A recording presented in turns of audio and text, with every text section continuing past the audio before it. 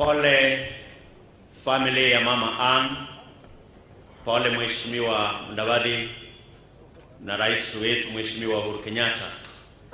Tumefika hapa kama kanisa kuleta maombi katika jamii hii, na zaidi ya yote sisi kama kanisa tuko pamoja katika kuendeleza maombi katika nchi yetu, ili Mungu atupe amani, atupe upendo kwa makabila yote ambayo Mungu ameweka ndani ya Kenya, ili tupate njia ya kuendeleza kizazi kizuri kwa miaka ijayo. Mama huyu Ann alifaulu kuwa mama wa maana kwa sababu ya misingi mizuri aliyokuwa nayo, na ndio na challenge kanisa pamoja na nchi yetu. Kizazi hiki tulicho nacho, huenda kwa miaka ya baadaye itakuwa ni shida kupata wamama na viongozi wa maana kama huyu, na ndio sababu ni lazima tusemezane, turudi chini kama kanisa, tuombe Mungu ili jamii zetu zizalishe na kulinda watu wa maana kama Mama Ann. Poleni familia ya Mudavadi, na Mungu azidi kuwalinda. Poleni sana. Asante sana. FCK Trans Church Kenya. Oh, communication.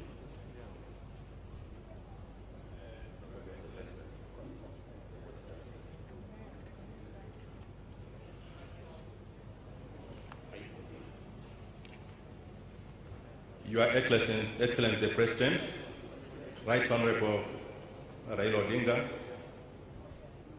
all guests and protocol observed. My name is Bainito Kayongo Malowa.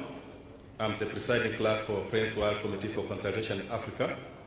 And on behalf of Friends Fraternity, not only in Africa, not only in Kenya, and around the world, we send the condolence, bring the condolence to the family of Honorable Musalia Mudavadi for the loss of the mother, Mama Hannah, who has been very instrumental to the church. Both Mama and the late Moses worked very strongly to the church, to support the church in the early 80s, and the world recognized these efforts. As the Friends Church Fraternity, we have lost an instrumental Mama.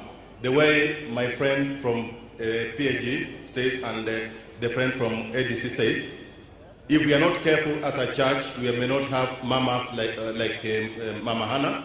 If we can not be able to mentor and be able to bring up children, our children, in their manner that has a very, very good mannerism and character, the way Mama was brought up.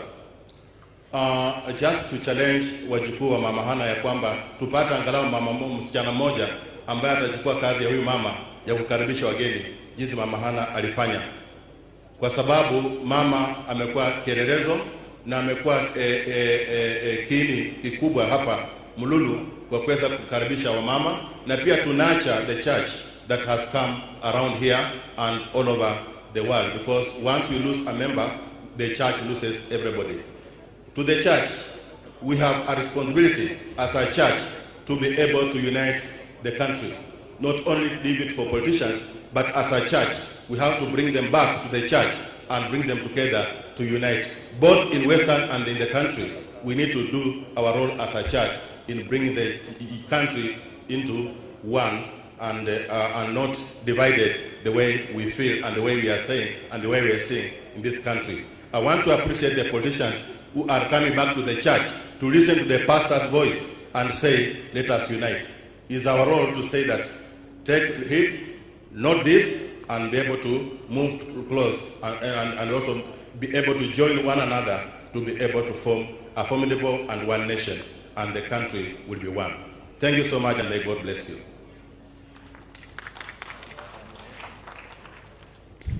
Nairobi Eulogy.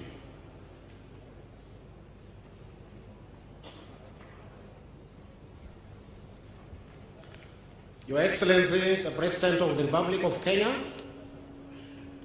on behalf of Friends Church Quakers Nairobi Yearly Meeting, we have a written message of condolence to the family of Musalia, which I will not read word by word, but bring one of the key highlights that we have come here to bear witness that Mama Hannah lived all the Quaker values of simplicity, peace, integrity, community, equality, and good stewardship.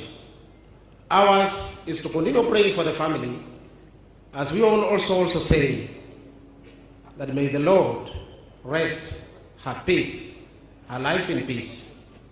And also, this message comes from the church, written by the presiding clerk, Brother Stephen Magwilu. May the Lord bless us all. Thank you very much, Pastor Leander.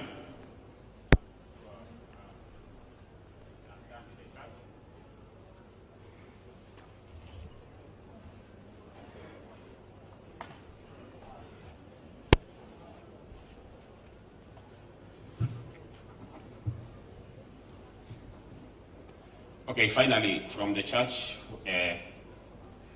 we are all grieving with this family.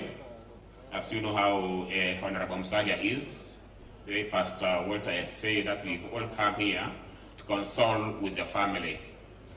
Politics sio mbaya, but inategemea vile unaongea.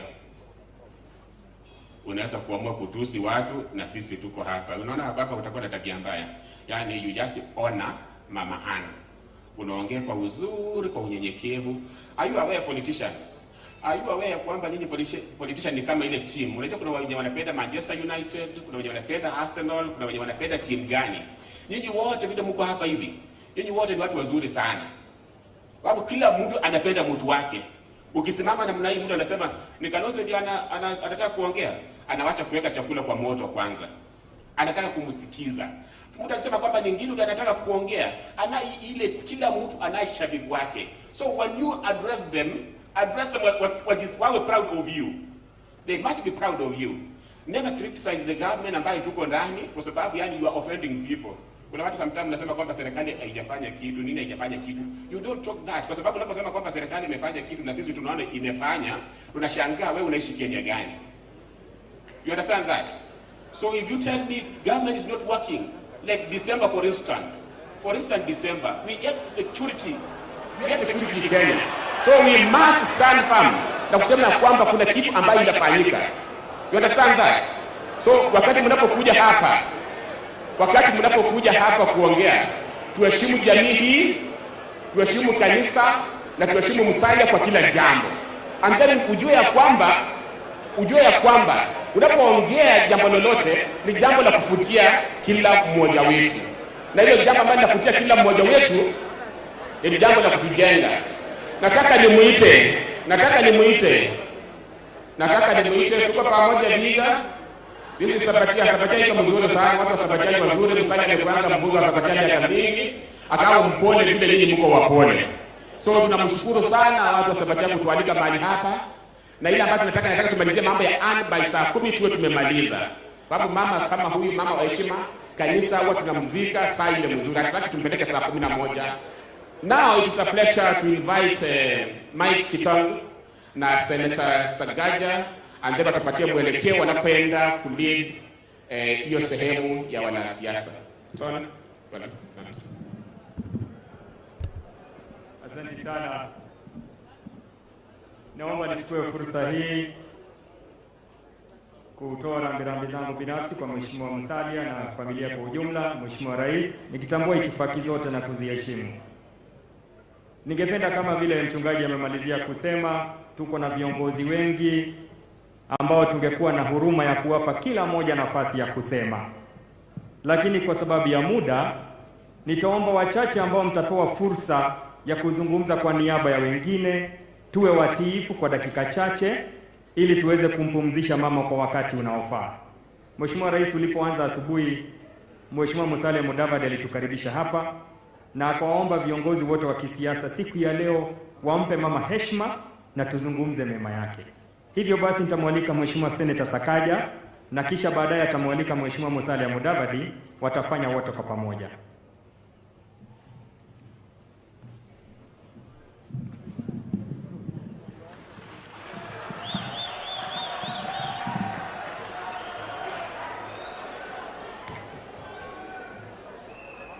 Your Excellency, President Uhuru Kenyatta, Right Honorable Prime Minister, Honorable Musalia Mudavadi, Mama Tesi, and the family, watu wa nyumbani, vamivosi, vamama, vapapa, mlembe vosi, mlembe handi, mwami itsominywe. Tusalimiane kwa hewa tuone tuko pamoja.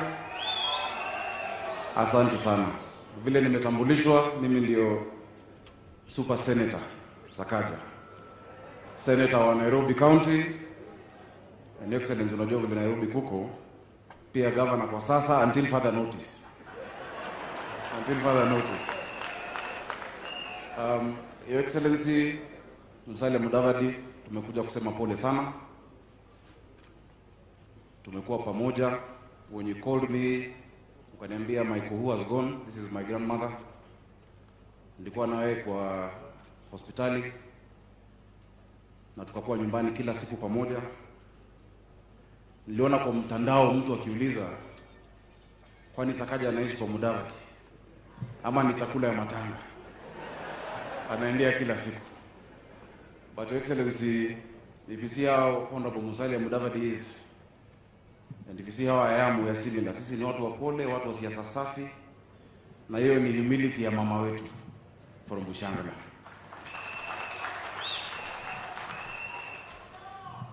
Your Excellency, poleni sana. The loss of a mother stings. I can only imagine. I lost my mother when I was 9, and it was painful. And I'd just known her for 9 years. So I can imagine how for you, having known her for 60 years, how painful it is. But we will stand together with my brothers, my sisters, my cousins, uncles and aunties, and we'll walk this journey together. Your Excellency, thank you. Prime Minister, thank you. And all the leaders who've been coming home. Because that unity, that warmth, that camaraderie, imetufanya tupoe sana. Na familia imepoa sana. Mama Tesi, also thank you so much. You've been so gracious. May God continue giving you strength, fortitude, and comfort. My duty today is very simple. Leo mmesikia tumesomewa sana. Yes. Tumesomewa. Na pastor wangu Walter ameongea siasa kutuliko hata. But nonetheless sisi hatutahubiri, hiyo ni yenu kuhubiri, sisi yetu ni kuzungumza na kusema pole kwa familia. Si ni kweli? Na kuna maneno jana tuliongea ile ya nyumbani. Si mnakumbuka? Jana tulizungumza ile yetu ya nyumbani, nitagusia kidogo tu baadaye. But kwa sasa nitaomba viongozi ambao tutaita tuchukue muda mfupi sana. Kwa sababu muona hali ya anga, and it's a blessing, you know, the rain that has come. Lakini labda itabidi tuulize sijui sote yako wapi.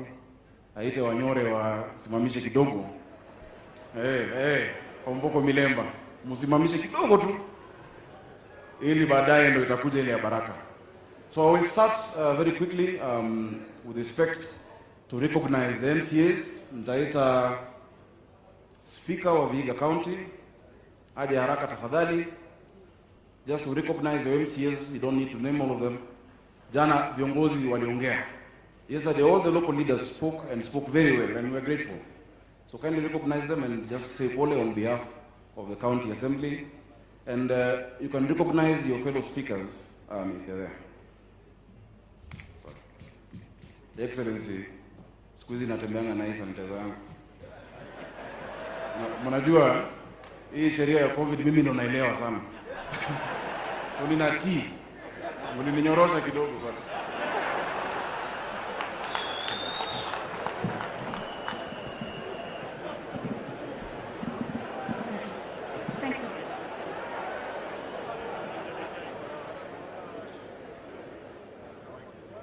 Thank you. Your Excellency, the President of the Republic of Kenya, the Right Honorable Raila Amolo Odinga, our party leader, ANC, His Excellency Musalia Mudavadi, our beloved mother, Mama Tesi, the entire family of Musalia Mudavadi, all leaders, national and county government, honorable members of County Assembly, my colleague speakers, ladies and gentlemen, good afternoon. Our party leader, we are here as county assemblies. Allow me to ask all county assembly members to rise for their recognition. Kindly, wherever you are, members of County Assembly of Vihiga and all the other county assembly members, thank you. Your Excellency, on behalf of the members of County Assembly, we are here to say pole. We have lost a mother. We have lost a grandmother, an impeccable leader. May her soul rest in eternal peace. We cannot imagine how you feel as a family, but we are here to stand with you. As I said yesterday, in every dark cloud, there's a silver lining. We are praying for the family, for the Almighty God to grant you wisdom, to grant you solace, and strength to accept God's will. I thank you, and for all who have come to join us as a family of Vihiga County, we are saying thank you. Your Excellency, the President, we are grateful. Your Excellency, the Prime Minister, we are also former Prime Minister, Right Honorable Raila Odinga, and all other guests, distinguished guests who are here today. We are grateful, we honor you, and we appreciate. Thank you, and God bless you. Asante sana. Haraka nitamuita the area MP, Mheshimiwa Boy, please come. Utujulishe wabunge ambao wamekuja, najua ni wengi sana from all over the country, and give just 2 or 3 an opportunity to speak very quickly.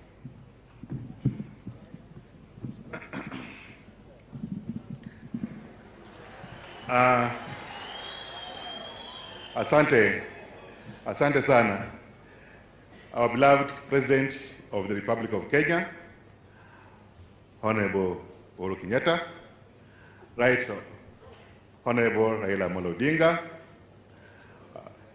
the governors that came to condole with us, led by the Chair of the Council of Governors, Paranya, the Speaker of the Senate, my brother Musalia Mudavadi with the entire family, church leaders, and all those who have come to condole with us. Murembe, Murembe Muno, Murembe Kandi, Murembe Jahana. Asante. Your Excellency, we want to say thank you very much for coming to condole with us. My duty is small, to call the honorable members to arise, to be recognized for having to come to assist us and condole with us. But before that, Your Excellency, I want to say that I used to have many moments to sit with Mama Hannah in her bedroom, and we would share a lot. One thing that she loved was your time with the Honorable Musalia Mudavadi when you were campaigning the year 2002. She would love when you would move around and you come here and he makes a meal for you before you leave. And she said, you know the country, you know what to take the country, but the problem is you're a driver, but there are too many pickpockets in your bus. And I can tell you, and everybody sees, there are some of those ones when you are going in this direction, they are trying to take your bus the other direction. What she has were the values which the pastors have said. She was looking at a country that is a united country. And we want to thank you, Your Excellency. You reached out to Right Honorable Raila Odinga. You have now brought the country together. All Kenyans are happy with that. The challenge, Your Excellency, is now how to move from where you are going to 2022 and after 2022. Because it is possible that if you give this baton to somebody who does not have the values Mama Hannah had, we'll go back to square one. And the values are clear. Have a united country, have a leader who is going to bring the Kenyan person number one, to make the economy of this country to grow afresh, so that every Kenyan, wherever he is happy or she happy. And somebody who is going to respect the people's property, somebody who is going to follow the constitution to run this country. Your president, I know you know what I'm talking about. So you have a singular duty, Your Excellency, to bring us somebody who will lead this country forward and to make this country a great nation again. That was the message Mama would speak all the time, and she knew that you have the ability to do it, and you are going to do it for all these Kenyans, whatever they are, they should listen to that. A small request, Your Excellency.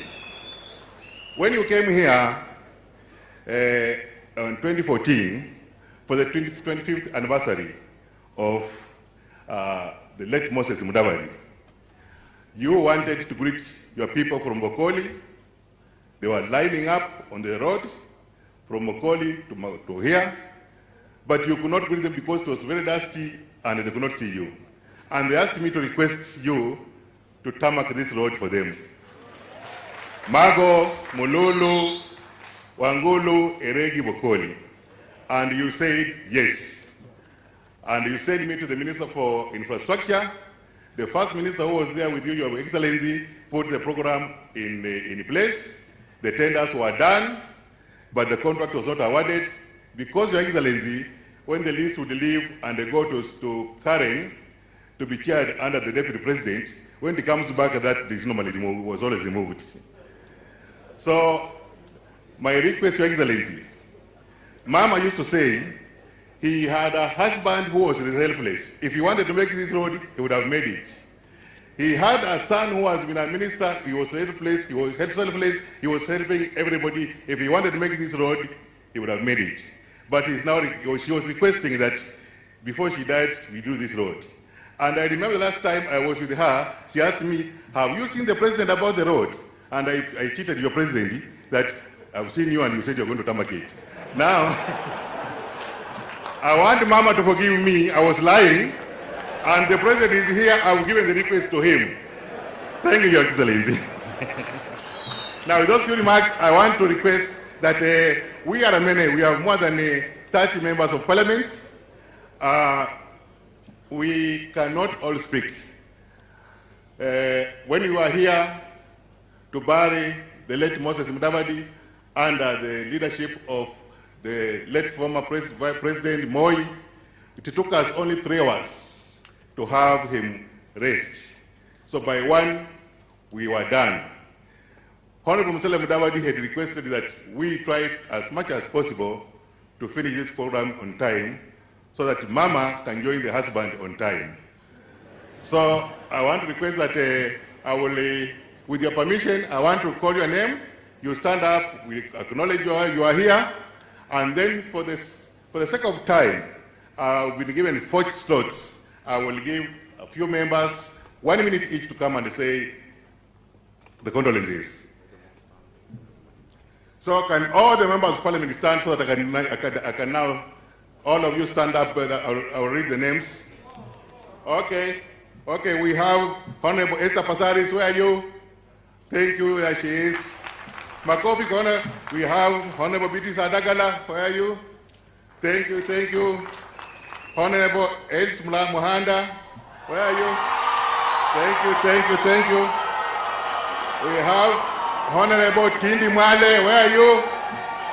Stand up, we see you, Tindi Mwale. Thank you very much. We have Honorable Bernard Shinali, where are you? Thank you very much. We have Honorable Aseka Miradi, where are you? Thank you very much. We have Honorable Charles Gimose. Thank you very much. Honorable Emmanuel Wange. Thank you very much. Honorable Kagesi Kivai. Thank you very much. Honorable Jeremiah Kioni. Asante sana. Honorable Sakwa Bunyasi, asante sana, yuko hapo. Honorable Kasim Tandaza, asante sana. Honorable Ferdinand Wanyonyi, asante sana. Honorable Tongi Richard, thank you very much. Honorable Kiprop Mishra, asante sana. Honorable Daniel Rono, thank you very much. Honorable Caleb Amisi, asante sana. Honorable Dr. Chris Wamalwa, asante sana. Honorable Atandi Samuel, asante sana. Honorable Godfrey Osozi, asante sana. Honorable Joseph Oyula, asante sana. Honorable Patrick Makao, asante sana. Honorable Janet Nangabo, yule utamu, asante sana. Honorable Moses Kuria, asante sana. Honorable George Aladwa, asante sana. Na mwisho Kupet Chairman, na amenisaidia hapa sana, Honorable Omboko Milemba. Kwa hivyo I was given the 4 slots and I was given the decision to decide. So if I don't decide on you, know that I don't love you. I love you so much, but I don't have the chance to do it. I want to start with Mishra to come on behalf of Rift Valley. Followed with the Tandaza on behalf of Coast. And 1 minute only. Tandaza on behalf of Coast.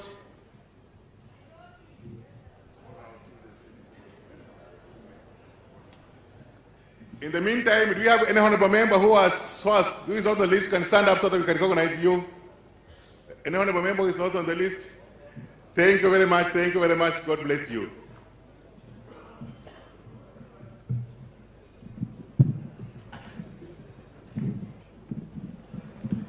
Kongo Misi.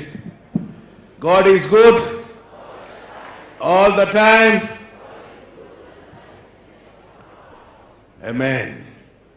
Excellency, the President of Republic of Kenya, Excellency Uhuru Kenyatta, my father, Excellency Raila Odinga, my brother, Excellency Musalia Mudavadi, all protocols observed. Blembe Muno. My Luya name is Wafula, because Kiprop means Wafula, born during rain. Today, we are all here to celebrate. In Kalenjin, we say Mosin. Mosin means to celebrate the life. The only way we can celebrate the good advice and the guidance Mama Hena has given us, we have to follow that. A mother is bigger than father. 90% of time, we learn everything from mother. So as a gynecologist, I know maternity is a reality, paternity is a myth. However, today I don't want to talk much, but we are with you. I request one thing, Excellency Mudavadi, for our father and mother, if you write a book, and that book will inspire the Kenyans, the Africans, and also our generation, 7th generation to come. Thank you very much. As far as politics is concerned, I don't know politics, but I know the definition of politics. What you think, never say. What you say, never do. What you do, nobody should know.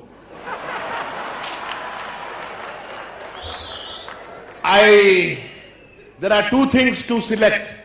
One is uniting the country, another is dividing the country.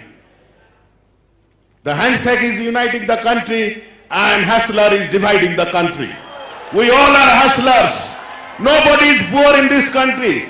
We all are rich by the grace of God. So don't ask vote in the name of hustler. Kongo imisi sigetwe goborech na bobarak Jehovah.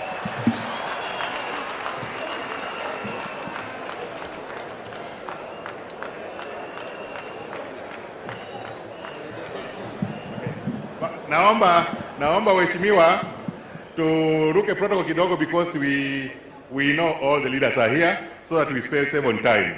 In the meantime, as Tandaza speaks, I want to request Honorable Jeremiah Kioni to come and speak on behalf of Central.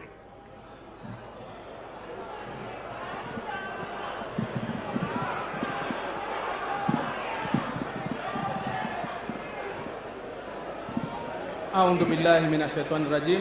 Inna lillahi wa inna ilaihi rajiun. Viongozi wenzetu, wenzangu, Mheshimiwa Rais na viongozi wengine, ni kutoa rambirambi kwangu, kwa familia na watu wa Pwani kwa ujumla katika masikitiko haya ambayo yametufika, ambao sote tunajua ni kwa ajili ya Mwenyezi Mungu na sote tunaelekea kule. Zangu ni salamu kwa mama yetu Ana, wakati akimwona mzee Moses amwambie kwamba kijana wake Mheshimiwa Musalia Mudavadi kule kwetu Kwale tunamwenzi na tulimbatiza jina, hatuiti Musalia, tunamuita Mwamgunga, ambaye alikuwa shujaa wa kule kwetu sehemu za Kwale. Kwa hayo machache, ninamuomba Mwenyezi Mungu atupatie utulivu na nchi hii kwa ujumla tuweze kuwa na mafanikio. Amin.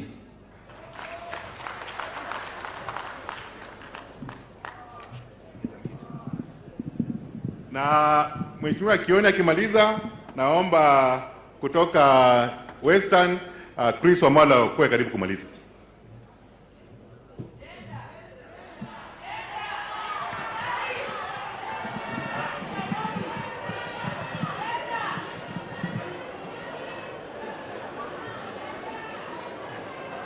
Haya.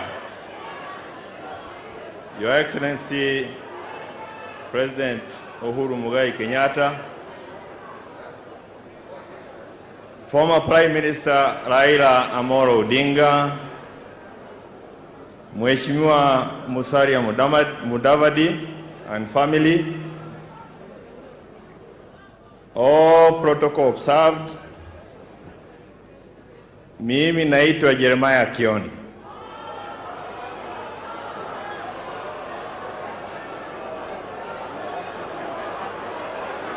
Na niko sawa, nitawaambia. Niko na furaha leo kupata nafasi ya kuja kuwa na familia ya rafiki yangu Wycliffe Musalia Mudavadi. Nimekaa hapa, nimesikiza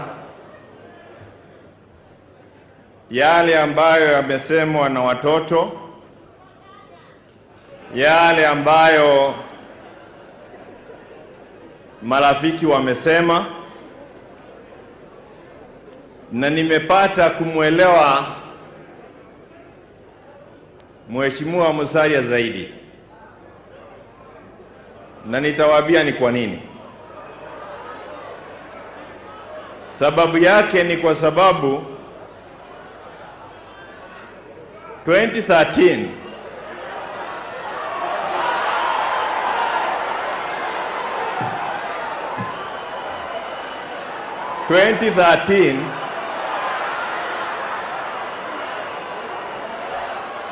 my brother who is standing next to me picked me as his running mate, and we led a campaign in this country where the president today was a candidate, now he is the president. We had the former prime minister who was also a candidate, and we had others. And after we led the campaign and the voting was done, some individuals decided that they knew who voted for who and who did not vote. That news item was carried in this country by the national media, and they said that Honorable Jeremiah Kioni did not vote for Musalia Mudavadi.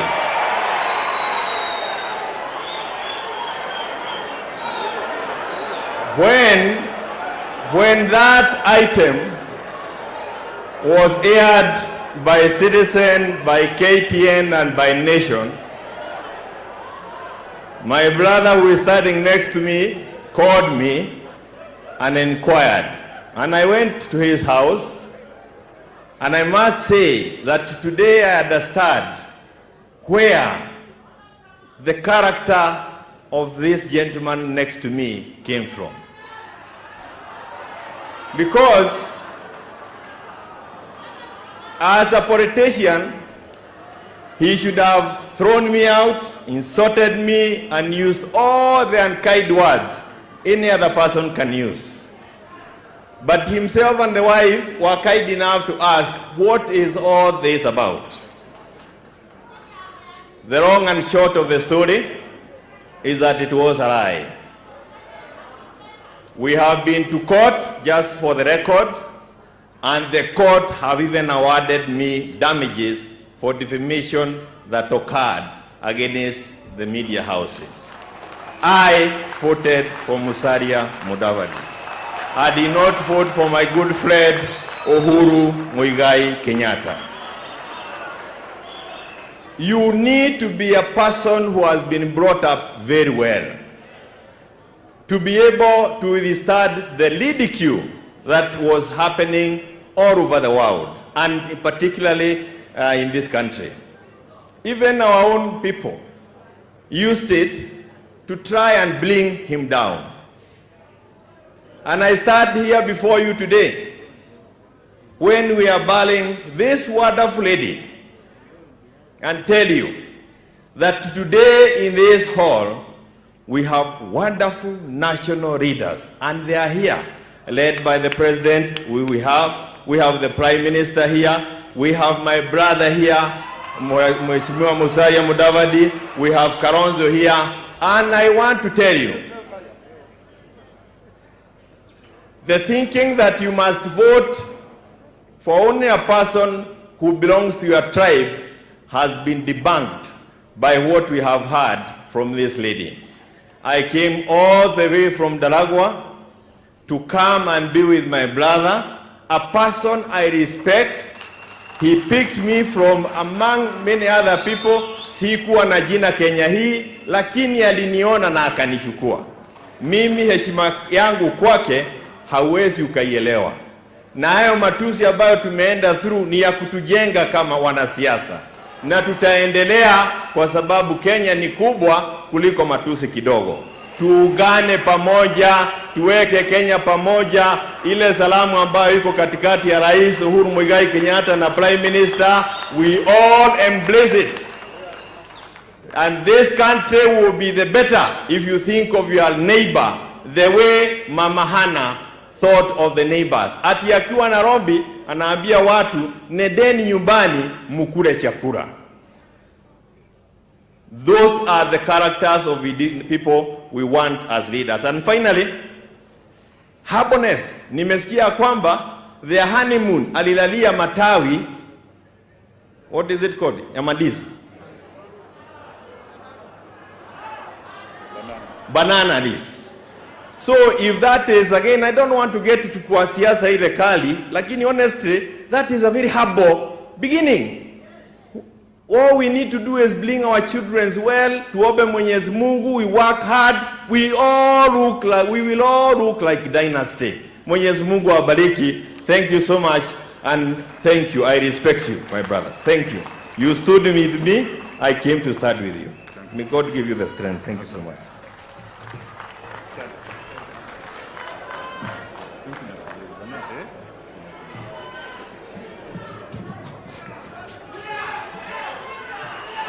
Asante sana. Nataka niseme hivi.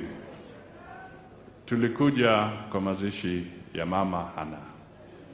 Hatukukuja kwa competition ya kisiasa. We have to respect that. And the person who should be ashamed is the one who lied that Jeremiah Kioni never voted for me, yet they were not in that polling station. Because a number of you believed the lie. Shame on you.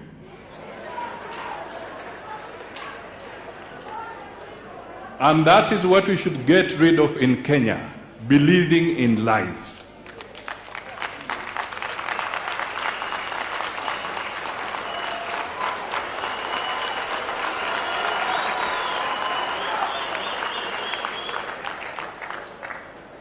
Jeremiah has stood here with courage because he knows he stood for the truth in how he cast his vote at that time.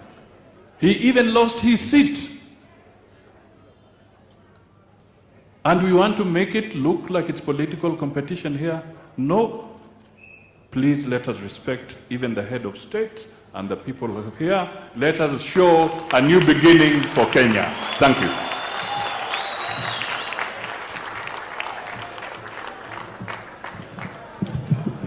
Abandu bange murembe kandi nobe n'umukana na babewe yazi n'umukana mwenoyo umuraza babewe magena n'umurazi mako umukana kwa koleta hano babu mukana kwena kombiriza ko umukana no simwako managamba ora kwa banda baraye no mheshimiwa Chris karibu.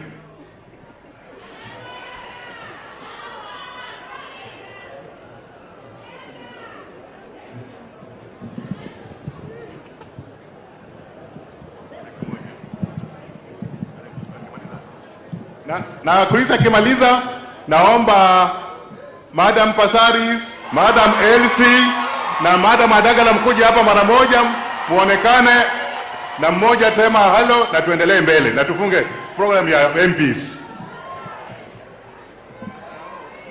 Your Excellency, the President of the Republic of Kenya, Right Honorable Minister, all protocols observed. On behalf of the people of Trans Nzoia, we bring condolence to you, Honorable Musalia Mudavadi, and your family, and say pole for losing your mom. In the book of Ecclesiastes, the Bible says there's time for everything. There's time to be born, and there's time to die. Today, your dear mom has gone. I know very well he had wished to see you as the president of this country. Some of us at our age, we didn't know your mom. But he inculcated some virtues in you, Honorable Musalia Mudavadi. When you see Musalia Mudavadi, you see humility in him. You see tolerance in him. You see selflessness in him. And those are the qualities of a person should be the president of this country.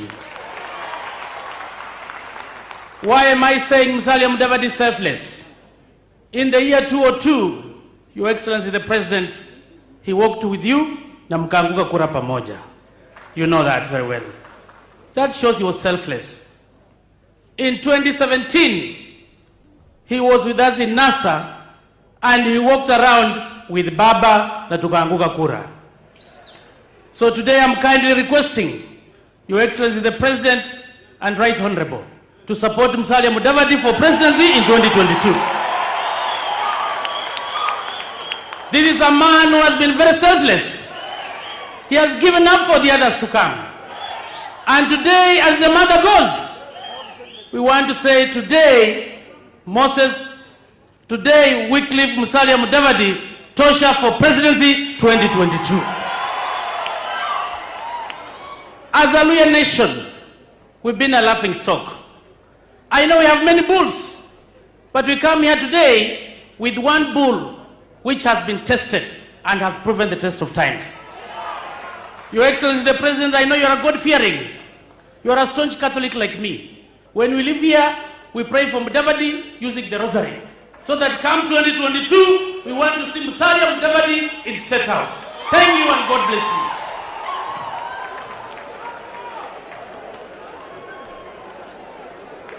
Asante. Hiyo ni ujumbe. Our leaders have heard. They don't have to answer today. We just tunataka tuone vitendo, si ndio? Tuone nini? Najua watatusaidia, watawenye kufanya vitendo yenye mtapenda na mtafurahia. Sawa? Karibu Mama Pazari.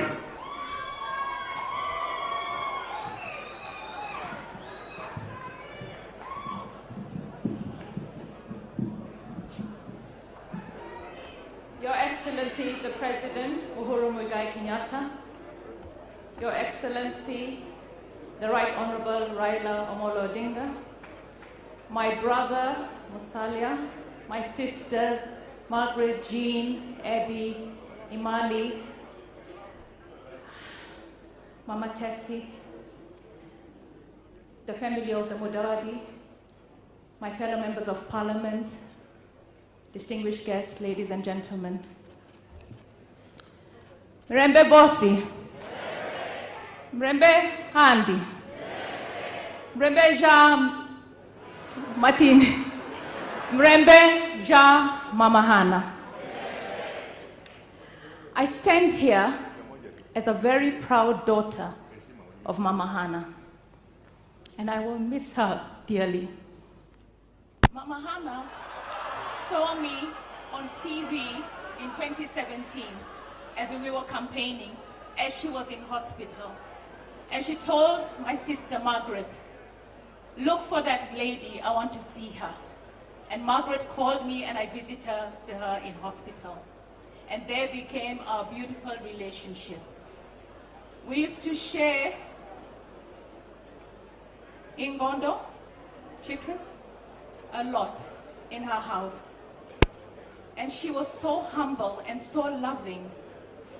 And that is what I see in my brother Musalia, a man with a lot of humility, a man with a lot of love, a man who cares for people. And as he stood here and defended what is right and gave you a message of peace and love and not believing in lies and holding on to what is truth, that was Mama Hana. I know that today in heaven, as she looks down here at all of you, she is so happy to know that she was so loved and she touched each and every one of you. So I want to say to my sister Tessie, everybody says you've got big shoes to fill, but I know you will manage. And we are here to stand with you as you lead the family to greater heights. Thank you everyone, and God bless you.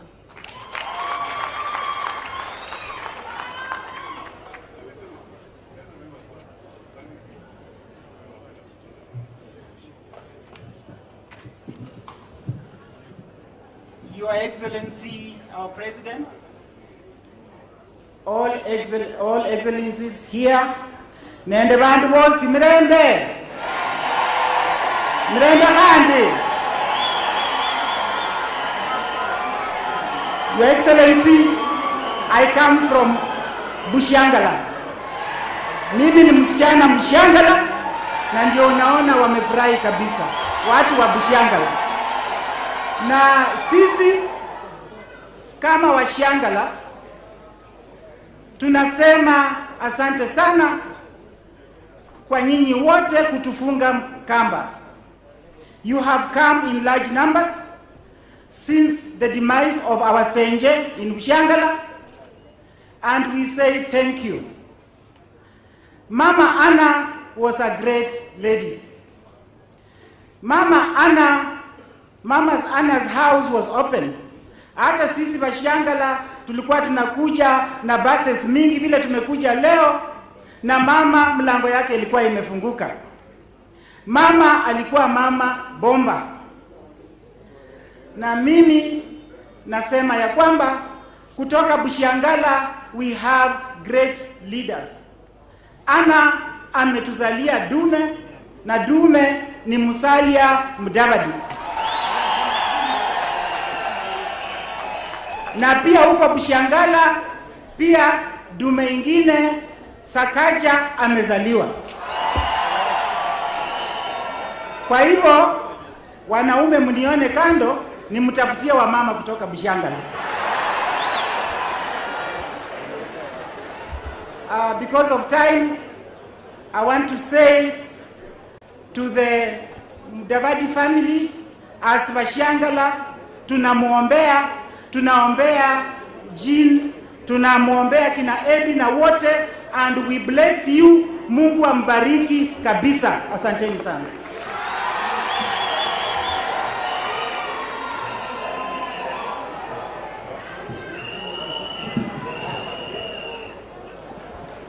Your Excellency the President, all protocols observed. Mirembe!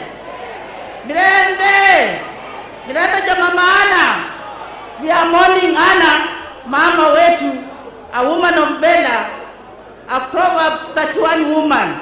We have lost, may her soul rest in eternal peace. I want to say this, on 26th we were somewhere mourning, and some leaders were busy bashing Mudavadi when Mudavadi was in theater with the mother. May God forgive them. Your Excellency, Vihiga County is a peaceful county, and we love people. The way Anne is sleeping, Anne knows, and it was her prayer. In the next 19 months, after 19 months, we shall all be gathered here and celebrating the victory of His Excellency Musalia Mudavadi. Anna, go and tell Jomo, go and tell Moses Budamba, their two sons are here, being seated with other leaders, His Excellency Omolo Odinga, and the Kenyan community will be witnessing in the next 19 months, His Excellency being sworn in, Musalia Mudavadi, the 5th President of the Republic of Kenya. Thank you very much. Haya, tunamalizia program ya honorable members of parliament. The last MP is a representative wa Kisi, South Nyanza, Mheshimiwa Tonye.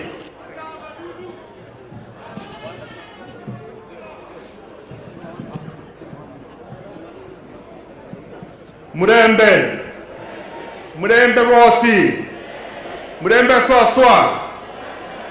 Machina naitwa Richard Nyaga Katongi, Member of Parliament from Kisi, Nyaribari Chache constituency. Nimekuja hapa kwa niaba ya Wakisi kuleta rambirambi zetu kwa Mheshimiwa Wycliffe, Mheshimiwa Mudavadi, a friend to the family, a friend to the Kisi nation. My governor was here yesterday, and he said that when I have a chance to speak on behalf of the Kisi people, nilete rambirambi zetu, because we all appreciate Musalia as a national leader. Musalia has demonstrated leadership to Kenyans. He has led by example. He has employed people in every part of the country. He has touched us in very special ways. And what you have described him to be is true what Musalia stands for. And you know the next home for Musalia is Kisi. Na ndio sababu tumekuja hapa wa Kisi zaidi ya passes 5 kuja kumpea pole, because we believe in him and he gave us a lot of support. So that you know, Musalia, hii mambo mnasema ni ya ukweli. Nilipomaliza university nilienda akiwa Minister for Finance. Akanisikiliza vizuri bila kuniuliza nimetoka community gani. Musalia gave me my first employment, and through which I've become a national leader. Huyu ni kiongozi ama si kiongozi? Mtasimama na yeye? Musalia, mtasimama na yeye? Nikienda Kisi niwaambie nini? Mumetupa salamu zake. Mbarikiwe sana. Your Excellency Musalia, we love you and we're looking forward to working with you. May God bless you all and your family. Thank you so much. Haya, kwa niaba ya chama cha ANC, chama cha Musalia Mudavadi, napatia Mheshimiwa Sabo na dakika moja. Alikuwa na the officials wakisimama tu wakiwave, alafu nitapeleka program back kwa senators. Asante Rais wa Jamhuri ya Kenya, Mheshimiwa Musalia na viongozi wote, amjambo nyote. Kwa niaba ya chama cha ANC tuna hapa National Chairman Bwana Lunani asimame, na wanachama wote wengine wasimame wa wave tu kwa sababu ya wakati. Haya, hiyo ndio ANC damu. Sisi tuko nyuma ya Musalia Mudavadi na Rais. Mimi ningeomba kitu kimoja kwa niaba ya ANC. Mheshimiwa Raila Odinga, shika Musalia mkono hii. Mheshimiwa Uhuru Kenyatta, shika Musalia mkono hii. Sema Musalia tosha awe rais wa Jamhuri ya Kenya. Asanteni na Mungu awabariki. Asante. Nimeambiwa ya kwamba wageni wote wenye wako hapa wasiende kwa tent kwa mama ama kwa Mheshimiwa Musalia Mudavadi, mubaki hapa tumalize program. Wale wenye wanatakana kwenda kwa hiyo boma ni wale wako na ribbon ya papo. Tafadhali usipatikane huko, wacha tupeane heshima. Na malizia kusema asante sana watu wote kwa kuja kukaa na sisi kutukonsole, na nataka nichukue nafasi hii niite Senator wa Vihiga County, Senator Kaniri, aendelee na program. Mungu awabariki wote.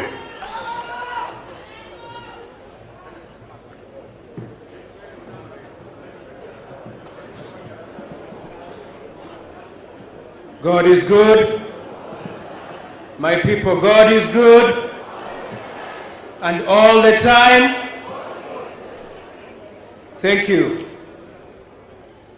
Mine is a very simple responsibility of recognizing the senators present here today. But just before I do that,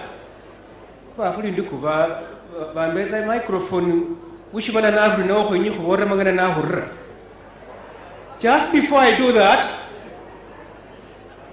let me take this opportunity on behalf of the people of Vihiga to welcome all of you who have come from far and wide to come and condole with our big brother, Mheshimiwa Musalia Mudavadi.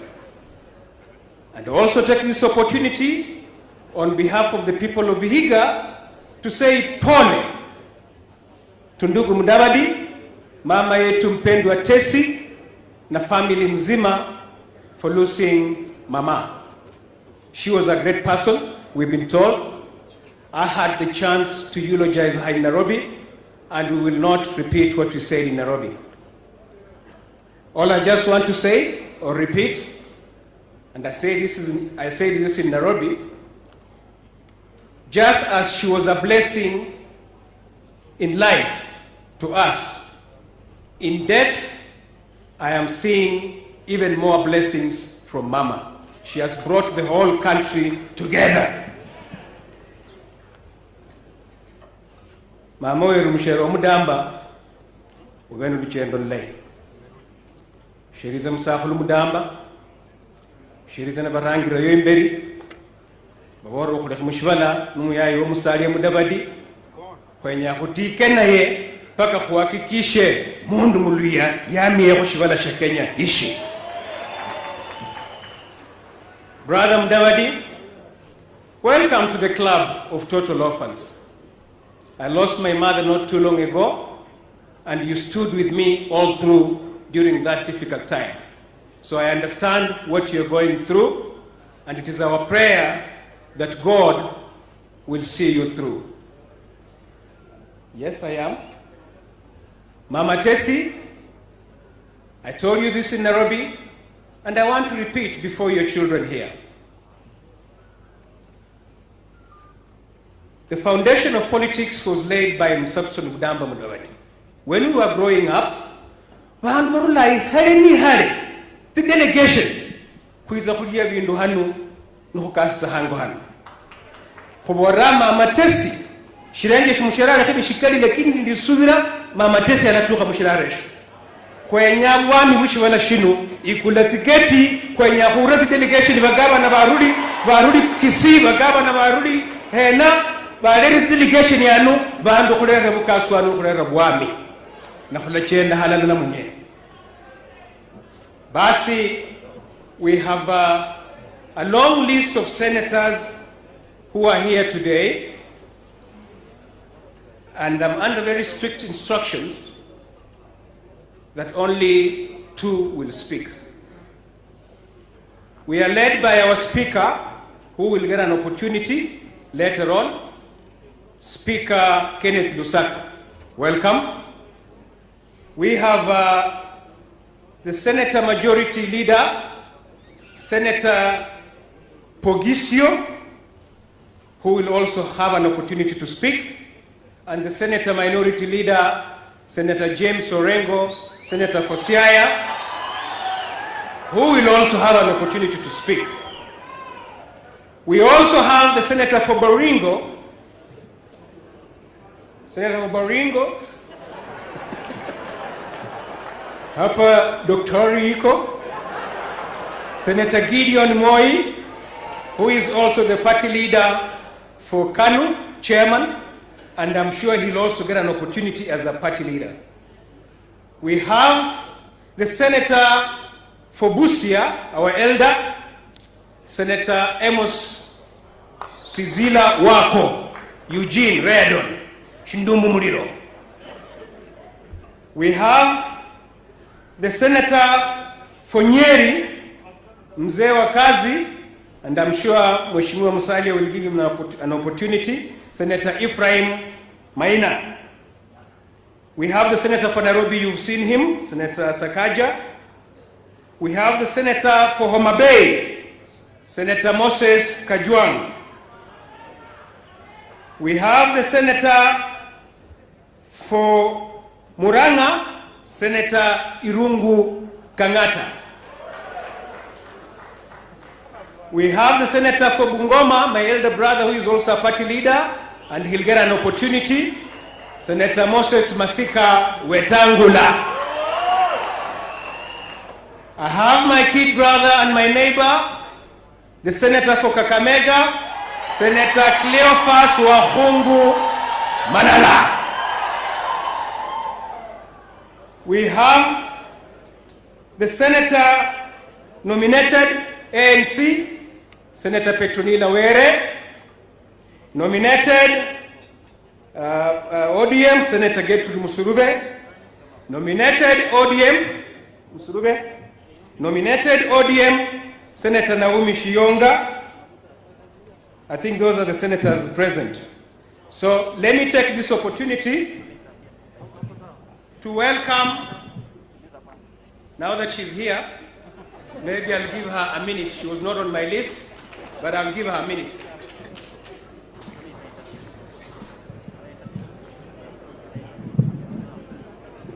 Mrembe bosi, mrembe kandi, mrembe jumkehana, kumita bananga Senator Dr. Gertrude Musurube inima, na nambore izinu umkana mgisinde, mwifa mtemboli, na mkweka kamili. Mkweka kamili nimefanya klasi ya kwanza, klasi ya pili, na yule alinisaidia hiyo ni Ndalo. Kwa hivyo nataka niseme kama mkweka kamili, nasema pole sana kwa jamii ya Honorable Mudavadi, watu wa Mululu na Kenya mzima kumpoteza mkweka mwenzangu, na nataka niseme kama mkweka, na nitasema kiwaziwazi ya kwamba lazima tuone kama wakweka vile pia tunaweza kuwa kwa kazi za juu, za chini na katikati. Na nataka niseme ya kwamba kwa kikundi hii, mimi kama mkweka, sababu ya baba Raila Amolo Odinga akanipatia nafasi ya kuwa katika seneti, kanidarema izisuru mkani inyu sina kubatetea nande wira gwiro sigore nziga kuri mkweka. Sante sana, mbarikiwe sana. Wacha tu support handshake. But very quickly, I will start with a minority whip. Just come and wave. We come all the way from Muranga. Senator Kangata, you are not on my list, but because of the distance you covered, we will give you a minute just to wave.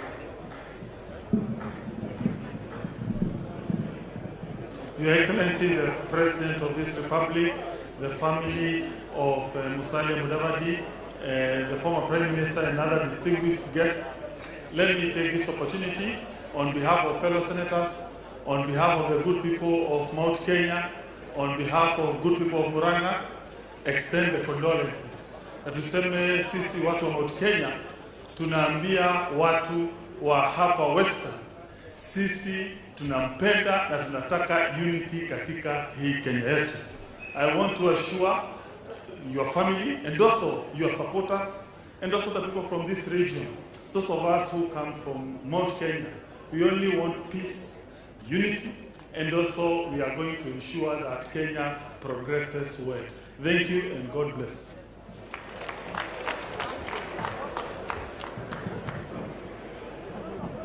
My young brother and neighbor, Senator Cleophas Malala, Deputy Minority Leader.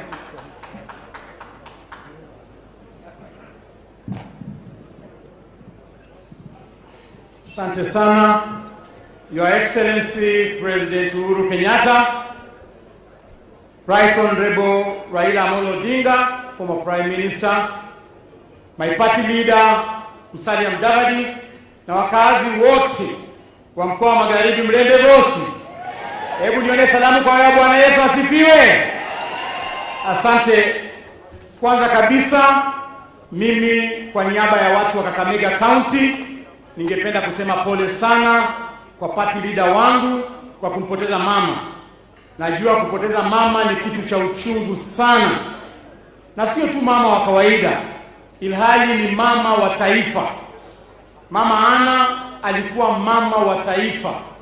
Na niko na uhakika mahali mama amelala leo, roho yake imetulia.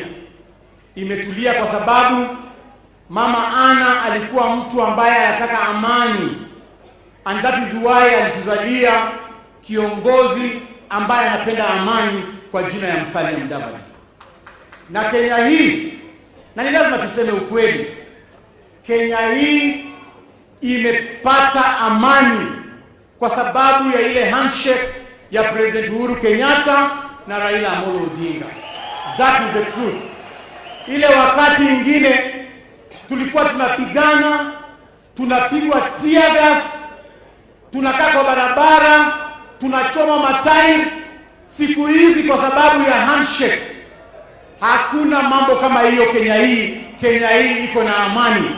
And I want to take this opportunity kushukuru Rais wa Jamhuri ya Kenya na Prime Minister Raila Amolo Odinga kuleta Kenya pamoja. Kwa sababu hiyo amani ndio sisi tunataka. Na hii handshake imekuwa na matunda mengi sana. Hata mtukufu rais, hii handshake imesaidia hata polisi wamegeuza mwendo yao kushika na watu. Hata watu wa Chana, polisi anaambia mtu wa Chana tafadhali usikuje mingi ingie kwa gari yangu. Wanashika na watu na heshima kwa sababu ya handshake. So sisi tuna support ile handshake ambayo kati ya Rais Uhuru Kenyatta na Raila Amolo Odinga. But I want to challenge my president here today. Upande wa Raila amehakikisha kwamba watu wake wote wako intact kwa handshake. Amehakikisha Musalia Mudavadi hako hapo. Amehakikisha Kalonzo Musyoka hako hapo. Amehakikisha Moses Masika Wetangula hako hapo. Hata amehakikisha mimi Cleophas Malala niko hapo. Lakini upande wako rais, tuko na watu wanakusumbua. Wewe, you are supposed now to take charge. You are the commander-in-chief of the armed force. Wewe chukua rungu yako unyorosha hao watu wako ambao wanakusumbua kule upande yako. Sababu sisi tushafanya pati yetu. Ama mimi naongea vibaya? Niseme nisiseme? Mtukufu rais, kuna watu ambao wanakuandamana. Kuna watu ambao hawataki kukuunga mkono. Because your legacy, President Uhuru Kenyatta, ni kuacha Kenya ikiwa pamoja. Na yule mtu yoyote ambaye anakupinga wewe Uhuru Kenyatta, amepinga Kenya nzima. So mimi nataka kuomba tafadhali wale watu ambao wanakupinga, na wengi wao wanatoka kule kweli. Na leo nilikuwa natarajia Mheshimiwa Irungu Kang'ata aombe msamaha kwa ile barua uliandikia rais. Sababu sisi huku kwetu tunaunga mkono Rais Uhuru Kenyatta na mambo yake yote ya BBI, sisi tuko nyuma yako rais. So tunakuunga mkono, wewe unda mambo yako nyumbani huko Irungu Kang'ata na wengine, tafadhali respect our president. Mwisho kabisa, mmefanya kazi mingi sana rais, wewe na Raila Amolo Odinga, kuweka Wakenya pamoja. You have one challenge as good friends. The challenge is, mtaacha Kenya kwa mikono ya nani? Hakuna haja muweke amani alafu muache Kenya tena kwa watu wale watapeli, wale watu wanaleta vita Kenya. Sisi tungependa kuwakumbusha, na wamesema ahadi ya deni ni kulipa. Nyinyi wanaume wawili, Mheshimiwa Uhuru Kenyatta na Raila Amolo Odinga, mko na deni na lazima mlipe.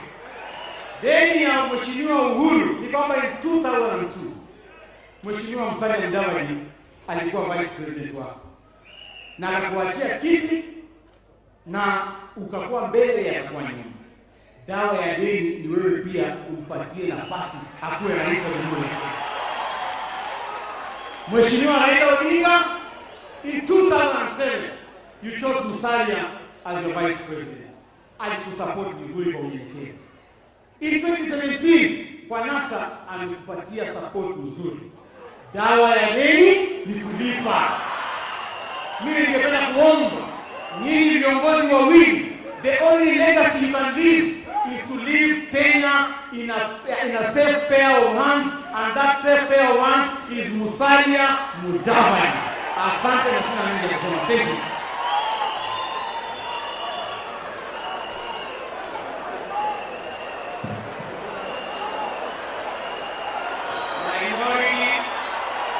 Minority Leader, Senator James Agri Orengo.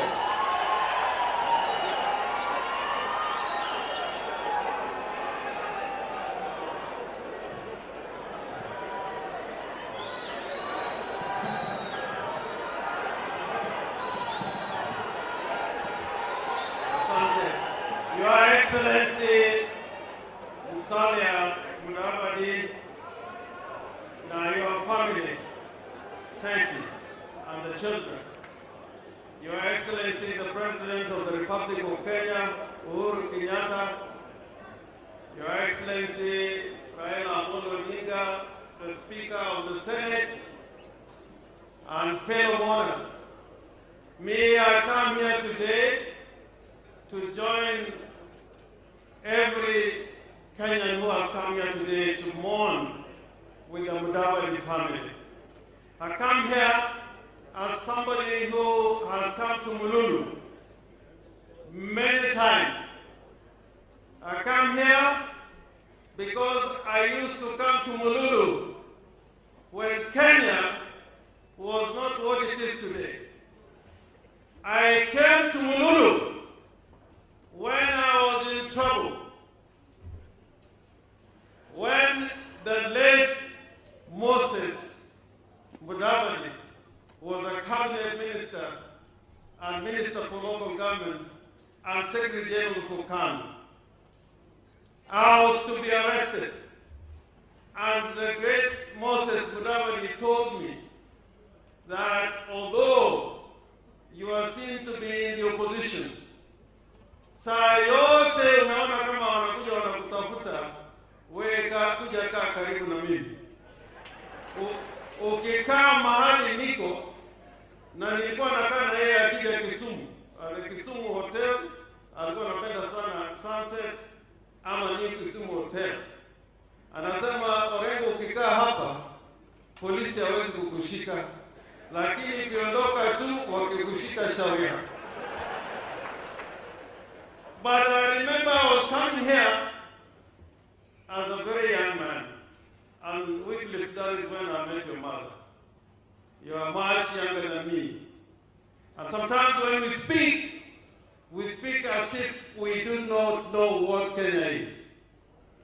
We do not know what Kenya is. Kenya is a great nation. Kenya is a great nation, and it is you, Kenyans, who can make Kenya great or bring it down. You can make it great or bring it down. And Mother has brought us today in one tent. All of us. And when we live here, I hope that we live here with a new spirit. With the President of the Republic of Kenya is here, Musalia Mudavadi is here, Raila Odinga is here, Oparanya is here. There is nothing that if we decide to do for this country together, even in this funeral, that we cannot be able to achieve. Abraham Lincoln said, and I think he borrowed this from the Bible, that a house divided cannot stand. Kenya, we are a house divided. We are really a house divided. And it was no magic for Uhuru Kenyatta and Raila Amolo Odinga to get together. It is because they believe in this country called Kenya. And I don't know what happened, because I've not seen a nation where the entire opposition can agree to work with the president in power. President Uhuru, I'm begging you, we are living in borrowed time. We are living in borrowed time. People are thinking about 2022. People are thinking that you are about to go, yet you have 2 years.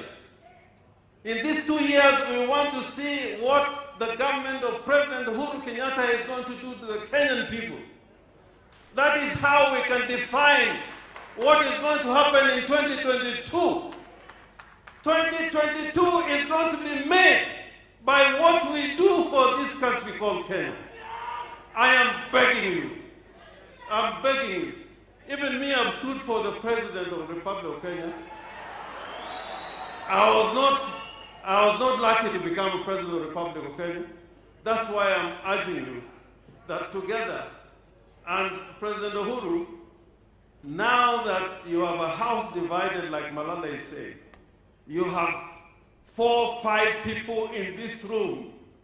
They may not be in your government, but like Abraham Lincoln, you can bring them together and say the economy, Musalia, I want you to advise me on what to do with the economy now, not tomorrow. I want you, Kalonzo Musyoka, to help me to bring Kenya at peace with its neighbors. We will then be defining what is going to happen in 2022. But if we continue to talk about 2022 without determining what is happening to Kenya today, we will be bringing our country down. And any little rot can destroy us. Any little doo-doo can destroy us. So I beg you, and Musalia, I've worked with you. Out of the people in this country whom I know have integrity is Musalia Mudavadi. You are a gentle giant. You are a gentle giant. I have been with you in a room to determine the future of this country.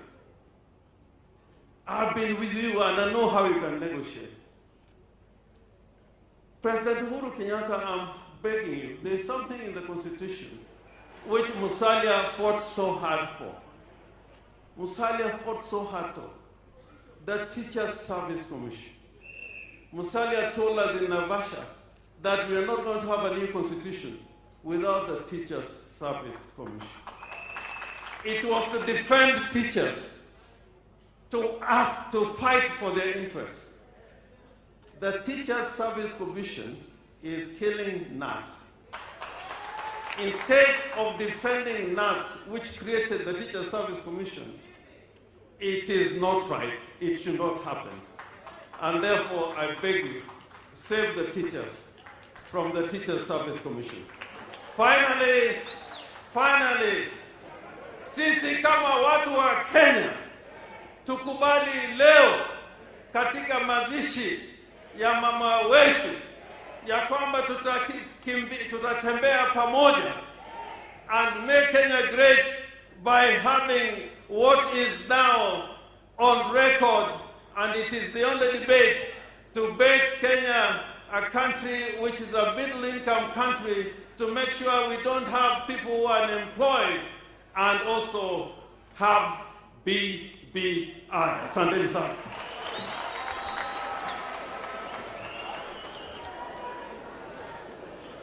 Last on my list is the Senate Majority Leader, Samuel Pogisho. And as he comes, my apologies to my great friend, the Senator for Kitui, Senator Enoch Wambua is also here with us. Where's Wambua? Thank you very much. Pogisho.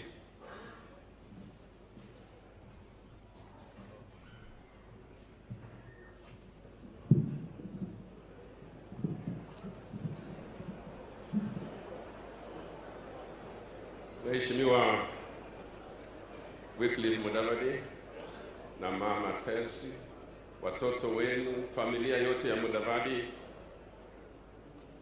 Mheshimiwa Rais, Mheshimiwa Prime Minister, viongozi wote, spika wetu, viongozi wa vyama, mabibi na mabwana, Bwana Yesu asifiwe. Salimiane kwa kusherekea maisha ya Mama Hana. Najua Mheshimiwa James Orengo akishaongea ametumalizia maneno, na kwa hivyo yangu yatakuwa ni machache sana. Kanisa, nashukuru kwa sababu kazi hii ya mazishi sisi wanasiasa saa ingine hatujui kuifanya, lakini nyinyi mnatutuliza, nashukuru. Lakini ukitaka tusiseme siasa, afadhali ondoa microphone, kwa sababu hiyo ndio inatusumbua sisi. Ukiweka microphone mbele ya mwanasiasa, basi hapo atateleza tu aseme machache. Tumekuja hapa kwa sababu ya Mama Hana, na heshima yote tutapeleka pale kwa mama na kwa ndugu wetu Musalia. Heshima ambayo ilijengwa kwa miaka mingi, kwa sababu uongozi inafunzwa, lakini pia ushikwa kwa maisha yako. Na kwa hivyo kama kuna mtu ambaye ameiva kwa kufunzwa na pia kwa kuwa na experience, ni Mheshimiwa Musalia Mudavadi. Lakini nitaka kurudisha tu mkono kwenyu watu wa Western Kenya, kwa sababu natuuliza, ninyi mmetaka kuwa katika uongozi. Swala ni nyinyi wenyewe mko tayari? Nyinyi watu wa Western mko tayari kumshika mkono? Mko tayari kuwa pamoja? Haya, tutajibu tukiona. Nataka kuachia hapo. You have been a very respected leader in this country, Musalia, and your family is. I've just seen your voice speak here, and it looks like it's running in the family. The leadership is in this family. And that is the work of a great mother. Na huyo mama amefanya kazi yake na amepumzika. All I can say, like Paul says, all the things that you have learned from Mama Hana, please help other politicians. Washike kidogo. Kwa sababu wananchi, sisi ndio tunapotosha wengine katika Kenya hii. How we change things, maneno inakuwa kama tunadanganyana tu.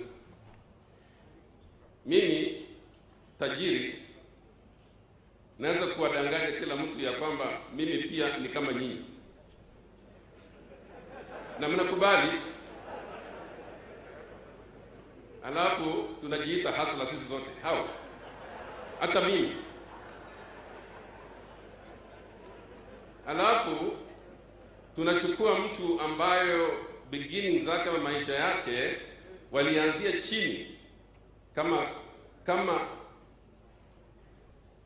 Moses Mudavadi na Mama Hana, alafu tunawaita dynasty, na tunakubali kama wananchi.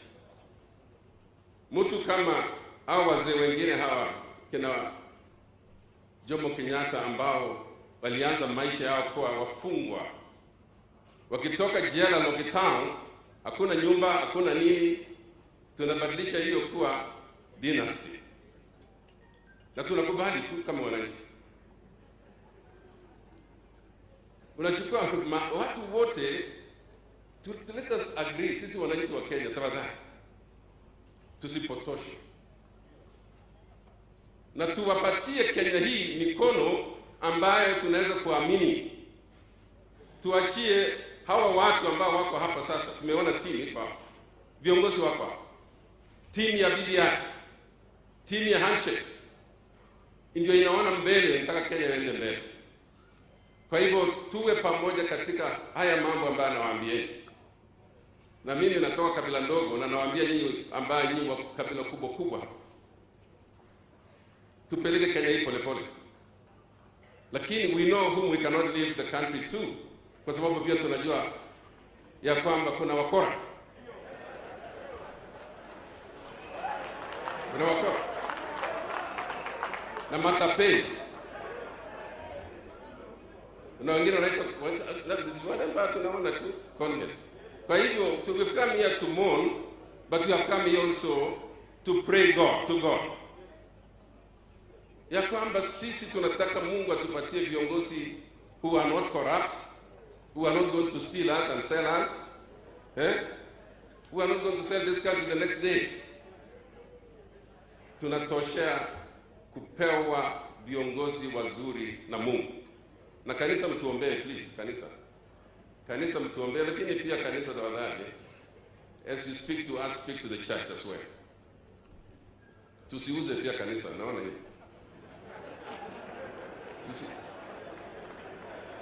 God bless you. Asante.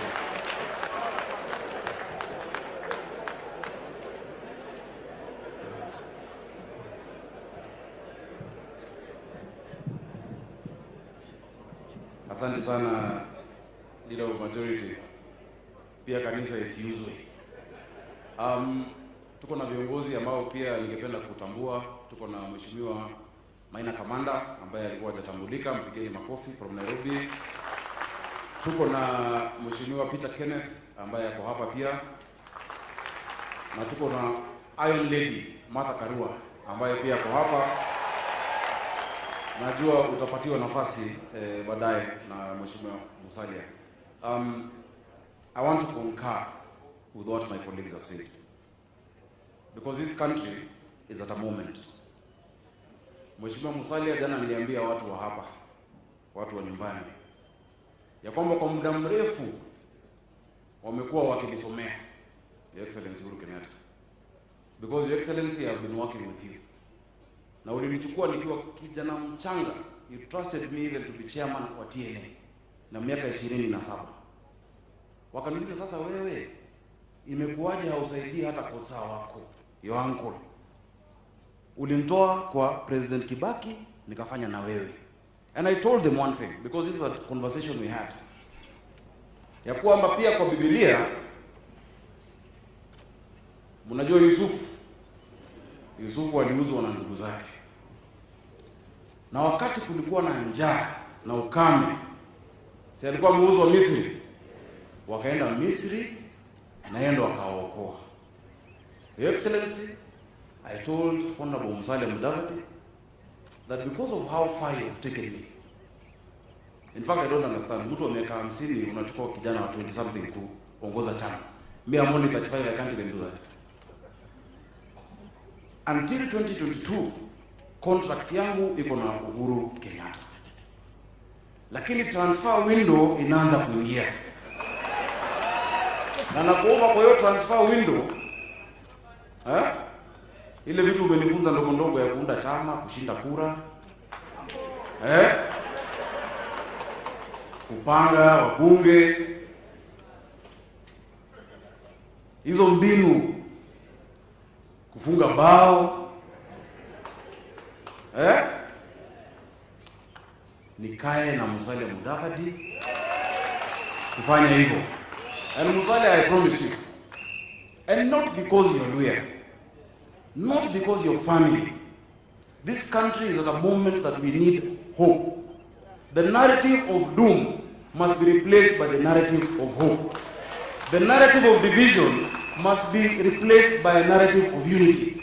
Because as a generation in this country, I tell you, my generation, we know the pain a mother feels here in Mululu when she can't feed a child is the same one in Sekuru that a mother feels. But what the Kalenjins want is also not different from what the Mijikenda want. The unity we speak of in this country is what we want to be talking about. Na yule mtu ambaye anakubalika Kenya mzima, ambaye hakuna mtu anamuogopa, ati akishika sasa ataumiza huyu, ataumiza huyu, ataumiza huyu, ni Musalia Mudavadi. So it is because you are acceptable. So my political father utanikubali transfer. Ni sawa? Asante. Unipe ruhusa. Juu mimi sijui kurukaruka kwa chamai ama chamai nyingine. Yeah? So Musalia Mudavadi, if you go left, Sakaja left. You go right, Sakaja right. You go up, Sakaja up. And Mama Tesi, I noticed at home, your curtains zinakaa kama za State House. Sijui rangi mliongea na first lady mkakubaliana, but you look like you're already ready to be inside State House. Hiyo ndio njia tutaenda, si kweli?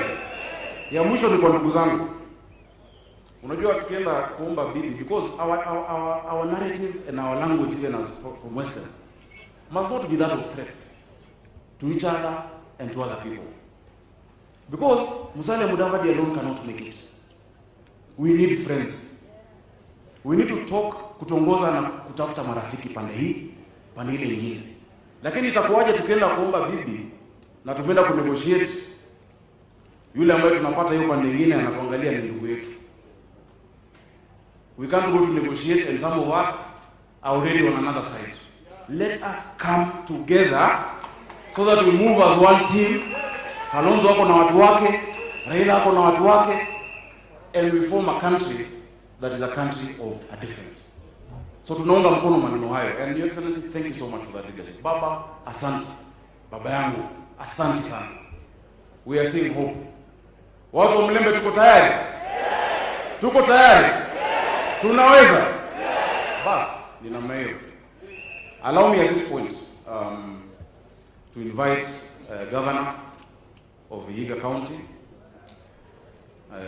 Honorable Otichilo, to recognize your colleagues and give your remarks. Come, I'll sanitize for you.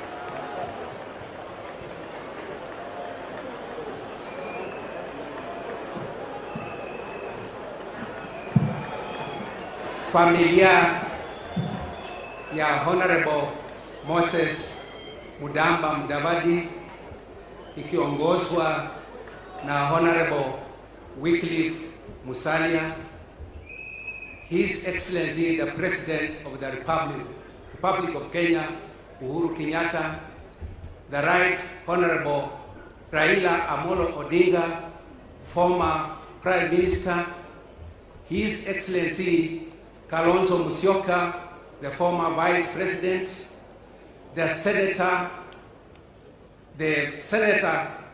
for the Speaker for the Senate, all leaders who have come to Vihiga. I want to take this opportunity on behalf of the people of Vihiga County to most sincerely welcome you for coming to Vihiga to condole with us on the demise of our beloved Mama Hannah. I'm specifically thankful to His Excellency the President of the Republic of Kenya, Honorable Uhuru Kenyatta, for coming to be with us. Thank you very much. His Excellency Right Honorable Raila Amolo, thank you for coming to be with us.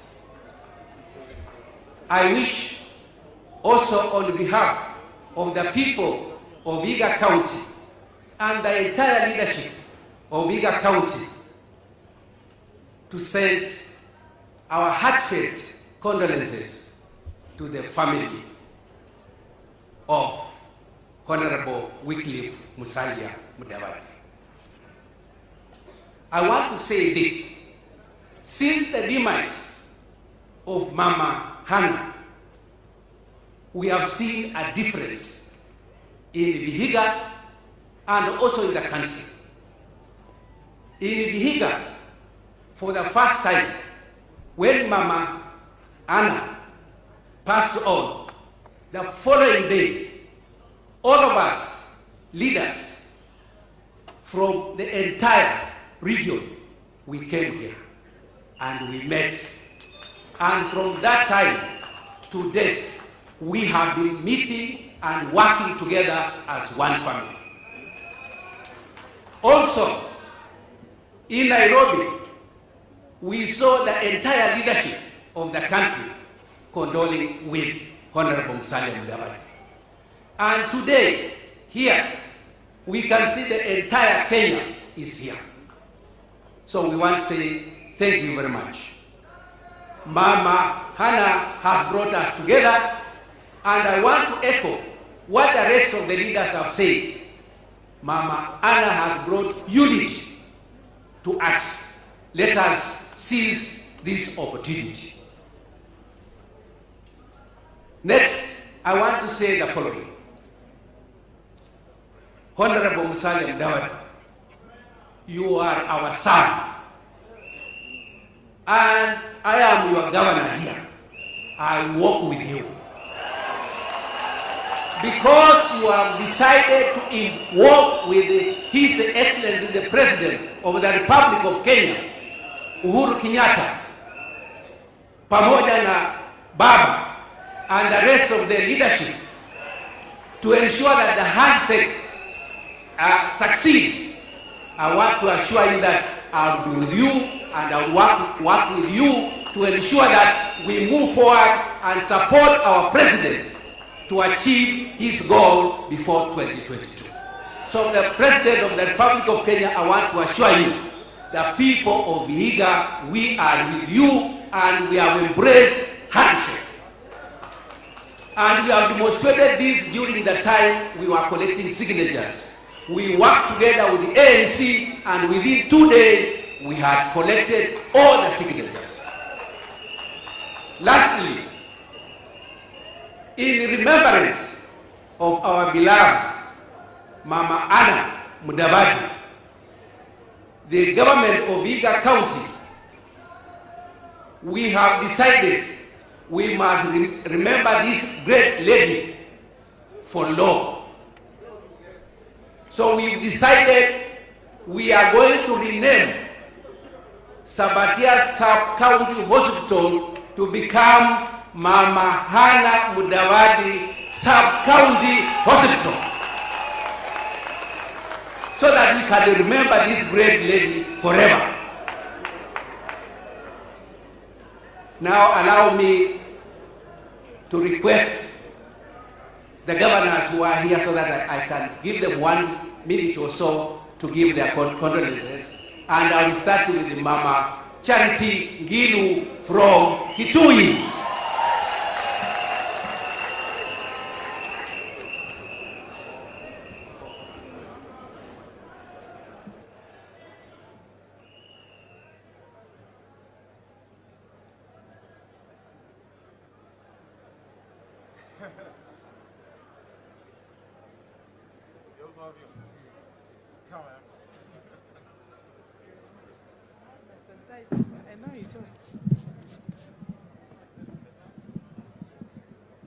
Your Excellency, Mheshimiwa Uhuru Kenyatta, Your Excellency, Mheshimiwa Raila Amolo Odinga, our brother, young brother indeed, Mheshimiwa Musalia Mudavadi, our young sister Tessie and daughter, and your sons and daughters and the entire family. Viongozi wote ambayo wamekutana hapa siku ya leo kusema pole kwa familia na pia kusherekea maisha ya mama wetu, dada wetu Hannah Mudavadi yule ametuacha. Siku ya leo ni siku ya kusema pole na kuwaombea familia yote, ili that their mother has left them, they can continue to remember her and to memorize her the way she was and brought her up. I know that we have been warned severally by the church that no politics. But looks like Musalia Mudavadi, you were brought up by a mama politician and a baba politician. So I keep on wondering why we have such a stern warning that we don't talk the food you ate every morning from when you were young until you are 60. However, we want to tell you, Pole, for losing your mother. She brought you up very well. When you were left at the age of hardly 30, you were not even married. I'm sure she took over from all the things that she told you and your father had taught you. And you have been a great leader in this country. You also married. At that age, young people are still finding how. You married a great lady, and she fit very well in your mother's shoes.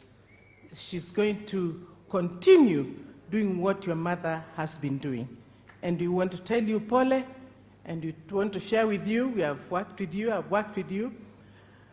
I do remember you and your wife in 1997 when I was running for the presidency, and I was told to come to support women who were doing a harambe at Uhuru Park.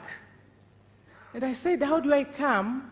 And the President Moi, late President Moi, was the one who was conducting the harambe. And I was told you must go. And then you saw me and your wife appear. And you looked at me and told me, you are welcome. I said, really? I thought that was great. In the midst of how we were in opposition and fighting the person who was then your president and your KANU chairman. And you have remained so. So as we come today and looking at the leaders meeting here and hearing what we are all saying, I'm really wondering, how are we, the leaders meeting here, going to take this country forward? 2022 is the year that Your Excellency Uhuru Kenyatta really must make us, this country, the way you always wanted it. And you can do so. And today, Your Excellency, look at the leaders from that corner. And all of them, Your Excellency, let me tell you, are raring to go. They want your seat. I have wanted it before. I really wanted it, and you know I did. But not all these leaders who are here can be. Bring us all together. You are able, you have capacity, and you can bring all these leaders together under one roof. And so that they know Kenya is greater than any of us sitting here. It is possible, and I like this. Every time I sit here, I was just looking at my brother Kalonzo Musyoka and saying, you know, it will only be one of all of you. Salia, you are my great friend, and I can see all the support you are getting at Vihiga. And I can see the support you will get in the whole of Western Province. But you know, if you come to Kambani, it will be a different story. If you go to Central Province, now President Uhuru Kenyatta will be the person. You come to Kambani, it will be the same. Kenyans, how are we going to bring this country together, have confidence in one of us, trust each other, and especially leaders come up with an agenda that we have already been given? The BBI, uniting the country, are so serving especially the downtrodden and the poor, the women, people living with disabilities, the young people. How are we going to get one of us? I think BBI answers that question. And I want to really ask us meeting here today. As I look at them from that corner, Mr. President, when you stand here, you will get a shock. I look at them from that corner, all of them, ask them, we are all great leaders who have met here. But can we come up by saying, Hana Mudavadi brought together the whole country, the whole of Western provinces here. Can we now say, from here we will be able to talk to each other? We know our opponents. We know those who don't mean well for this country. We know, President, you have given us your Big Four agenda. We know you have given us the direction na mwelekeo. Ni wangapi wanajua mwelekeo wa nchi yetu? We need to, every time we stand in front of people, tafadhali, tuseme mwelekeo, where we want to take the country. As a country, we cannot live this way forever, every 5 years. Although I can say today, in Kenya, there is another country that has taken over from us, United States of America. We saw it happen. But now you have put us together, President, we will never do that again. BBI is the way to go. Musalia Mudavadi, we will need to sit all together so that we agree it is Musalia Mudavadi. We agree, by the way, I also want to be part of it. Why don't you all men get out of it and give it to me? Why don't you? Because I'm wondering who. I'm really wondering who.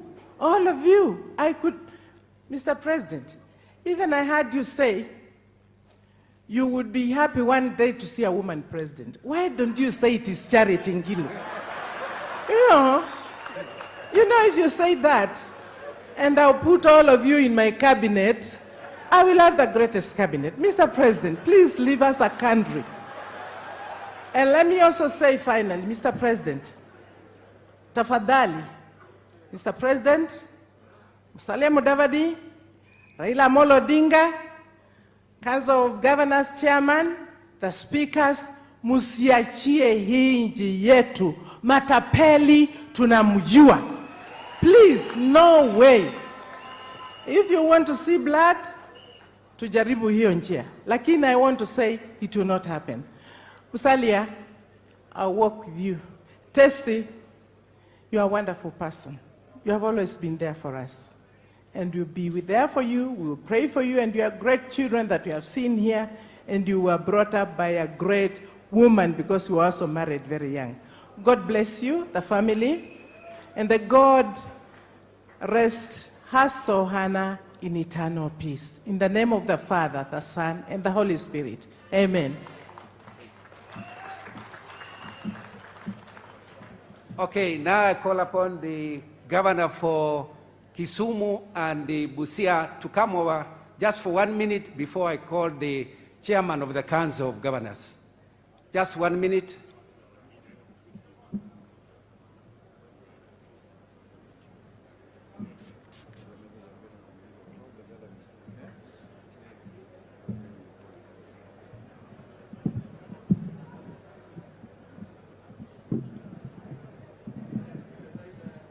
The family of Mama Anna Mudavadi, the great people of Vihiga, Your Excellency the President, President Uhuru Kenyatta, the Prime Minister, and all leaders gathered here today. I will not say much, but Mr. President, I want to say one thing. Many politicians usually take complex problems and give them very simple solutions. They take complex problems, give them very simple solutions. Mr. President, the solutions I've had here today, some of them are quite simple.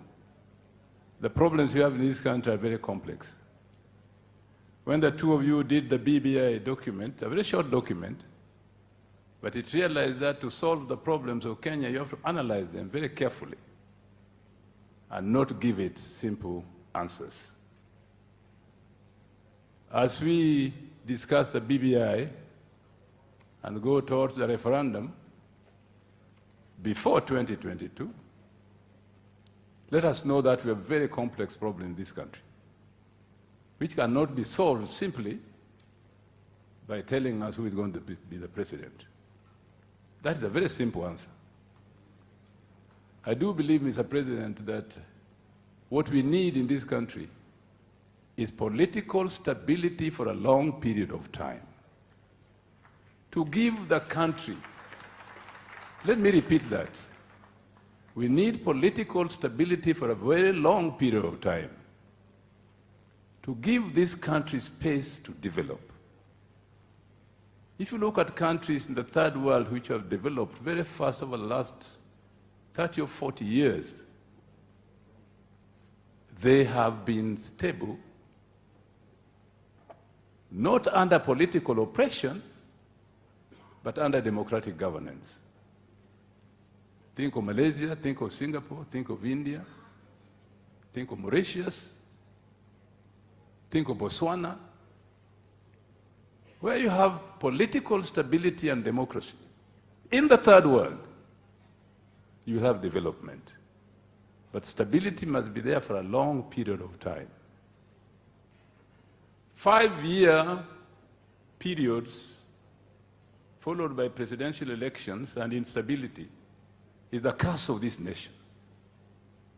And here, I hear people talk about 5 years, presidential elections, giving a solution, simple solution to very complex problems. And Mr. President, I think I would call for a much more serious dialogue. A dialogue to be held not at a funeral service and a burial ceremony. It cannot be. It cannot be. We came here to say goodbye to a very noble woman, to wipe tears from a family which is bereaved. And I do believe that it is good to say politics, but please, don't give us simple problems complex, simple solutions to complex problems. Bwana Yesu asifiwe.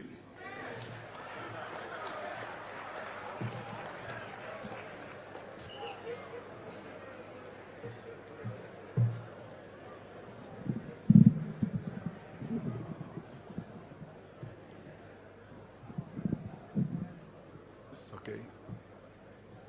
The family of the late Mama Anna, led by His Excellency Mudavadi, Your Excellency the President, former Prime Minister, all leaders present and mourners, good afternoon. I'm Sospito Jamong, the Governor of Busia County, and on behalf of the people of Busia County, who are well represented here today by the Senate and the MPs present, we wish to bring our condolences to the family of the late Mama Anna.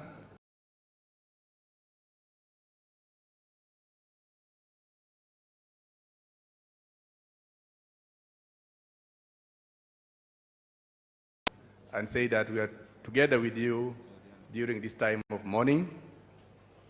Busia County, we feel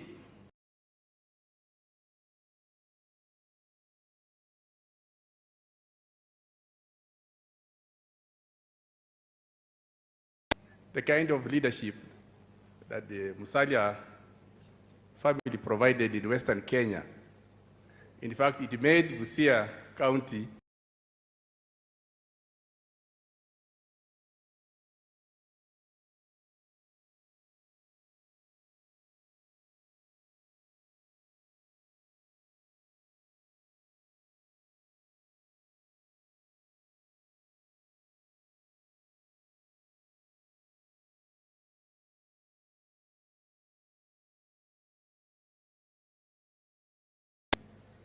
part of Western Kenya. Previously, I think we looked as if we were excluded in the Western Kenya region. But we celebrate with you. We recognize the hard work that you have put to bring Busia County, to bring Western Kenya together. And you are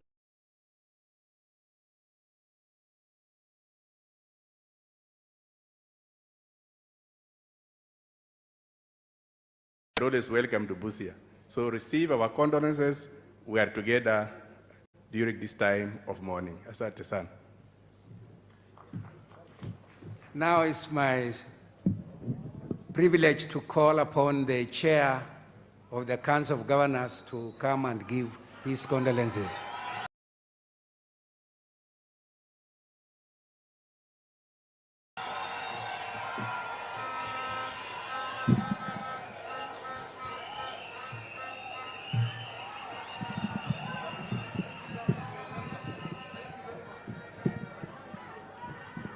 Your Excellency, before I talk, I think there is one more governor whom we have not acknowledged. Governor Nyoro from Kiambu, where are you? Can you come and greet? We had forgotten he was there.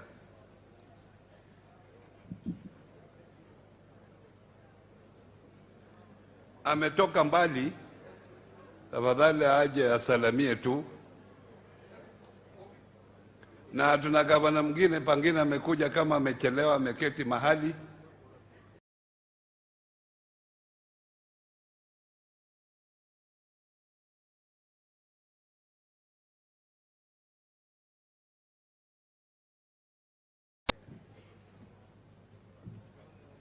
Aya.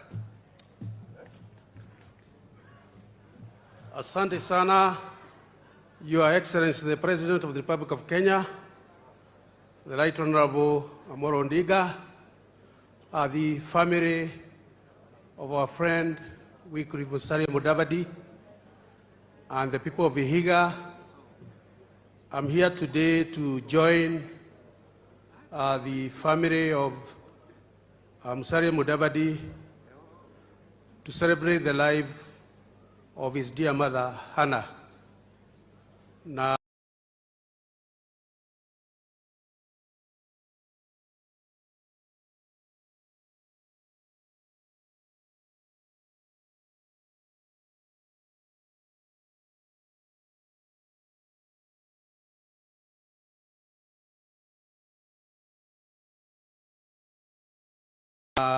kwa niaba yangu, kwa niaba ya watu ya Kiambu, na kwa niaba ya governors 10 wa Mount Kenya,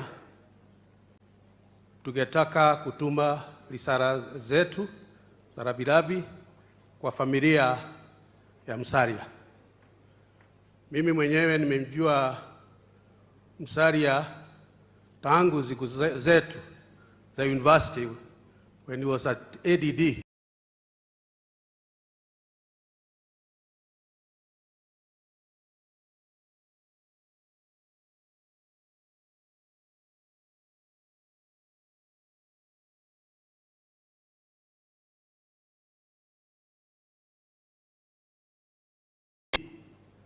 And he was actually in the same class with my wife. And those days, you could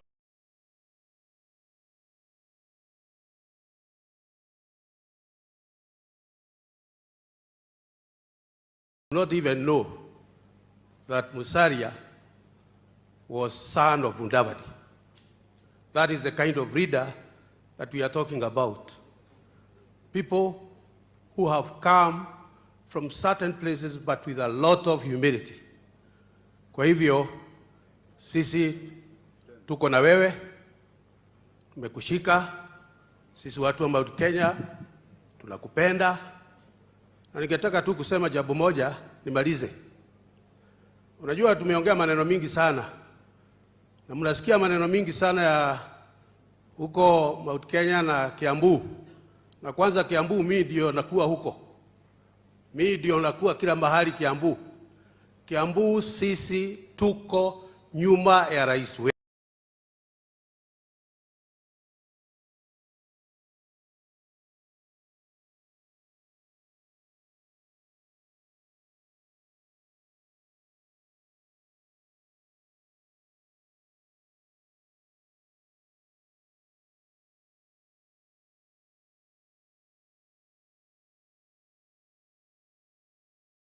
Uhuru Muigai Kenyatta. Ile kerere mnasikia ni vile tu mlisikia mambo ya soko. Sisi we are grounded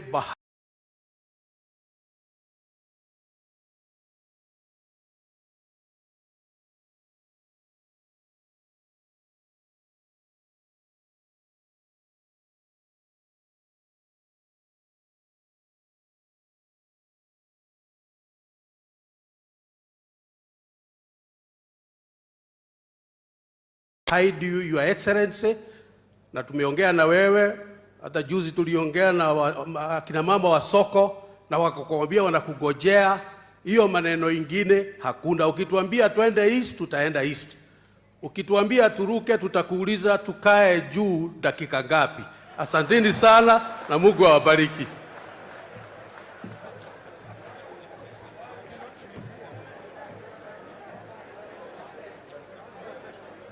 Basi familia ya Mama Ana ikiongozwa na ndugu yangu Wycliffe Musalia Mudavadi, Mheshimiwa Rais, Mheshimiwa Raila Amolo Odinga na wananchi wote, hamjambo? Mlembe bosi. Mimi nataka nichukue nafasi hii kwa niaba ya watu wa Kakamega kuleta rambirambi zetu. Vile mnajua Mama Ana alitoka Kakamega, na hapa tuna watu wengi sana kutoka kule Kakamega ambaye wamekuja kuungana na nyinyi kuomboleza kifo chake. Mama Ana ameleta ndume katika nchi hii, Mheshimiwa Musalia Mudavadi. Mnajua mimi tangu niingie bunge mwaka wa 2002 tumefanya kazi karibu kabisa na Musalia Mudavadi. Mnajua hapo awali Vihiga na Kakamega ilikuwa district moja mpaka mwaka wa 95 ndio tukawa na Vihiga na Kakamega ikapaki upande ule. Sisi tuko kama mandugu na madada, aswa watu wa Vihiga na watu wa Kakamega. Ndio nilipoingia bunge nilipata Musalia yuko pale na tukaendelea kufanya kazi pamoja mpaka wakati huu. Sasa wewe umepaki, ndio mkubwa wa familia hii. Mama ametuacha na wewe ndio utaendelea kuendelesha familia ya Mudavadi. Mimi pia nataka nichukue fursa hii nilete rambirambi kwa niaba ya magavana wengine ambao hawakupata nafasi ya kuwa hapa. Wengi walitembelea Musalia kule Nairobi, wengine walikuwa hapa jana, na kwa sababu ya kazi mingi wengi wao wameleta rambirambi na tuko pamoja nao. Kitu moja ambayo nataka nimshukuru Mheshimiwa Musalia, wakati tulipata constitution mpya ya 2010 alikuwa mstari wa mbele kuanzisha devolution. Wakati huo alikuwa waziri wa local government. Hizi sheria ambayo tunazo, devolution, County Government Act, Intergovernmental Relations Act, hizo zote zilipitia kwa mkono yake, na hizo acts ndio zimeleta msingi kabisa kwa mambo ya devolution. Zile structures ambazo tunazo zote zinapitia kwa hizo laws that zilipitia mkono wa Musalia. Sisi kama watu wa Western ni wakati tuketi pamoja, tufanye mambo yetu pamoja, na hiyo itatufanya tuende mbele. So Musalia, ukiwa hapo ujue tuko pamoja. Lakini nimekuwa na experience ya hii miaka 8 ambayo nimekuwa gavana wa Kakamega. Mheshimiwa Rais, tuna shida nyingi katika mashinani. Singine kama rais umejaribu kutatua, singine itakuwa vigumu kutatua mpaka sichukue muda. Umaskini umekuwa mwingi, aswa kulingana na COVID-19. Imeleta shida katika mashinani. Tuna watu hawa ambao hawezi kula chakula mara pili kwa siku. Mambo kila siku nikiwa kwa ofisi, karibu watu 10 wanakuja kila siku wanatafuta kazi. Hiyo imekuwa shida kwa wananchi. And Your Excellency, you must leave a proper legacy for this country by ensuring that you leave leadership in the same hands. Kwa sababu ukisita, shida zitaendelea. Ni wakati huu wewe kukalisha hao viongozi na kusema njia ni hii, kwa sababu you have all the powers. Otherwise, ujue hapa chini ile shida nyingi tunazo ndio zinaleta hii mambo. Unaona wananchi wanafuata huko na kule. Make sure you leave this country in safe hands. Mungu awabariki.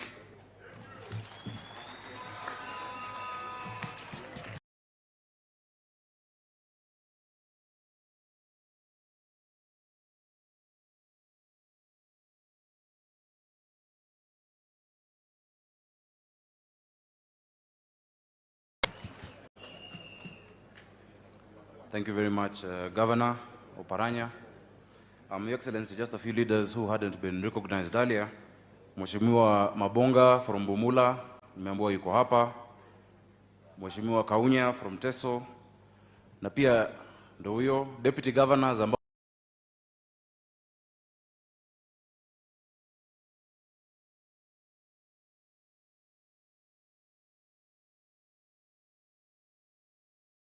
wako, tafadhali pia msimame. Are there any Deputy Governors? Asanteni sana kwa kuja. Thank you very much. We also have former Speaker Kenneth Marende ambaye ni mzee wetu, tumemwona yuko hapa. Thank you very much. Tumpigie makofi jameni. Your Excellency, I'm told there's also another president.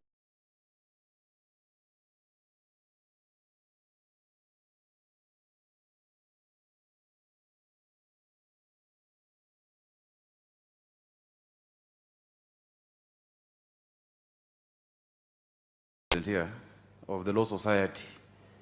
He stormed Parliament and drank tea vigorously. Wakati walikuwa wanasema turudishwe nyumbani. Ndio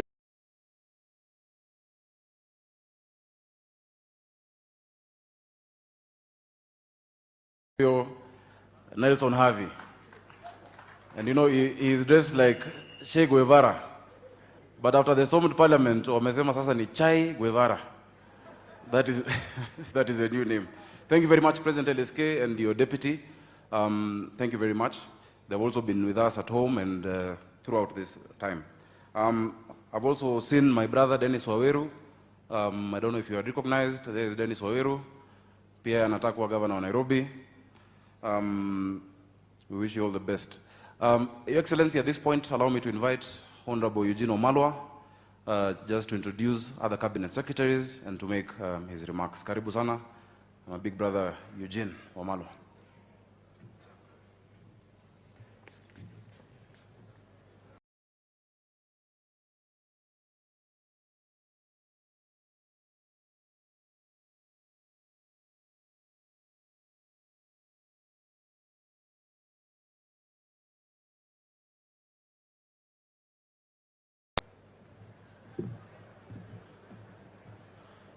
Your Excellency, the President of the Republic of Kenya, Your Excellency, the second Prime Minister of the Republic of Kenya, Right Honorable Raila Odinga, His Excellency, the seventh Vice President of Kenya, Musalia Mudavadi, and the entire Mudavadi family, all protocols observed, please allow me to bring my condolences to the family and to also introduce my colleagues.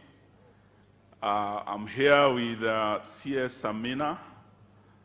She's here with us. Waziri wa Sports ako hapa nasi, msichana wetu amelelewa hapa Malemba, Kakamega. Tuko pia na Waziri Tuju, Raphael Tuju.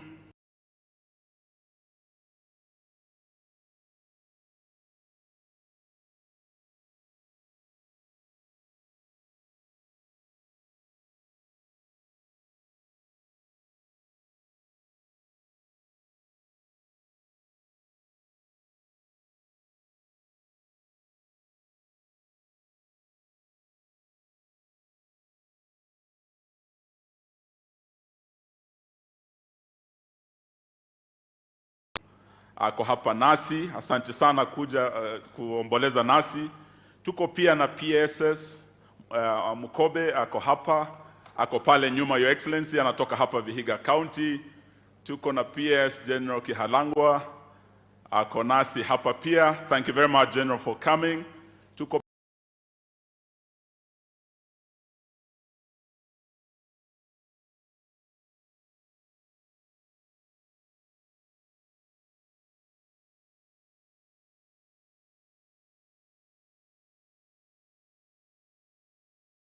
pia na Deputy Head of Public Service Wanyama Msiambo ako hapa nasi, na kuna viongozi wengi from national government ambao tumeambatana na Mheshimiwa Rais. Asante sana. Yes, kidogo asante sana director wetu, na tunashukuru Mheshimiwa Rais kuja kuomboleza na familia ya Mudavadi, na wakati alikuwa amenituma kule Ngong Road kwa ibada ya ukumbusho wa mama, tulikuja tukaleta rambirambi, lakini alikuwa ameahidi mwenyewe atakuja hapa nyumbani, sababu alisema mama hana, mama wa Musalia ni kama mama wake, amekula kwa nyumba yake, ameonja pendo lake, na mwenyewe atafika hapa Mululu siku ya leo. Your Excellency, ni heshima kubwa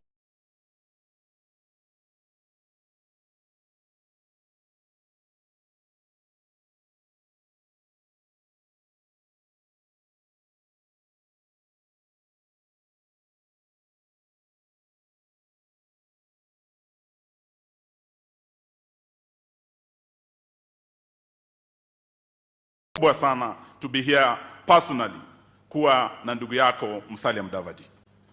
Leo pia tumekuja kuomboleza Kenya nzima, lakini pia kusherekea maisha ya mama wetu. Na mama wetu vile mmesema, she's like the virtuous woman of Proverbs, whose good works have brought her praises at the city gates of Mululu from all over Kenya. Sababu ya kazi nzuri aliyofanya, na jambo kubwa sana alifanya, was to raise a fine family, to also raise a fine leader ambao siku ya leo amepokea sifa kutoka viongozi wote wa taifa letu, anaitwa Musalia Mudavadi. Amenikumbusha sana mama Hana, the last emperor of China. Babake aliaga akiwa mdogo sana, mamake akamlea, akaleta profesa kumfunza Kiingereza, na alisema, kwanza kabla sijakufunza chochote, I want to teach you to be a gentleman. And the young emperor asked, what is a gentleman, good sir? Na akasema, a gentleman is he who says what he means and means what he says. Leo tumesikia hapa wanasiasa wakiongea, Mishra Kiprop akisema mwanasiasa, a politician is he who says what he does not mean and does not do what he says. By that standard, Mishra, I want to thank Mama Hana. Hajatuachia a politician. She has left us a gentleman and a statesman called Musalia Mudavadi. Hongera mama, we are very, very proud of you. Na pia tuseme ya kwamba kwenda mbele, tumesikia kutoka kwa viongozi wetu wa Western. Wote mmesema Musalia Mudavadi will not walk alone.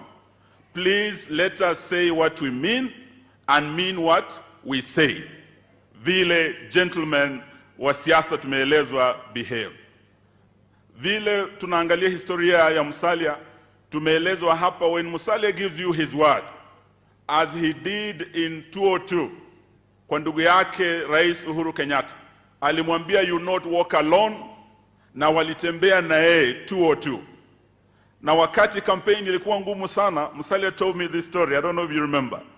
Ulikuja hapa nyumbani kumuona mama, akakuombea, na wakati ulikuwa unaondoka, ile reception ulipata hapa Vihiga ilikuwa ngumu kidogo. Na wakati anapanda ndege, Musalia akasikia anaambiwa hapa, wacha hiyo ndege ikupigie kura.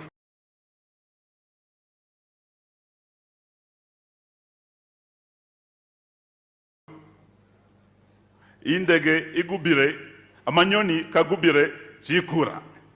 Akajua hapa mambo yanaenda mrama, but he never abandoned his brother Uhuru Kenyatta. That is what a gentleman is.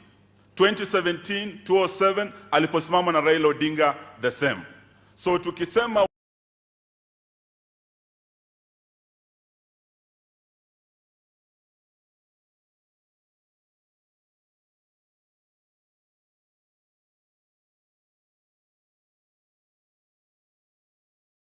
we want to move together na Mheshimiwa Musalia, na Mheshimiwa Rais, na Mheshimiwa Raila Odinga. Please let us mean what we say and say what we mean. Ikija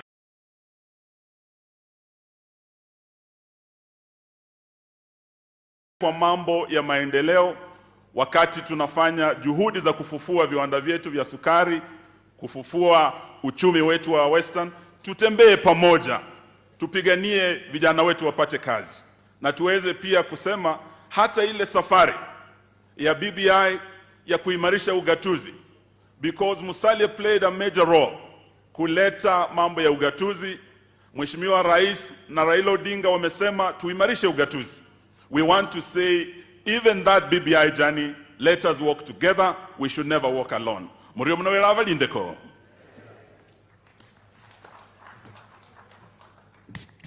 Thank you, Eugene. Your Excellency, allow me to also recognize mzee wetu wa Nairobi wakazi Fred Gumo ambaye kwa hapa Kangumu. Please simama wananchi wakuone mzee tafadhali. Thank you. Thank you Honorable Gumo. Na pia Excellency, you know you've really supported AFC Leopards.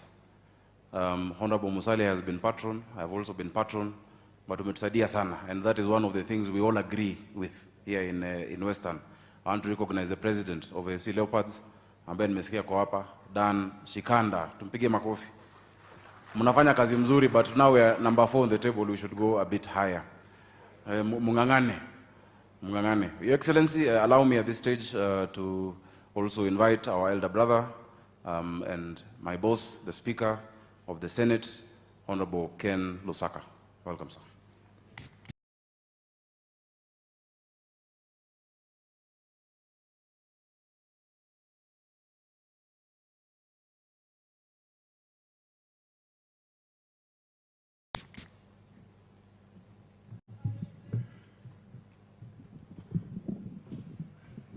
Your Excellency, the President of the Republic of Kenya, Honorable Musalia Mudavadi, former Prime Minister, viongozi wote, mimi ni Speaker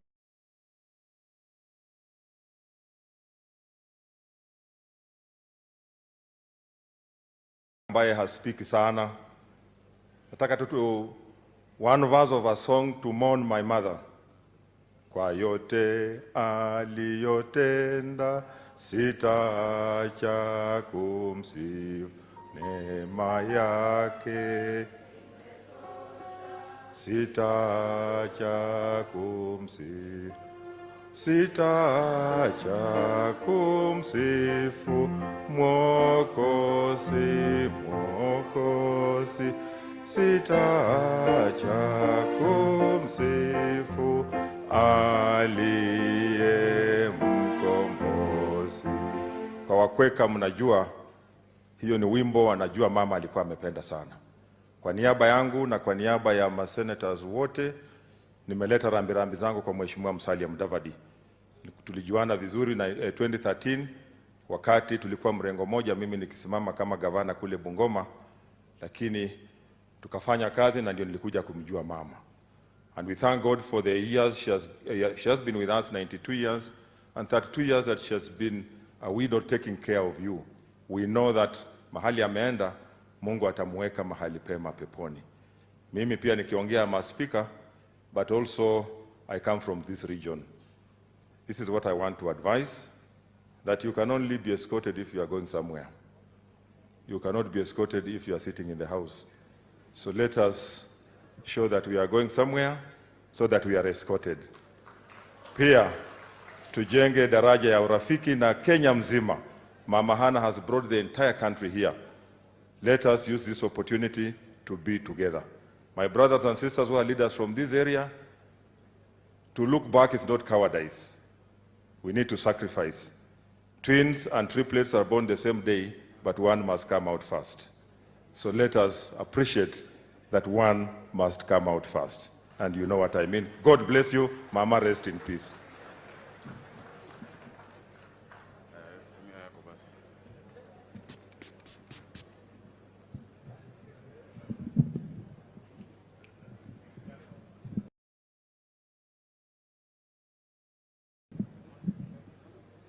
Thank you very much. I also recognize mzee wetu wa nyumbani kabisa, Secretary General of KOTU, Francis Atwoli, ambaye kwa hapa. Najua Musalia atakupatia nafasi, Mheshimiwa Musalia. Na also Cyrus Jirongo, ambaye yako hapa. CJ, karibu sana, asante.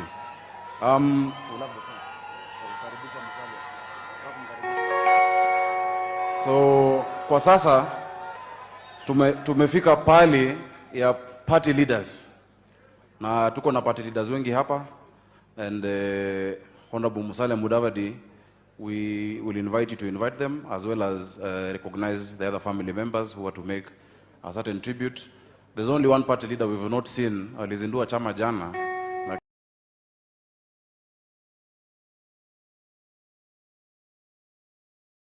Lakini hatujamuona hapa leo. Tutajua hiyo maneno uko mbele.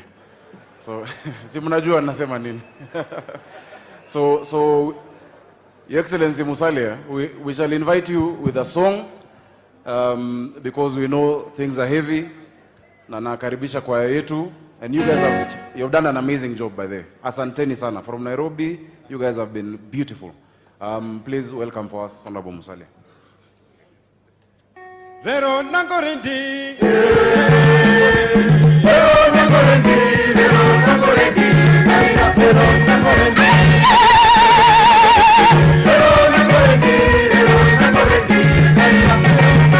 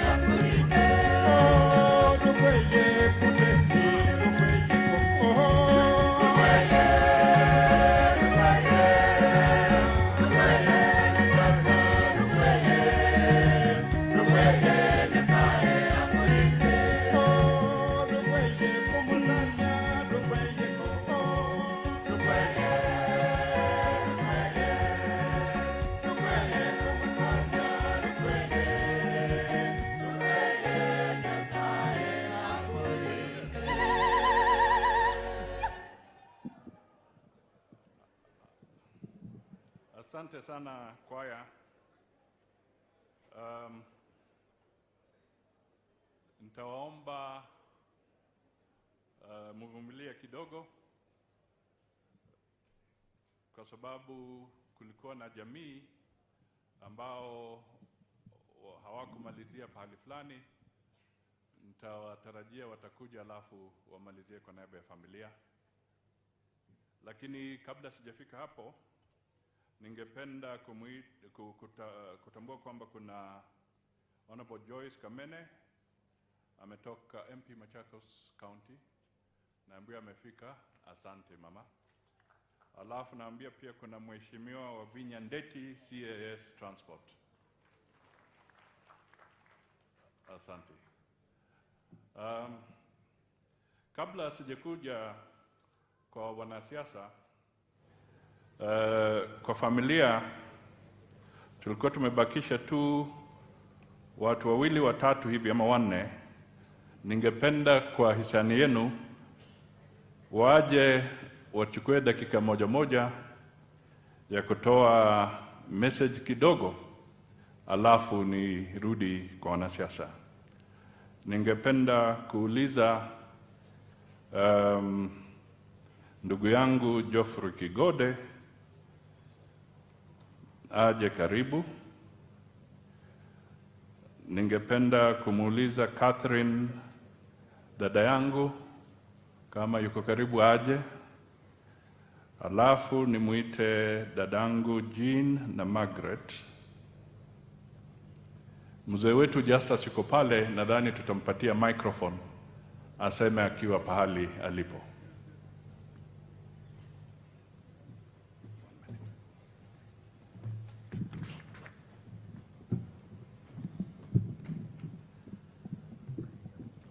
Asante sana ndugu yangu Honorable Wycliffe Musalia Mudavadi. His Excellency the President of the Republic of Kenya Uhuru Muigai Kenyatta, Honorable Raila Odinga, all protocols observed. Nitasoma tribute ya Mama Rosbella. Hangeweza kuwa na sisi hapa sababu ya hali yake ya kiafya, yuko ng'ambo, lakini roho yake iko hapa nasi na ameungana nasi kwa kiroho.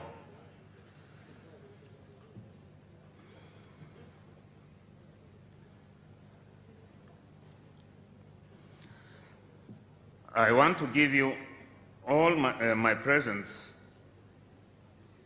and glory to our Almighty God for granting me this opportunity to remember the rich life of my Mhalikwa Mama Hana Mudavadi. Due to the unique circumstances we find ourselves in, I'm unable to be there in person, but God is a merciful God, and I have an opportunity to remember her. Dear Mama Hana, you have been a pillar of strength and a rock for the family. When I look back at the journey we have walked, all would have been possible without your generous spirit. The political journey we walked in support of our late husband, career, we traversed Maragoli land far and wide. We walked hand in hand and stood shoulder to shoulder, bearing a heavy responsibility of building a legacy. Raising our children with their kind hearts, we raise our children as one family, and two homes in Mololu and Budira are seamless with the family united. This closeness as what? Extended to the grandchildren and the great-grandchildren.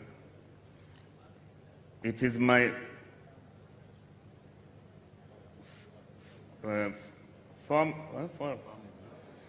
family hope and prayer that the family will remain united and continue that legacy. It is hard to imagine you are gone. The last time we spoke on a one-to-one video chats that our daughters, Margaret, had facilitated you were cheerful. We sang hymn songs. You said that longed to see me and implored me to come home so that we could have a party and sing all night. Yes, yes, and say yes.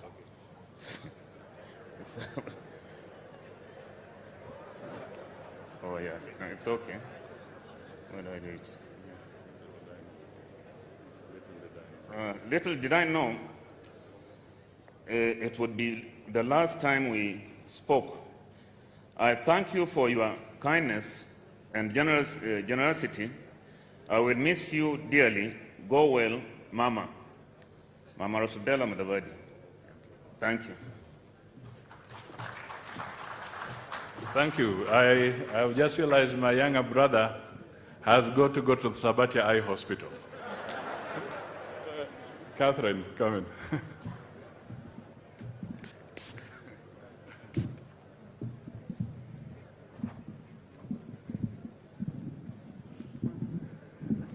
Thank you. Yeah, I'm fine, I can speak. Good afternoon, ladies and gentlemen. Karibuni kwa kusindikiza mama. We thank you for taking your time to come and mourn with us. We really do appreciate your time and your generosity. May God bless you. My name is Catherine Mudavadi, and I just want to share with you a word from the book of John 14, verse 1 to 2.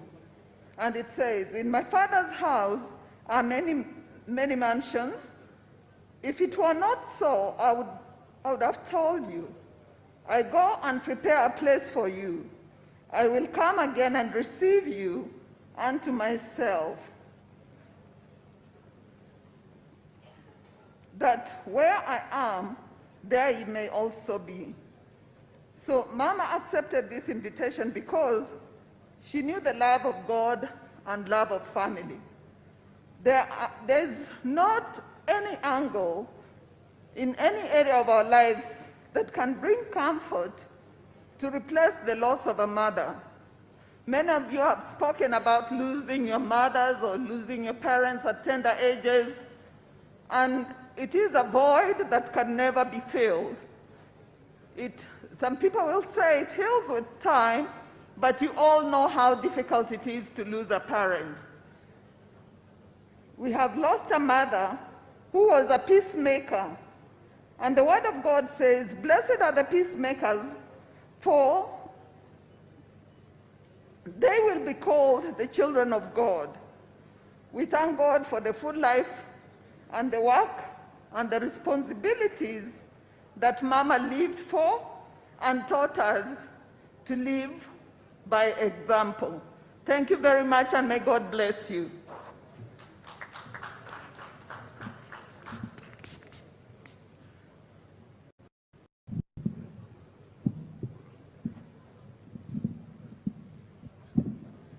Praise God all the time. Praise God. Mlembe bosi. Mlembe libugana. Your Excellency, Honorable Uhuru Kenyatta, the Right Honorable Raila Amolo Odinga, all protocols observed. We are humbled at this gesture you have come to condole with us here. We thank you very much, and we just say thank you. May God bless you all. Much has been said about Mama. The pastor, when he was preaching, he summarized it all. And many people have spoken all that Mama was as Yanzare. There is nothing much I can add to that, but we give glory and honor to God, because for the 92 years that God gave us Mama, normally they say it's bonus. There are some years when you reach that age, it's bonus. We thank God because we had to share a lot, the prayers, the words of wisdom, the love, and all the caring. Mama, when she was sick, she made us all united. And that's the time she came to know who her children are. Everybody was dedicated to her. We all sacrificed because she was our mother.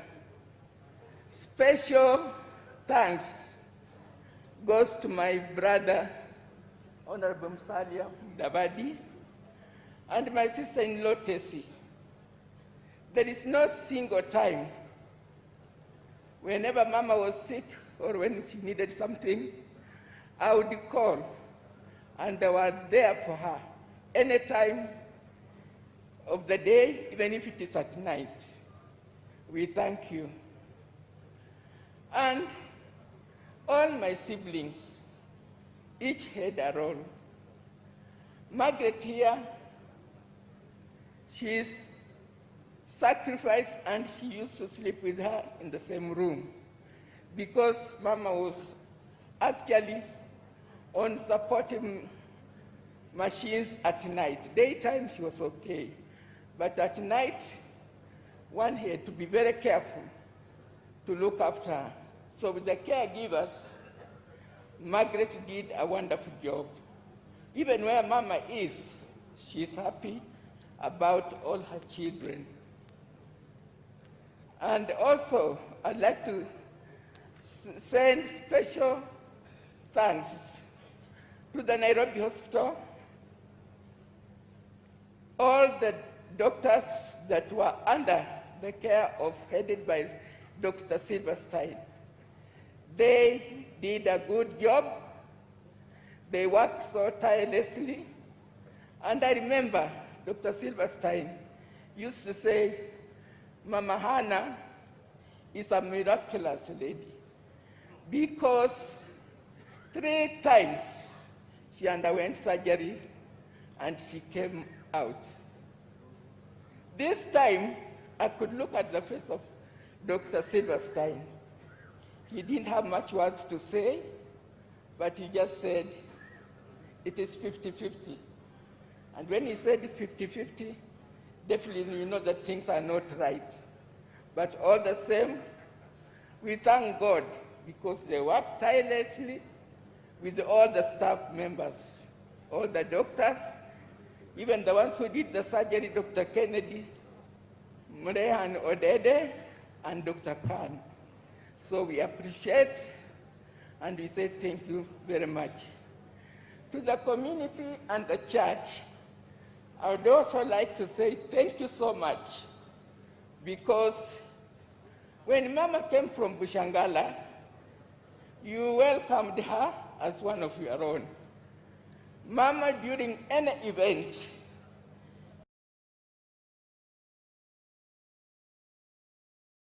she was never alone. Here these days, we look for caterers, but the community used to come and you'll find everybody touching something, doing all the work. They say, Mama, we are here to help you.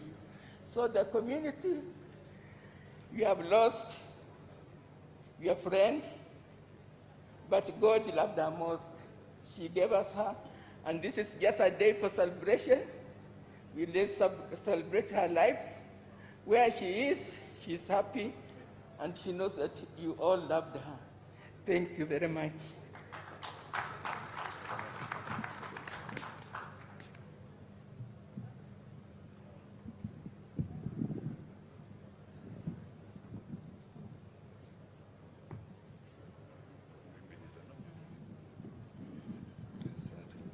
Thank you.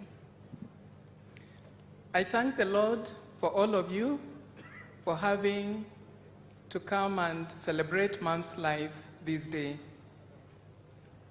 And even I know in heaven, there's a celebration going on.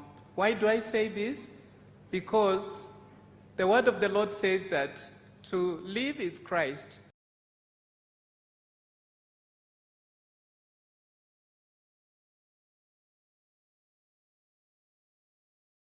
We'll continue carrying on Mom's legacy.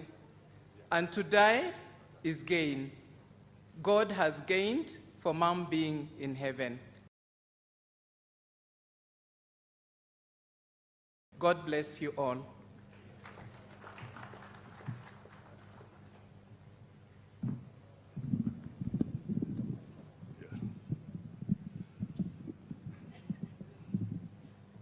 Thank you. I think the last speaker will be our uncle Justus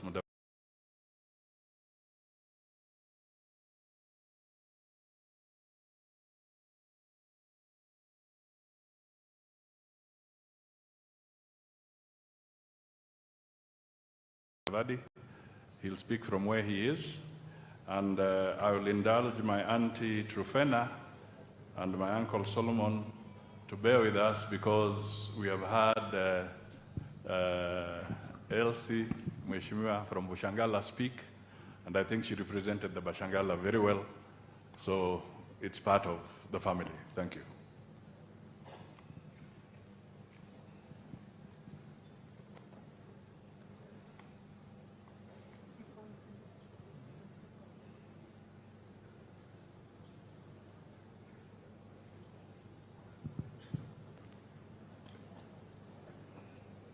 You can go ahead and say something.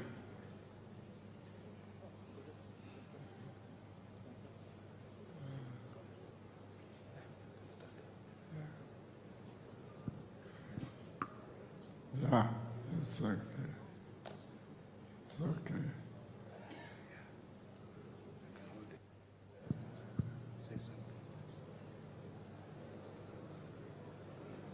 Good afternoon.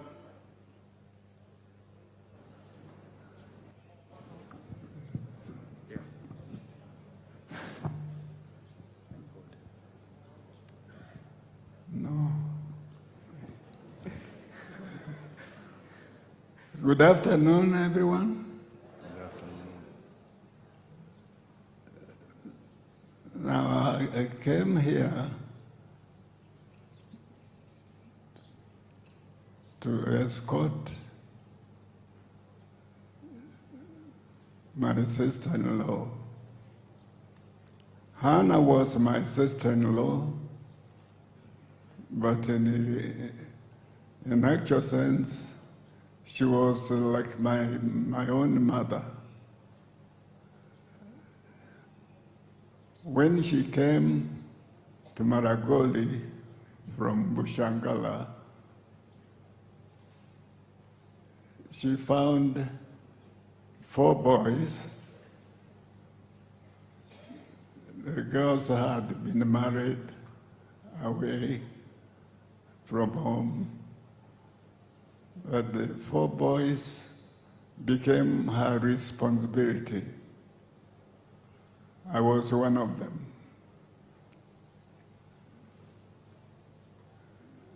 Now, there was no discrimination of any kind because she became my mother's daughter. And it worked out very well until the firstborn of my sister-in-law, the one who has just read the text a little while ago.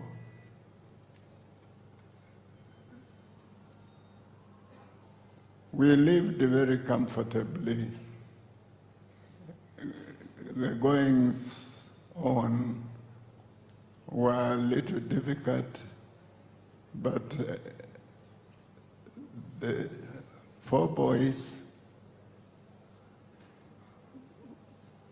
could assist with the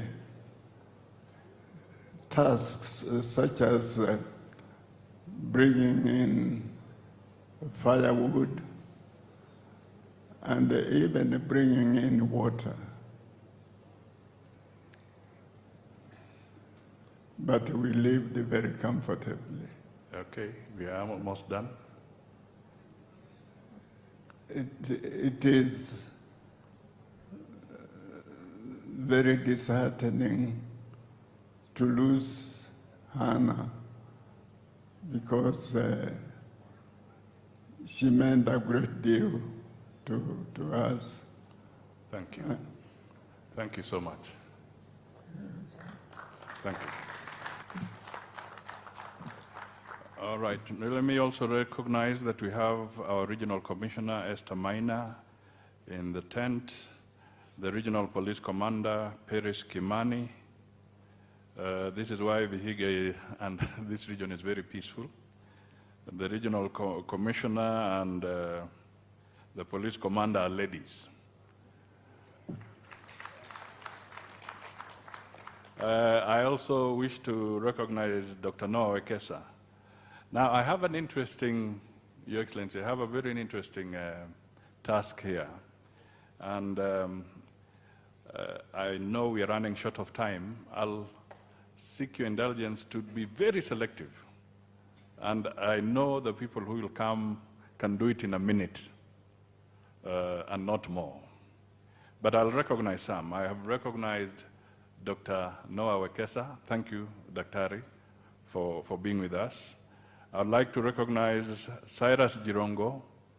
Thank you. He spoke very well and passionately in church in Nairobi. I appreciate.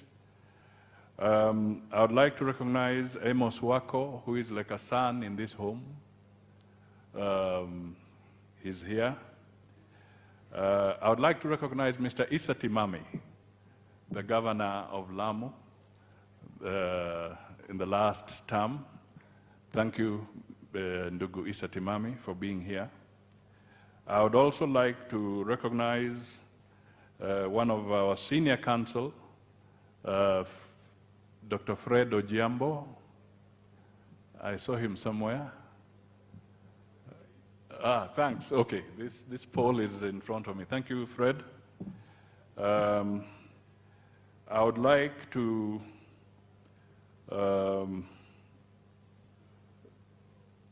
now do the following.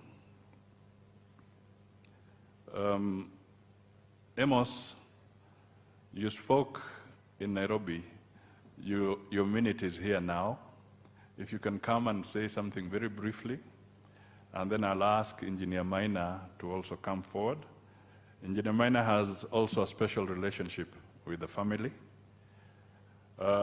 After that, I will request that Peter Kenneth comes forward and says jambo. And then I will request also another elder, two elders actually. One is Honorable Muskari Kombo, and the other is Honorable Philip Masinde. A minute each for them would, and then we'll move on to the next.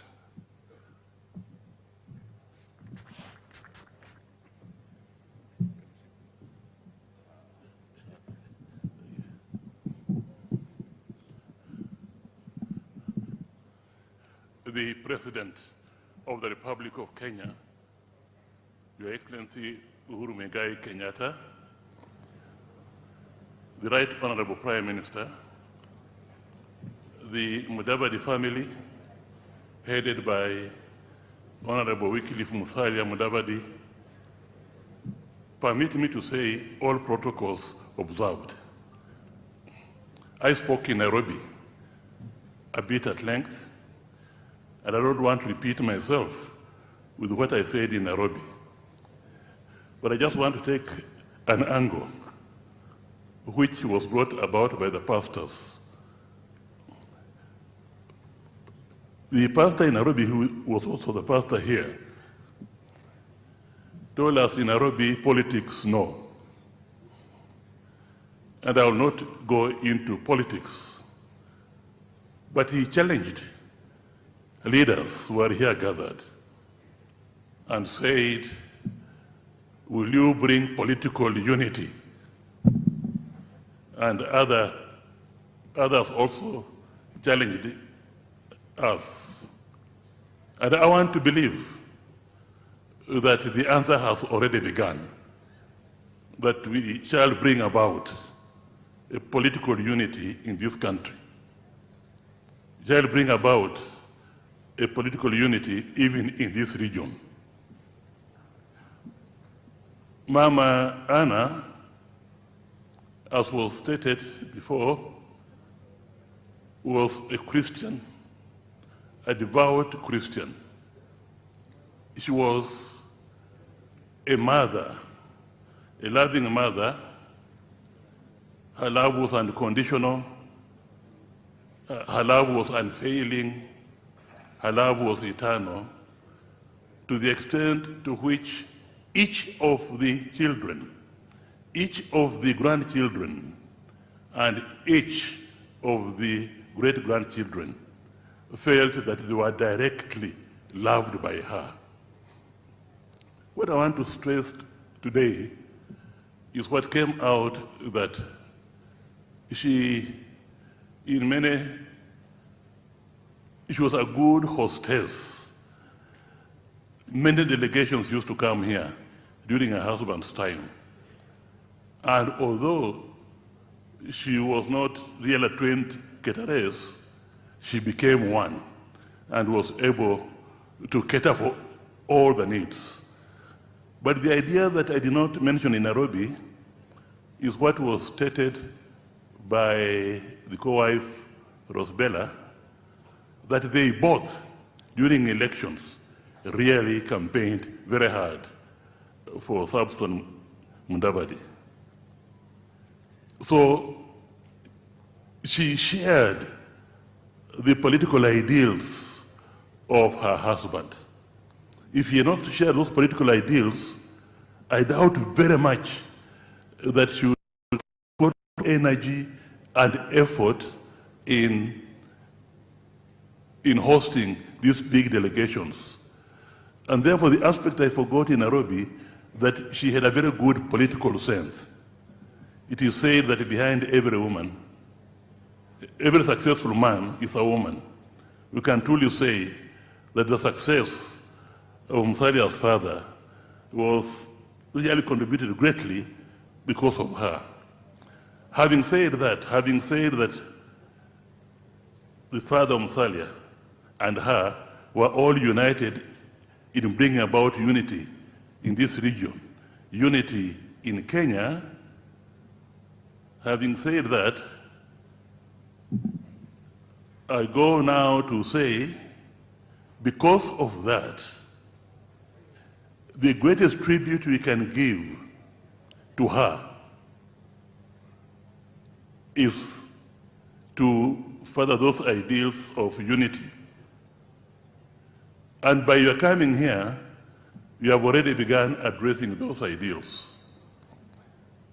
Professor Anyang Nyong, my dear friend from Alliance High School days, talked about political stability over a long period of time, and that these are complex issues and so on. I just want to enrich that and say the political stability cannot come about without good leadership. We must have good leadership. People have said, of course, that choices have consequences. Without good leadership, we cannot have political stability. And that's why, when we talk about the situation in which Kenya is in today, economic, kila kitu, the best person with that type of experience is a man tapping me on the back now, called Wycliffe Musalia Mudavadi. Thank you.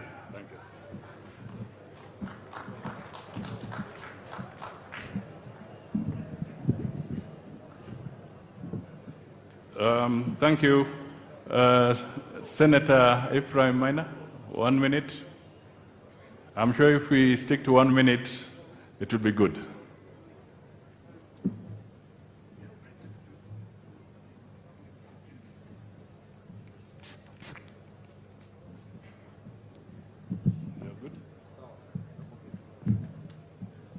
Weka vizuri.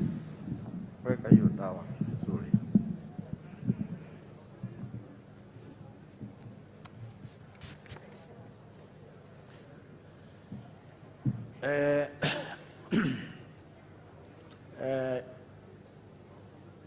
Your Excellency, the President of Kenya,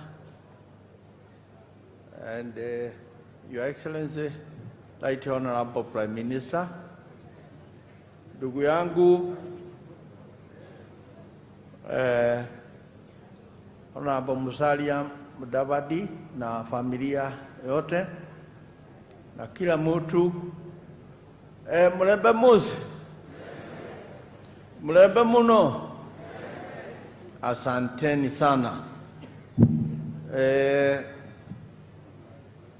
Yangu itakuwa shashe. Nimekuja hapa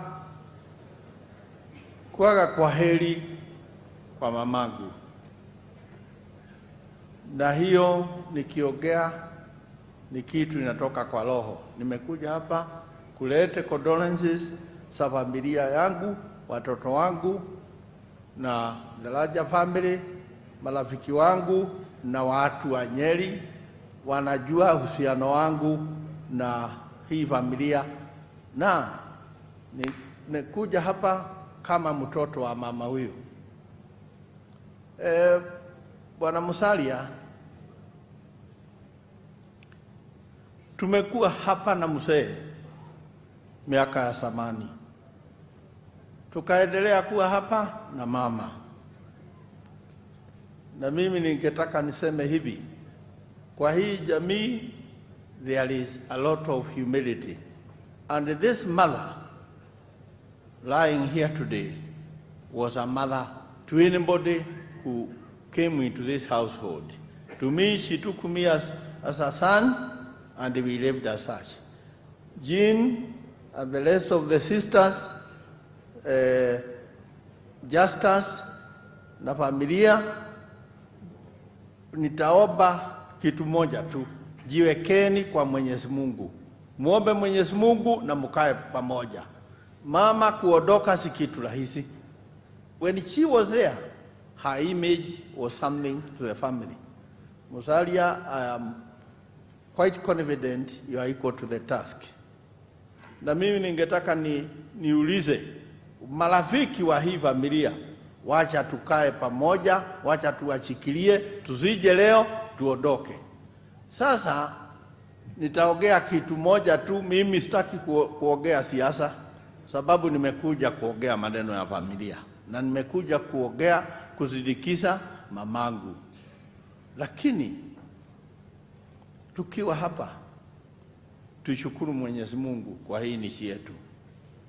And I want to thank His Excellency the President, His Excellency the Prime Minister na wengine kama ndugu yangu Musalia.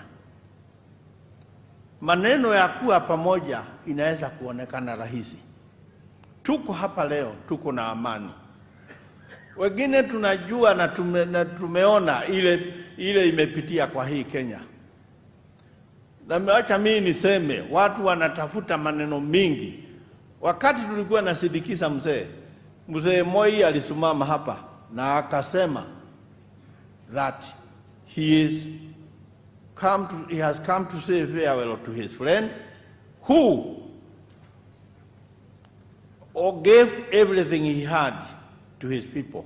Na mimi tumekuwa na mzee hapa na hiyo ni haki. Sasa yangu ni kuuliza nyinyi watu wa area hii, watu wa mkoa huu na watu wa Kenya. Watu napenda Musalia. Kwetu amekuja Nyeri, watu nampenda. Lakini tafadhali kama mko mumeamua, amueni kwa roho, mulete Musalia aje na ile milioni yenyu 4 ya Waluya na itakuwa rahisi. Lakini hiyo ndio njia. Lakini tujue iko Kenya na sisi wengine tunasimamia Kenya na watu wa Kenya. Na tukisema hivi, kwa leo mimi nitasema nikisimama hapa, watu wa Kenya tuko maneno tunataka kuangalia. Tunataka kuangalia ile big agenda ya president. Tunataka kuangalia maneno ya basic things kwa Wakenya. Huyu mama tumesikia alikuwa mgonjwa. Tujiulize, watu wengine, familia mingi, wengi wakishika ugonjwa kama hii inakuwa gumu zaidi. Tungependelea nchi hii iendelee, tuwe na mpango ya watu kuwa wanapata kutibiwa kwa njia rahisi. Na kwa hiyo nitauliza Bwana Musalia, tuko hapa kama mimi, kama rafiki yako. Mama ameenda, wacha tukae pamoja na tutachikana pamoja. Mungu ambariki ndugu Saguni.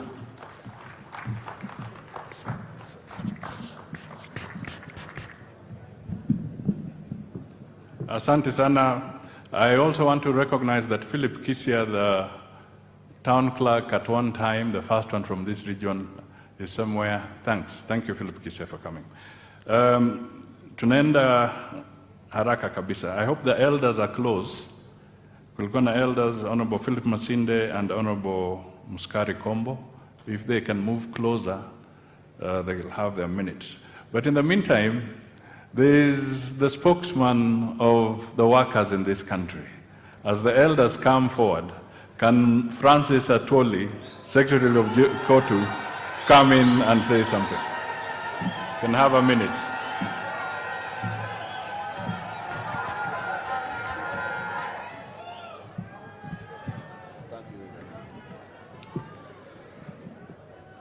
Pole sana Wycliffe. Your Excellency the President, Prime Minister Raila Amolo Odinga,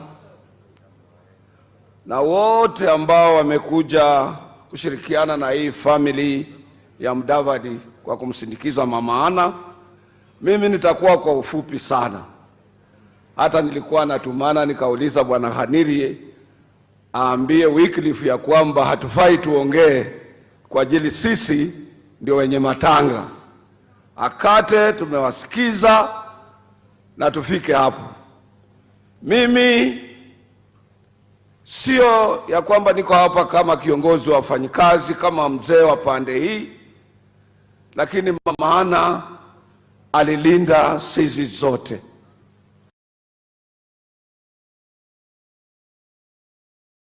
Hata mzee Mudamba mwenyewe alikuwa anashangaa. Watu wengi walikuwa wanaishi hapa. I had an opportunity nikiwa Kakamega nikifanya katika idara ya posta siku hizo kuangalia simu ya boma hii, kwa in charge of maintenance. Mzee Moses Mudavadi alikuwa na personal assistant yake kwa anaitwa Bwana Lumwaji, na akitoka anauliza Lumwaji akanya akakatura hai. Yaani iko watu wanaishi kwa boma yake na hajui, kwa ajili ya huyo mama. Mimi ningelisema sana wakati ni mdogo, sitaki kuongea sana. Lakini kwa ajili His Excellency the President is here and his handshake brother is here, nataka ku-echo sentiments ambazo Bwana Pogisho alisema, Malala aligusia, na huyo Kiprop kutoka huko Nandi aligusia. Your Excellency, I voted for your dad in 1969.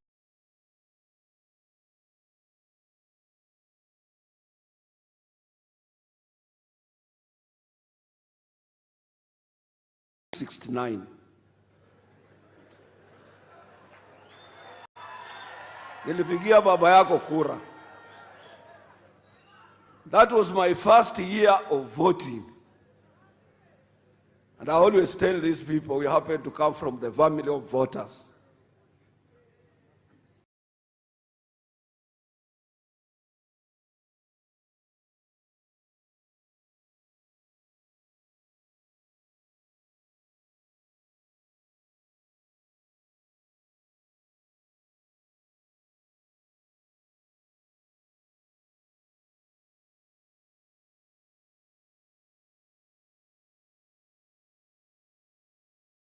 Nilifanya kazi na President Moi, hata gari ikipita na baba ya huyu Moses ndiye alitupeleka kwa Moi kuchukua KANU life membership. And mine, because I was the youngest, he's the one who paid. Na mimi ni mtu wa KANU. Your Excellency, I want you to be serious the way you are done.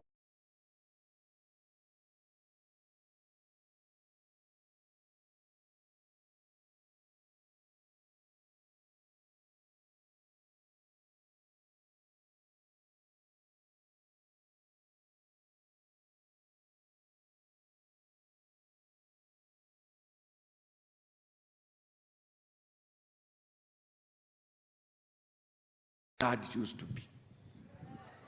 Ndio tuachie amani.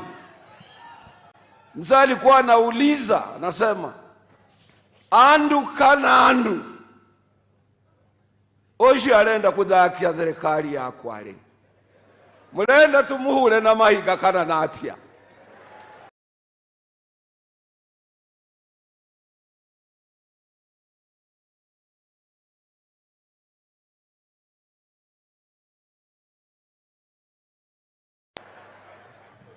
Na resolution inapitishwa na anaita hao watu vinyangalika. Please crack the whip. Hii ngozi nyeusi usipochunga, you will find them in your bedroom.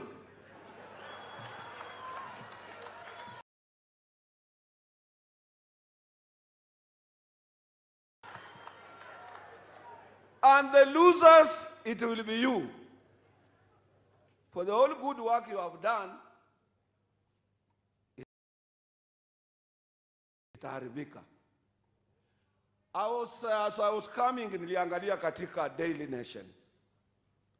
Your deputy anasema what has derailed the 4 big agenda of your legacy is BBI. And he knows the 2 important projects are your project, our presidential projects. He claims to be your deputy. Hiyo party haina klosi ya kufukuza watu. Hiyo ni party gani? Party hiyo ya Jubilee ni party gani hiyo? Ni party gani hiyo?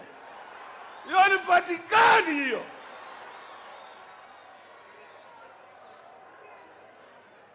Haya, those members, they unveil a political party.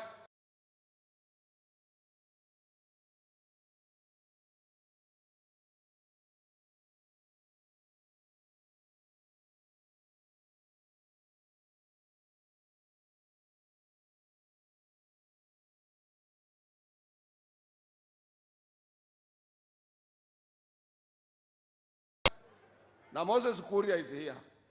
Moses Kuria, when President Ruto will become the president, you will be the first prisoner. Where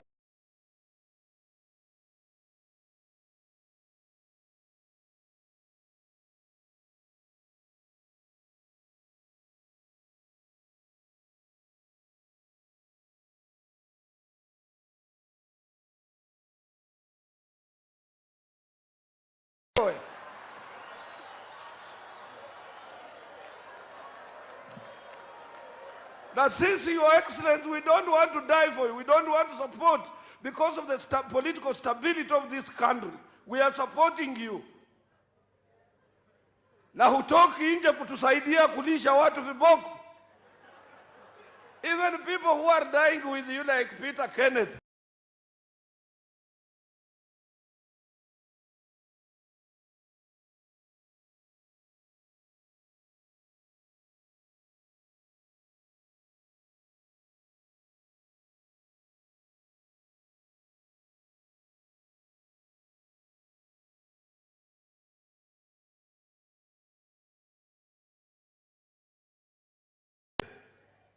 They have been declared unwanted immigrant in their home state, and you are there.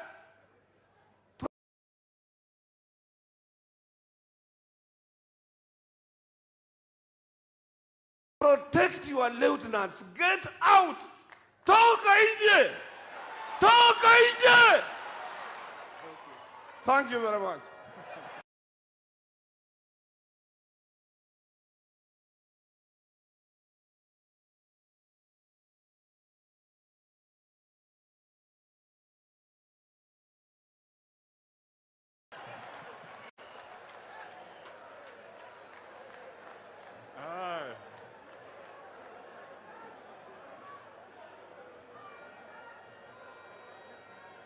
Haya, asante sana Secretary General wa KOTU. Nilikuwa naogopa anaweza toa speech kama ile ya Labor Day ambayo inachukua masaa 4. Yeye anashindana tu na Fidel Castro. Asante sana. Wacha niingize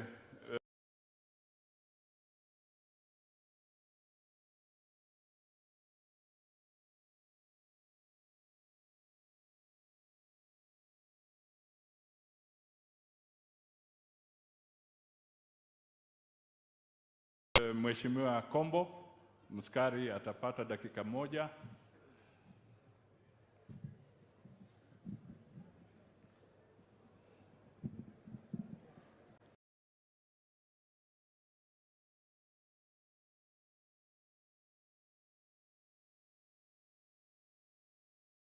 Basi familia ya Musalia Mudavadi, Your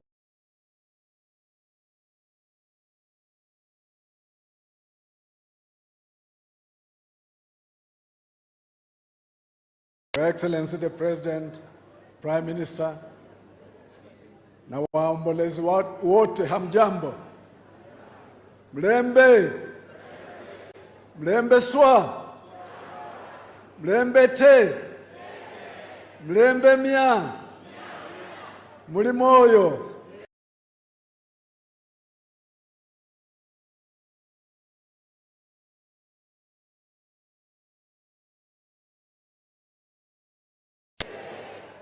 Asante sana. I will be extremely brief because I came here to condole Mama Hannah.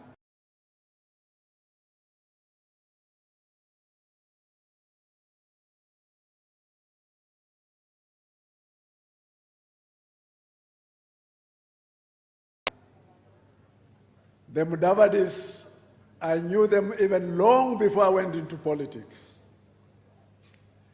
I almost became as close to the family the way Wako was talking. We always came here in the 80s when Mzee Substone was still around. And Mama Hannah took us like her children. And that's why, together with my wife, we said whatever happens, we must come and be with the group that is sending Mama Hana to her Mecca. And so, pole sana kwa familia. Musalia,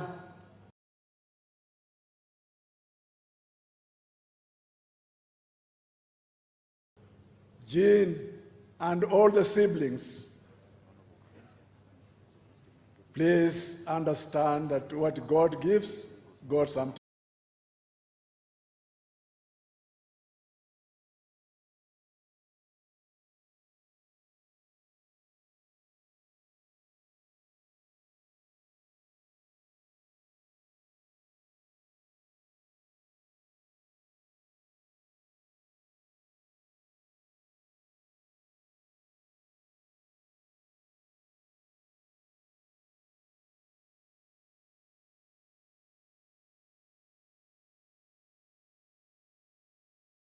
takes. And so that was really my main job. But then I reach here and I'm told as an elder, lazima useme kitu. Na mimi nitasema,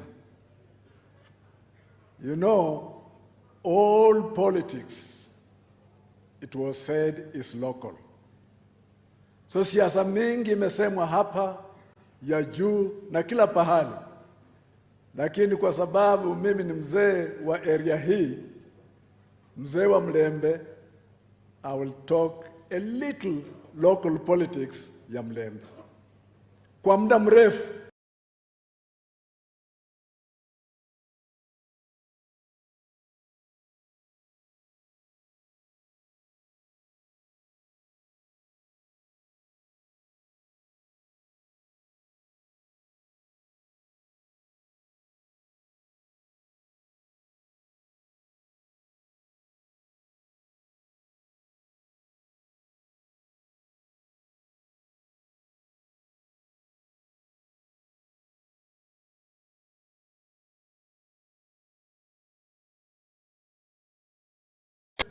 watu wa Mlembe wameenda wakigawanyika kila pahali.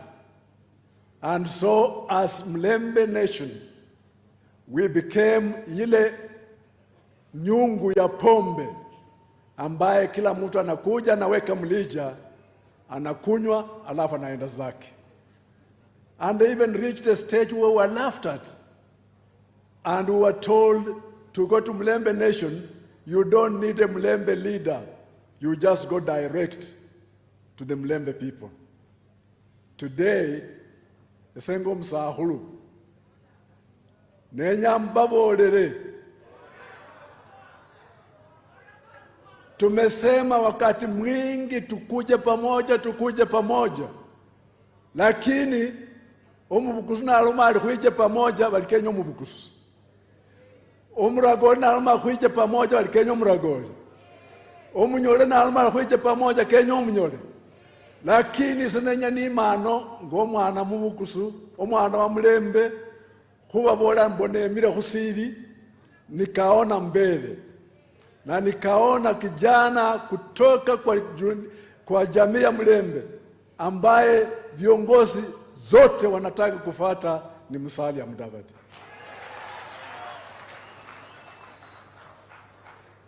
Tukienda njia hiyo, ili kiongozi yeyote, mimi sijasema Musalia asifanye kazi na wengine, lakini kiongozi yeyote akitafuta kuzungumuza na watu wa Mlembe, azungumuze na Musalia, Musalia atuambie tunaenda namna gani. Ama namna gani?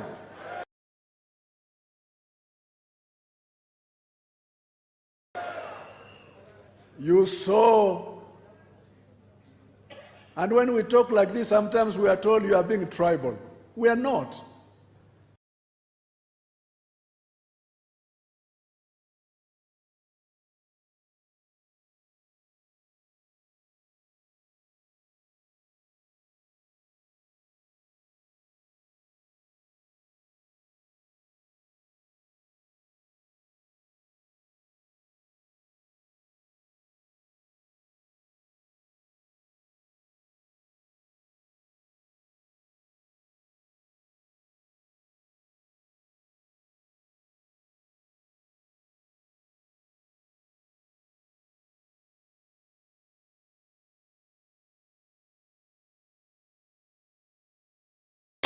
when the late Michuki was alive, he told Kenyans, if you want to speak to Mount Kenya, you speak to Uhuru Kenyatta.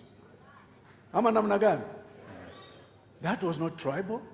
Na so sisi kama wazee tukisema hapa from now on, because hawulirata abani kakewe nambolere ng'omusahulusa enje nesiri na omwana wenywe ohoyere akende sibala syosi nayimira mulembe kamahuwa ni Musalia Mudavadi. Murio munoko. Asante sana. Mzee Philip Masinde.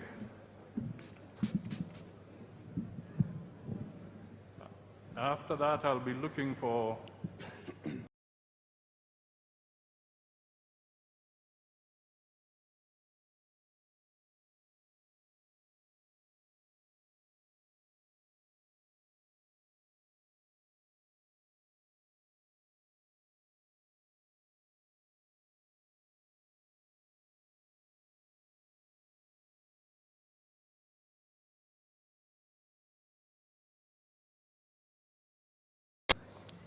Peter Kenneth and the Iron Lady, they say. Your Excellency, our President, the President of the Republic of Kenya, Your Excellency,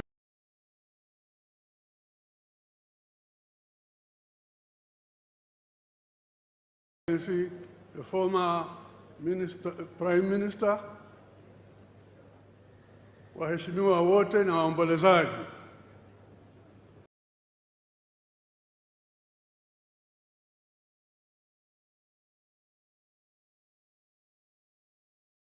Mimi kwa jina naitwa Philip Masinde na ni chairman wa Western Kenya Region Elders Council ambayo inaunganisha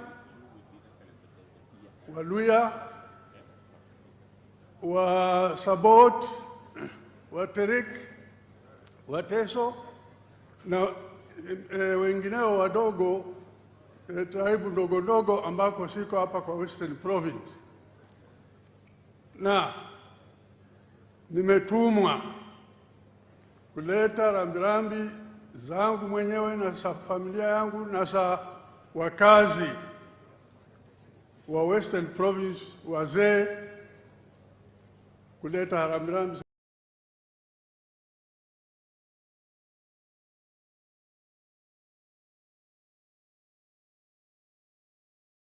zetu kwa mzee Mheshimiwa Mudavadi na familia yake, na rambirambi kwa familia zima ya mzee marehemu Moses Mudavadi.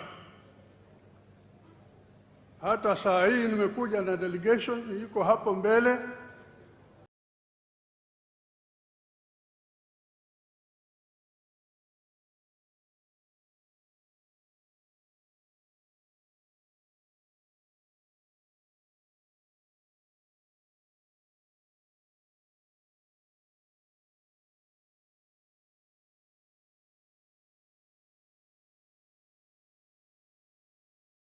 Ikiwamo Nabongo King Mumia II.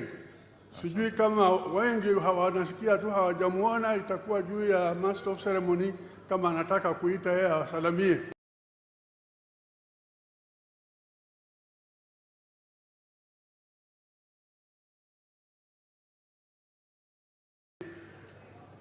Lakini nataka kusema ya kwamba vile yule preacher ambaye alisema hapa juu ya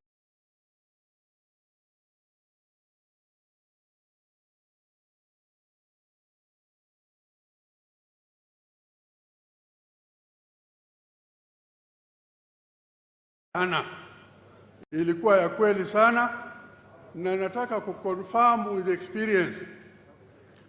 Mheshimiwa Mudavadi alipofariki, mimi nilikuwa mbunge Na wabunge wenzangu wa Western Province waliniteula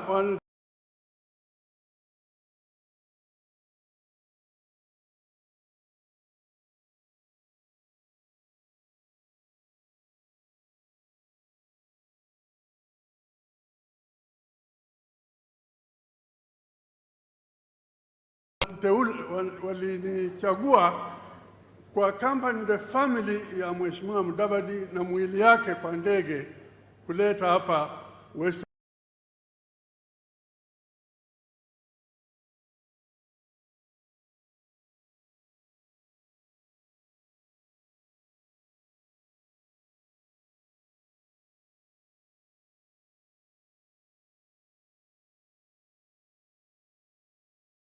Province. Ni mimi ambao nilihand over mwili wa marehemu kwa watu wa Sabatia kwa airport airstrip up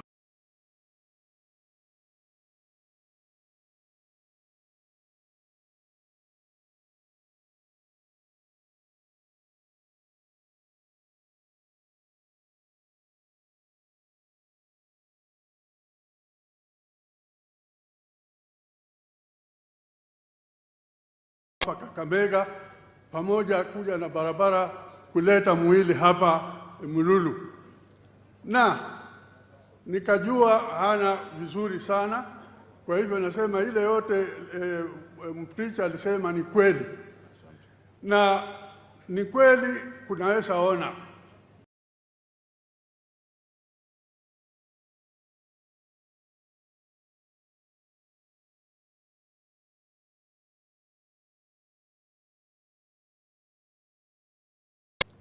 Karibu Kenya yote iko hapa leo kwa sababu ya vile wanajua mambo ya Ana.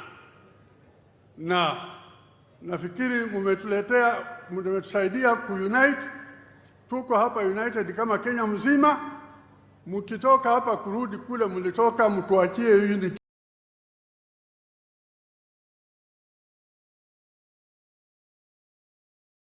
Hiyo unity tuendelee nayo hapa ili isambaze kila mahali. Na pia nataka kuambia kidogo tu, karibu mheshimiwa. Nataka kuambia kwamba mimi nilikuwa kwa bunge na waheshimiwa wazee, Mheshimiwa Moses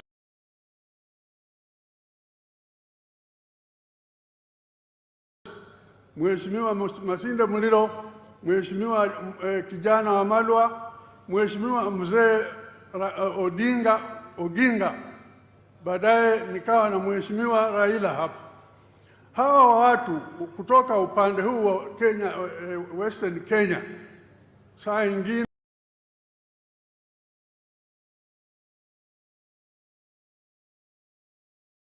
tulikuwa tunakaa pamoja na tunaulizana ni nini inaendelea, tutakuwa na umoja namna gani. Na wao wote walienda.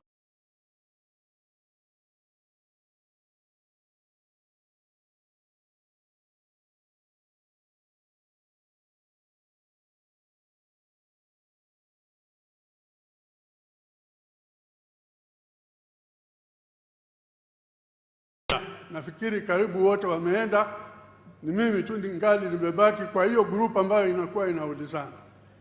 Ninawaomba wote ambao mko hapa ya kwamba siku ya leo tuanze kuuliza na kuelekeza ile mambo tulikuwa tunazungumza siku hizo, tuangalie na tuendelee pamoja, na vile nyinyi ambao mko hapa tuungane pamoja, tuwe kitu kimoja kwa Kenya mzima, vile viongozi wetu wawili ambao wamekaa mbele yetu hapa wanatusaidia. Kwa hayo mengi, asanteni kwa kuja Western, na mnakaribishwa na mtembee salama salamini. Asante sana. Peter Kenneth, 1 minute, and then Mheshimiwa Martha Karua pia nakutakia dakika moja. King Mumia, sijui uko wapi?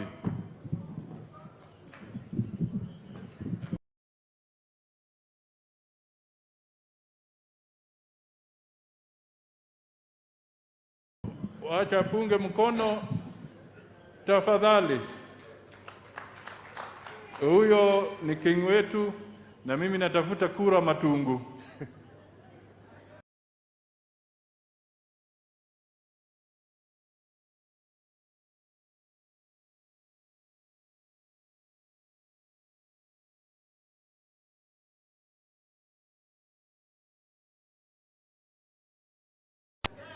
Atapiga bendera hapa alafu, lakini hataongea kwa sababu ya saa. Asante. Mheshimiwa Rais wa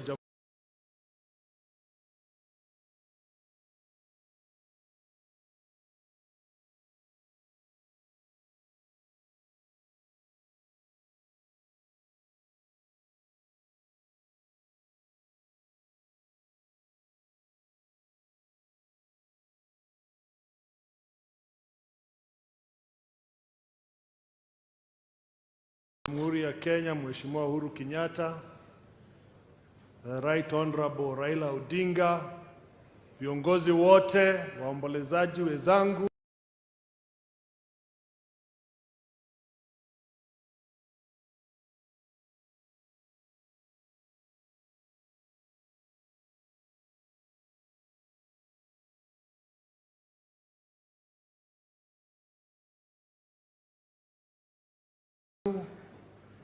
I'll be very brief.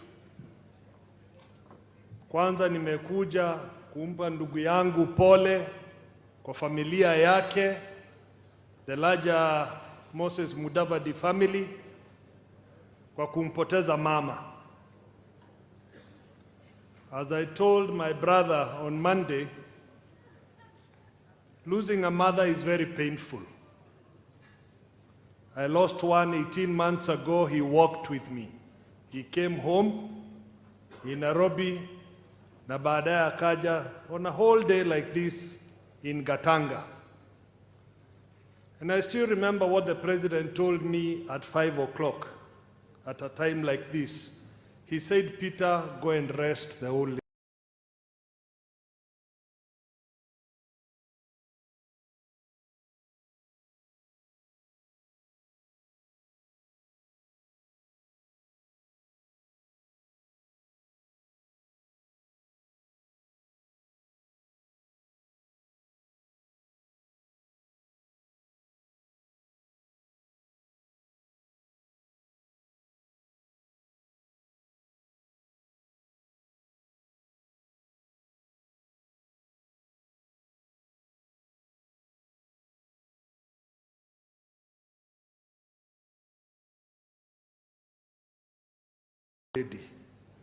If I live before you, you will not be able. Live now. Na ikafanyika hivyo. So it's painful, it will take time, but you have to let mama go. It will take time, but you have to let that happen. I only have 3 quick things to say. The first one is what our good professor was saying, that serious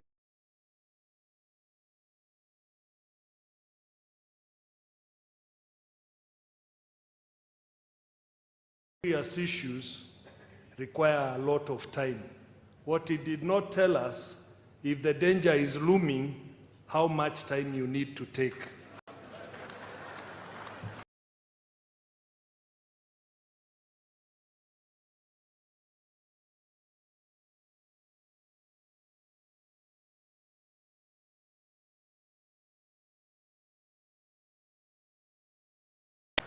Because we can see danger looming in our country.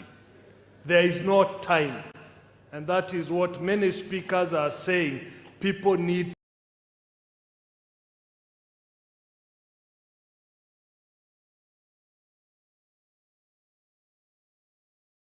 to sort the problem now going forward. Second thing is to people of Mulembe Nation. There is too much talk about unity. Walk the talk. Decide now and walk the talk. What we say in Mount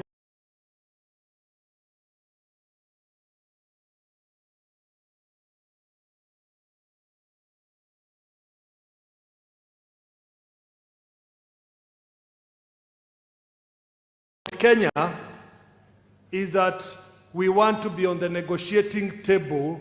We will decide who from the mountain will go to the negotiating table. That is what you need to discuss as Mulembe Nation, who will go to that table. Tuko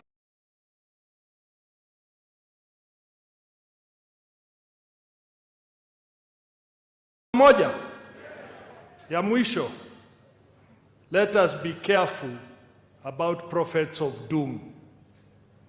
Prophets who talk about narratives that will not help this country. Tumesikia historia ya mama.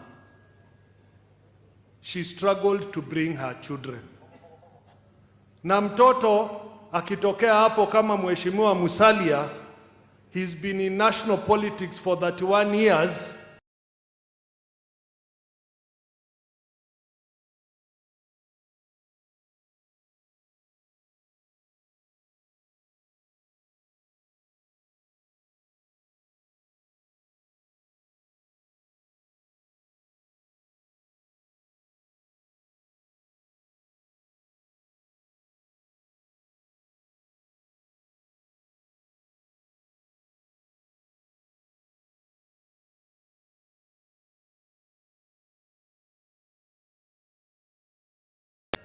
Munaanza kuita yeye dynasty.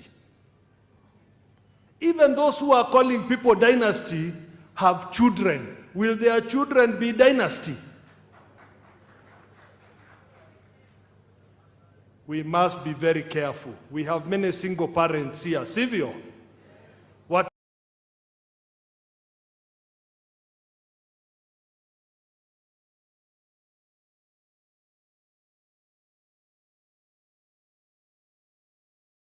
watoto wa single parents watakuwa nini? Kenya deserves the best. And that best does not matter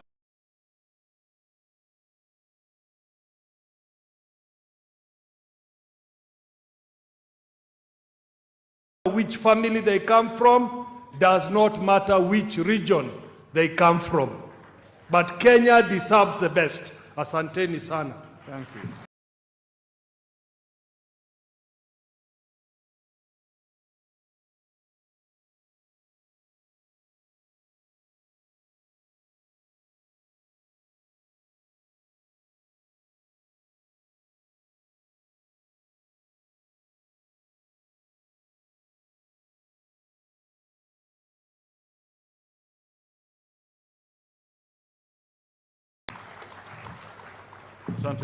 Just one small little thing. I saw Mheshimiwa Masinde, chairman of the Western Council of Elders. I also know that the chairman of Kikuyu Council of Elders and his team are also here. Thank you. Thank you.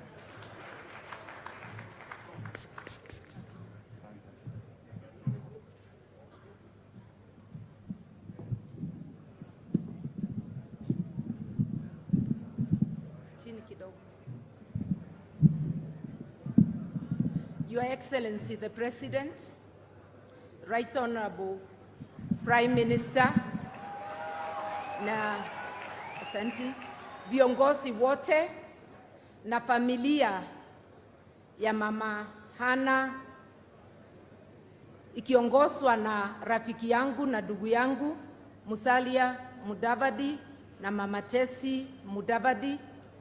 Tuko hapa leo kama marafiki wa hii boma, tukisimama na wao siku ya kupatia mama heshima ya mwisho.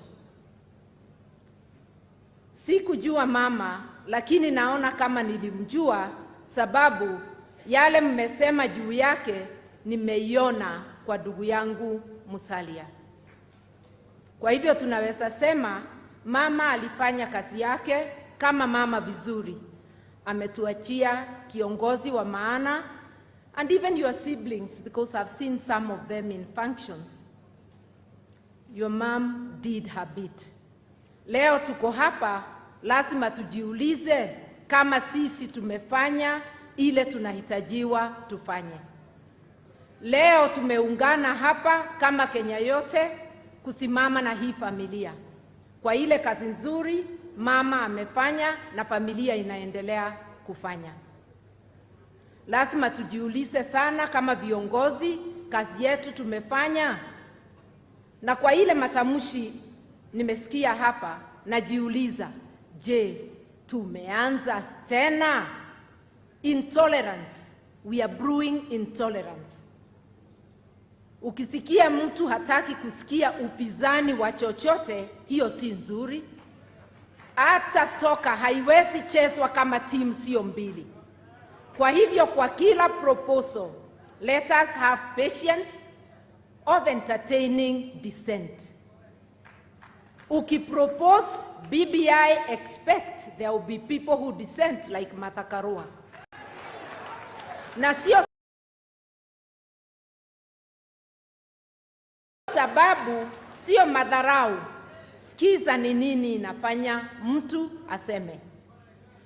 Watu wapatiwe vitabu, ndivyo wakati ukija wale wana propose, na ndugu yangu rafiki yangu ni mmoja wa wale wana propose. Akipropose anajieleza, na mimi nikipinga najieleza.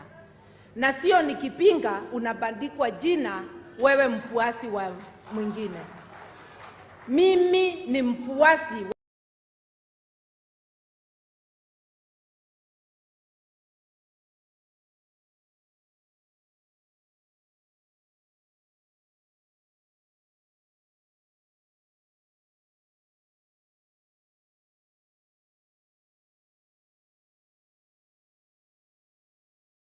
wa roho yangu na fikira zangu.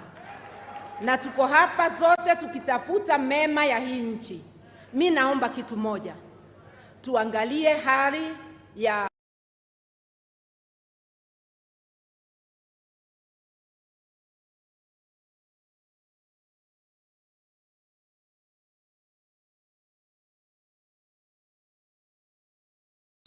health, mambo ya matibabu. Ni wakati wa janga la corona na iko maradhi nyingi wa Kenya wako na shida nao. Tuangalie kama hospitali zetu za county zinaweza, can they respond to the pandemic and to the daily issues.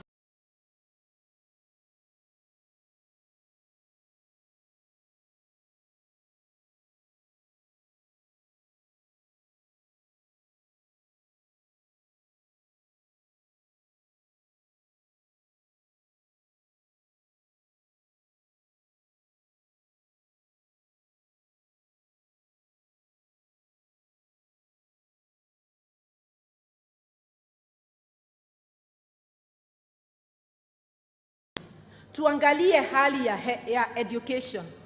Ndivyo mtoto wa mnyonge sawasawa na mtoto wa tajiri wote wapate nini? Elimu. Tuangalie hali ya ukosefu wa kazi, hali ya uchumi, hali ya ile mikopo tumechukua.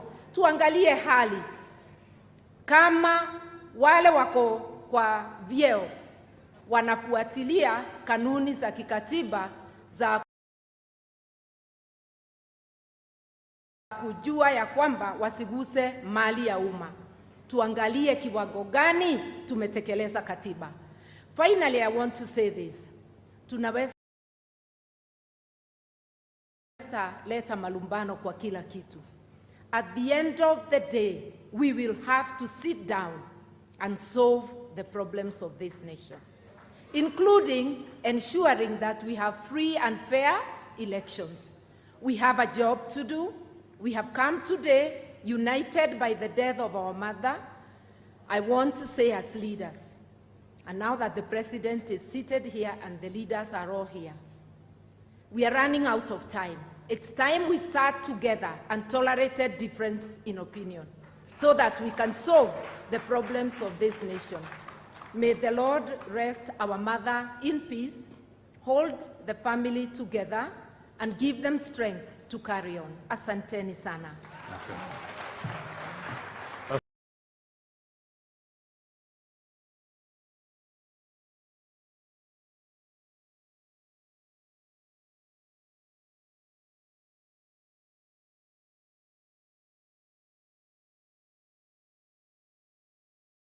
Asante sana Mheshimiwa Martha Karua. Gumo, utanisamehe. Fred Gumo, unisamehe kabisa kwa sababu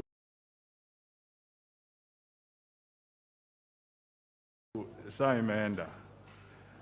Stephen Kalonzo ameomba kwa sababu anakimbia kushika ndege aje atoe rambirambi. Ndugu yangu, Your Excellency, karibu.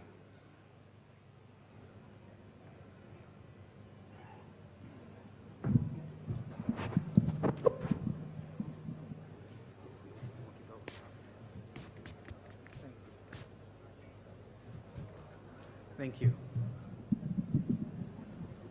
Bwana Yesu asifiwe. Najua kwamba wakati umeenda mno, lakini Mlembe Nation, hamjambo tena? Mlembe handi. Basi Mheshimiwa Rais, ndugu yetu Mheshimiwa Uhuru Muigai Kenyatta, the family of our late mother, you know, Musalia, you are the last, almost the last born. And I can tell you where I come from. If you're your mother's only son, you're normally specially endowed, I beg your pardon. I think it is this, these things. Nilizungumza Nairobi, na kwa sababu ya wakati kwenda mno, I will just summarize. Some water, please. There's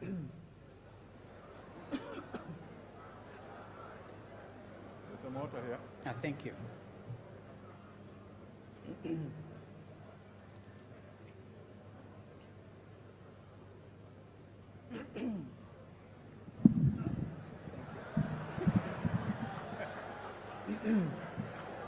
These are human weaknesses. And thank you, Madam. I was actually telling Musalia, when you are the last born, and particularly following girls, you're specially endowed. Because everything, all the dowry will come to you. But there's something, God looks upon you with special favor. You attended my late father's funeral. And I remember when I lost my mother, even our brother, President Uhuru, came all the way. It is right and proper to show, and this is becoming a Kenyan tradition now, to stand together at times as difficult as this. But I think has also been observed to stand together even in times of other challenges. Our friend Peter Kenneth has just spoken. I agree with you entirely. What do you do when you are faced with a real challenge? You cannot just sit there. And Peter Anyang-Nyong, my very good senior brother, would want us to look for, because the situation is complex, let's not give simple answers. All these things make a lot of sense. Lakini Wakenya wenzangu, mama huyu ambaye amelala hapa ni mama ambaye ametuunganisha sisi zote. Nakumbuka kwamba miaka 31 iliyopita mimi mwenyewe nilikuja kwa mazishi ya mzee Moses Mudavadi. I was young. Na nakumbuka niliingia ndege moja ilikuwa ndogo kidogo, in the company of mzee ambaye alisifika sana, mzee Mulu Mutisia, and over Nandi Hills, kabla ya kuland I think Kakamega airstrip, tukapata turbulence kali sana. I remember mzee Mulu Mutisia akiambia pilot, weka hiyo barabara lami. We were coming for the funeral. One thing that I think Mheshimiwa Agoi has spoken about, and our brother Uhuru has listened carefully, great leaders normally look elsewhere before they even develop their place. So there's no tarmac here, because Mululu hapa, famous as it is, I think Mheshimiwa Uhuru Kenyatta has heard, it is simple, it can be done, so that the people here will also appreciate, because it is right and proper. We came as Wiper Democratic Movement as well. I must say this, otherwise I'll be in some kind of trouble. And without repeating, Mheshimiwa Kamene, County Women Rep Machakos, Simama. Mheshimiwa Patrick Makau, member for Mavoko, please Simama. Mheshimiwa Victor Swanya Ogeto is our deputy party leader, deputy chairman, all the way from Kisi. And you can see how closely this family is related to Bagusi. And there was also, Wavinya tells me she's a relative of Musalia, so she came in that regard.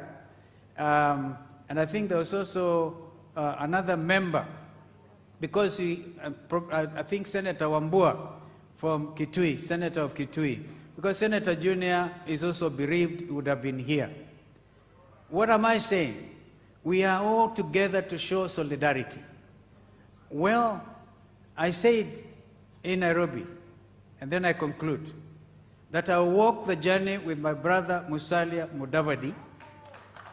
I'll walk this journey with my brother Weta, and even our elder brother Raila here, who is in NASA. We need to begin that conversation from there, because leaders also have to demonstrate commitment to each other. In my life, I don't know how to disown a brother or disown a friend. My brother Raila will remember he could actually fit into the driver's seat when we were getting tear gas one time. Even before Ndugu huyu to join, we were with Weta. And now our friend and bigger brother, Uhuru Kenyatta, the President of the Republic, is here. I want to request of you one thing, and then I can sit. Mr. President, kaa kando kidogo. Wacha sisi tuende hii kazi. Tutaenda because we've been witnessing a situation where one person has taken the relay and run as if 2022 was 2019. Now, we all know, under the current constitution, and this is not a subject that had been canvassed, even under BBI, elections will be next year. If elections are next year, we have some work to do. We do not have the luxury of time. Mheshimiwa Rais, allow us to talk, and talk very seriously, about what this country should do next. And my brother, you have stood with me, I have stood with you. We will stand and walk together. Our big brother, President Uhuru Kenyatta, has given us tremendous respect. He was at my father's funeral. I spoke finally. I want to challenge you to speak finally, like I did. And when you do, a lot of people oppose you. Never mind. If they do, remember your brother Stephen Kalonzo Musyoka will walk the journey with you to liberate this country. Because we all know that it is going politically not in so right a direction. I admire my sister Martha Karua's sense of independence. And she's a senior counsel like me. We actually say there are things we must say and speak clearly. But even as we do so, we have to be guided by what is in the national good. I am for national unity, inclusivity. And where I come from, you had Mzee Mulu Mutisia coming, kumuhenzi baba yako. By the way, I was the Kanu secretary, organizing secretary. I was elected the same day as organizing secretary when your late father was elected the Secretary General. I come a long way with this family. Therefore, may God rest Mama's soul in everlasting peace. She's a good soul. Let us also, in addition, Mother, to accepting to just be led by our spirits, also look at the bigger picture. And the bigger picture is what our two brothers have done here. I keep on saying BBI is not Uhuru Kenyatta, the president, it's not Raila Odinga, it is every Kenyan. And we have to debunk the myth about hustlers and dynasties, so that we don't create a country full of hatred ahead of the next election. May God bless you. Thank you. Asante sana. Umundu humundu. Senator Moses Wetangula, party leader of Ford Kenya.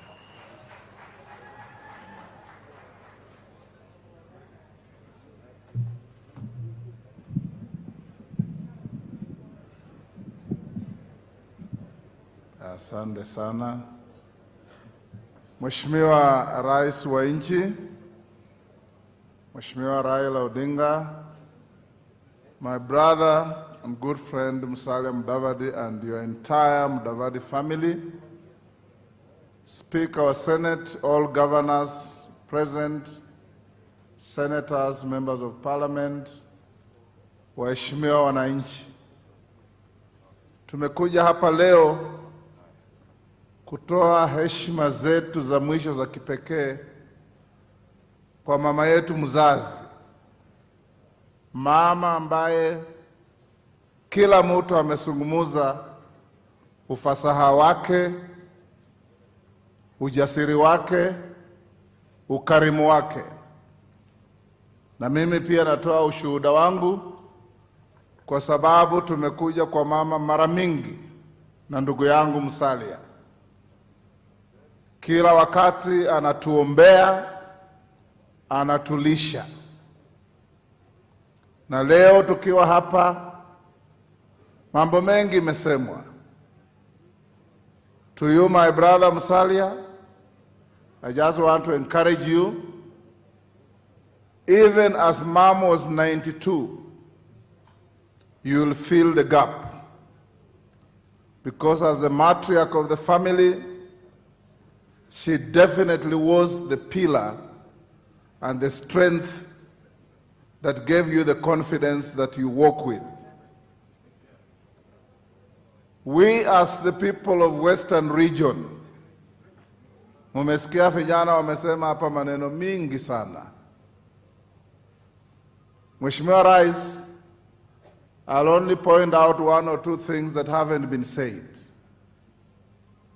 We seem to be so preoccupied with top leadership and nobody's talking about what is on the ground. Na kushukuru juzi mweka sahihi sheria ya majani chai yenye itasaidia wakulima, na hapa Vihiga tea growing is quite widespread. Lakini ukivuka pale mbele Kakamega na Bungoma na ukiteremuka hapa Nyanza, viwanda vya miwa viko mahututi. Cane farming is in dire straits. And I want to encourage Your Excellency that the task force you set up and the report they brought up and the recommendations we have in the remaining 2 years of your very illustrious work for this country, you leave one legacy by putting the cane and sugar industry in order. Because over 10 million people live on the earnings of sugar farming and other auxiliary activities. That will help our people. Ndugu zangu, sisi kama viongozi, let's not get into the trap of reactive politics. We stand to talk because somebody has talked. Let's define our agenda and market our agenda. Musalia and I were working together, and we shall work together. I want to encourage all our elders, our leaders from here, don't be embarrassed to talk about your region. You know, there's a narrative in this country, when our brothers from the lakeside are united, it's okay. When our brothers from the mountain are united, it's okay. When our brothers from the rift are united, it's okay. When the Mulembe nation wants to come together, it becomes tribalism. This narrative must be debunked from now going forward, because all politics are local. And you have to come from a strong family like my brother Musalia does to be able to go out there and build a strong community and build a strong nation. So those who have been saying every time the Mulembe people talk of unity are being tribal, I can dare say, shame on you. because we shall be united, and united we shall be. And once we are united, we also know that the limitations of every community in this country, we can't stand alone. Because Kenya is about everybody. We must give and take. If we go out there and we are good and we found people who are better, we'll give way. If we go out there, we are better and we find the best, we'll still give way. But let's preach unity of purpose for this country. And unity of purpose for this country, sio kutupaka mafuta ya chupa kwa mgongo, ni kusimama na kusema na kukubali ya kwamba each and every Kenyan, including the Mlembe nation, counts. Mama, fare thee well. My brother Musalia, you will not walk alone. We've walked before, we shall walk again, we shall scale the heights, and in the name of the Almighty God, I do not believe that God created Kenya and decreed that a son of Mlembe or a daughter of Mlembe will also never get up there. We will and we shall. It depends on you. We shall do our part. You do your part. May God bless you. Thank you. Asante sana. Thank you, Senator. Now I would like to bring in the party leader of KANU and Senator for Baringo, Jamugevoyo.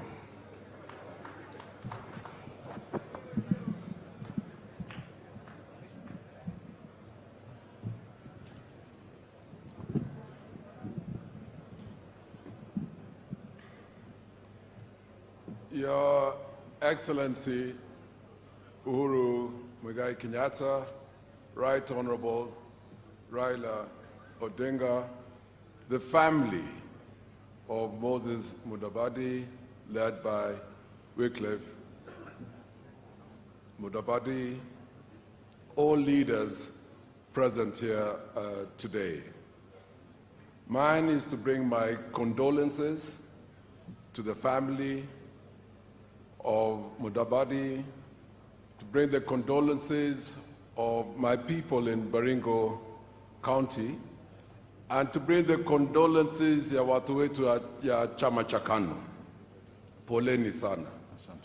Mama tulimpenda. Familia ya Mudavadi na familia ya Moi tumetoka mbali. Mzee Moi na mzee Moses Mudavadi walijuana tangu 1940s. Na urafiki yao ilianza huko nyumbani Baringo wakati Moses Mudavadi alikuwa district education officer. Hata mama mdogo ya familia hii anatoka huko kwetu Baringo. Na nilimejua hii familia, urafiki ya mzee na Moses, na hiyo urafiki iliendelea na ikashika mimi na rafiki yangu Musalia Mudavadi. Na pia Mungu ya ajabu, rafiki iliendelea pia na ikashika watoto wetu Moses na ndugu zake na Morinde msichana ni rafiki ya watoto wangu. So huyo umoja na urafiki na upendano inaendelea kwa hii family.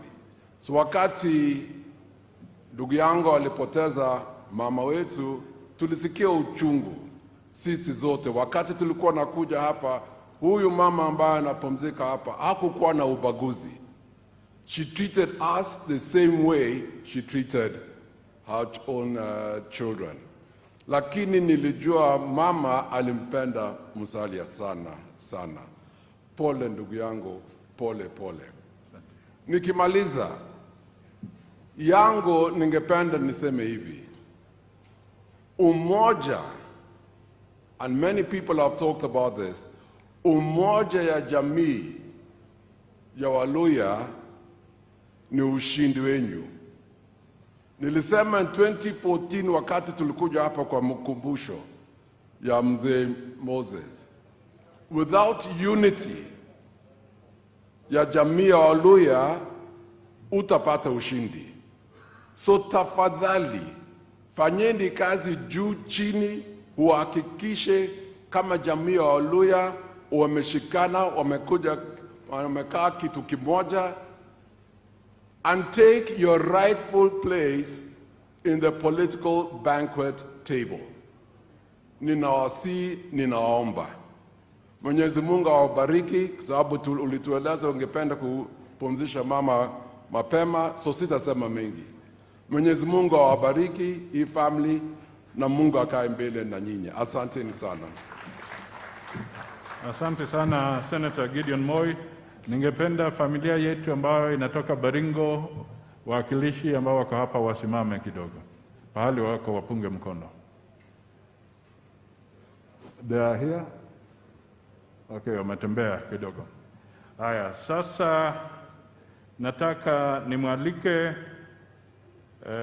the Right Honorable Prime Minister Raila Amolo Odinga.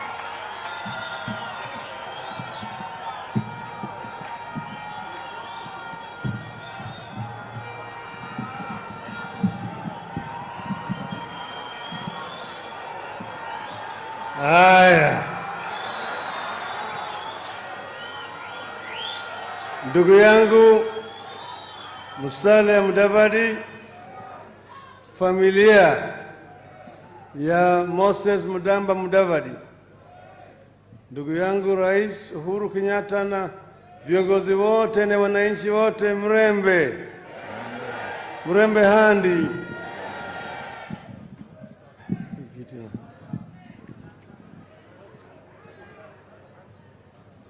Tumekuja kuomboleza mama Hana. Nilimwambia ndugu yangu hapa kwa mimi najua uchungu ya kupoteza mama. Mimi mama yangu alifariki nikiwa huko ndani, na nikapata habari baada ya miezi mitatu. Sasa mimi najua mama ameenda, na mzee alitangulia miaka 31. Sasa umeingia katika hii kambi yetu ambaye mama na baba wote wameenda. Umekuwa sasa mtu mzima. Sasa mzee marehemu Moses ndiye nilijua kwanza, na yeye alikuwa rafiki sana ya baba yangu Jaramogi. Yeye alikuwa anaita mimi Udo Siepna, mtoto ya rafiki yangu. Wakati ambaye Jaramogi alikatazwa kusimama kwa KANU, yeye ndio akamwambia secretary yake PS bwana Jobo Mino ati aende kwa Jaramogi andike barua. Jaramogi akaandika barua akanipatia mimi, na mimi nikakuja naye na Jobo tukaenda kwa ofisi yake. Akaenda kujaribu lakini hakuvua dafu. Kwa hivyo tumetoka mbali sana. Hapa nilikuja hapa kama mimi mtoto mdogo. Wakati zamani ambayo kulikuwa na siasa hapa ya KANU na KADU, eneo hii ya Western kubwa ilikuwa ni KADU, lakini hapa ambayo tuko hapa ilikuwa KANU. Hata Busia vile vile mingi yake ilikuwa KANU. Ndio sababu J.D. Otiende akawa waziri wa kwanza katika cabinet ya kwanza ya Kenya. Alafu tulikuwa hapo na mzee Fred Omido, najua yuko hapo ndani. Peter Kibisu ako pale. Tulikuwa wote wale, na kuna mzee Yange Mbaja, watoto wake wako ndani, walikuwa hapa.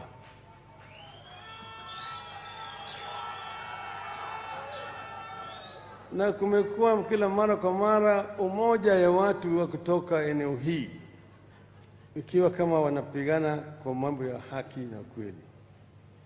Kwa hivyo mimi na huyu ndugu yangu Musalia tumetembea kwa muda mrefu sana. Wakati mwingine yeye alikuwa waziri wa fedha katika serikali. Aliletwa wakati ile ambaye Goldenberg ilikuwa huko ndani. Sasa yeye akuja kusoma ile budget. Sasa ile anakuja kusoma budget, sisi tulikuwa tunapinga.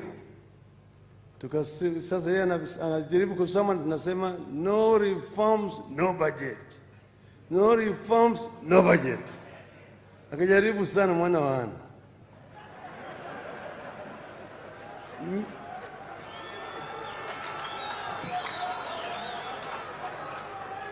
Mimi na yeye tunajuana. Yeye ananiita mimi mwana wa Mary, mimi naita yeye mwana wa Hana.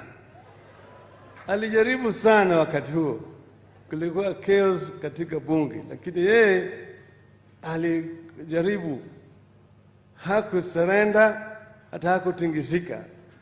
Anasoma na sisi tunapiga kelele mpaka akamaliza. Baadaye nikaja, tukaungana pamoja, NDP na KANU, tukatengeneza new KANU.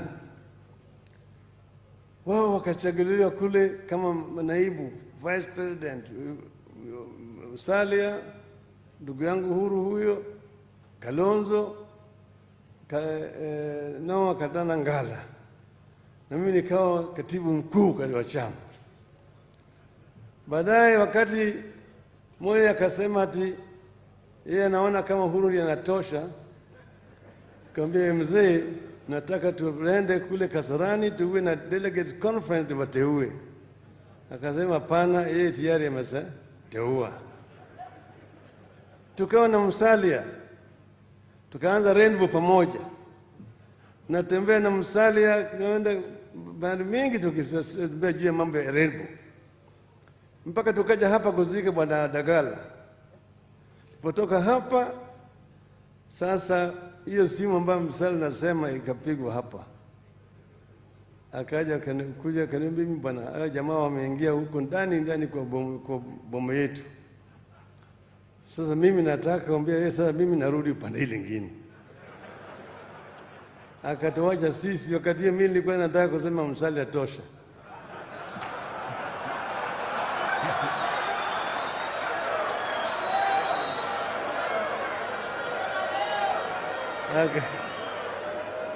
Akakimbia ng'ambo ile. Sasa wakawa na ndugu yangu pande ile, mimi nikasema Kibaki tosha. Tukatembea pamoja, kaendelea namna hiyo, na nyinyi yale yalifanyika. Baada ya haya tukaja ile katiba 205, tukaja pamoja na hii. Kutoka hapo sasa ikafika 207, akaja pamoja, tukaungana pamoja, tukatembea pamoja. Kufika 2013 akaenda ngambo yake pande ile na mimi pande nyingine. Tukawa na code, ndugu yangu Weta na Kalonzo. 2017 tena tukakuja pamoja na yeye na hao wengine ndugu yangu wote. Kwa hivyo tumetembea pamoja kwa muda mrefu. Hata ndugu yetu huyo Uhuru tulikuwa naye 205, tukawa pamoja. Tulipofika 207 akatuambia sisi, ili mawimbi ya Kibaki iko ngumu sana kule kwangu. Wache mimi niende ngambo ile, tutakutana huko mbele. Tukaenda hoja, yeye akaenda kule. Kwa hivyo sasa pale tuko tunaelekea. Hiyo 2017 mnaona yale ilifanyika. Baadaye tukaenda hata mpaka mahakama. Mahakama kafanya. Tukamwambia jamaa, sisi sasa tuongee, wakakataa. Watu wetu wakaanza kufanya maandamano, kususia chakula, kususia makampuni. Mambo yakaenda mrama. Kaenda kama tukasema kama ni mbaya ni tuende Uhuru Park. Tulienda Uhuru Park. Tulienda Uhuru Park. Baadaye sasa, baada ya kwenda Uhuru Park huko, ikawa watu wanasusia makampuni ya kununua chakula na kadhalika, na watu wanakufa kwa maandamano. kwa giza. Wengine wakasema hii mambo imekuwa mbaya sasa, sisi sasa tutangaze uhuru wetu, tuchome mapicha yote ya uhuru, tuanze kutoza watu wetu ushuru na kuendelea mbele. Kuna hiyo itasambaratisha nchi. Ndio ndugu yangu akasema tuzungumze. Na mimi nikamwambia tuongee wale wote ambao walikula kepu peke yao.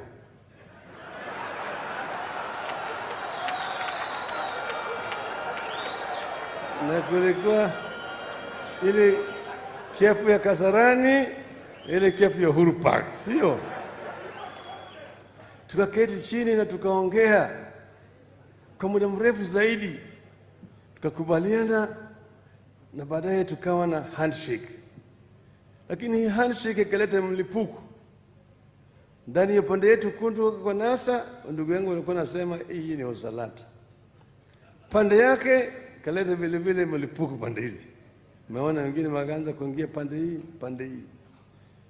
Lakini yale tulikuwa tunataka ni kuunganisha Wakenya wote wawe kama kitu kimoja, bila kusema nataka umoja wa Jaluo, umoja wa Kikuyu, umoja wa Kalenjin, umoja wa Luhya, umoja wa Mijikenda. Tunataka umoja wa Kenya. Vile Mwalimu Nyerere alisema, anza na Utanzania. Hapana anza na wewe zini Chaga, si wewe ni Mnyamwezi, si wewe ni Msukuma na kadhalika. Tuanze kwanza na utaifa, Utanzania, alafu yale yote yatakuja baadaye.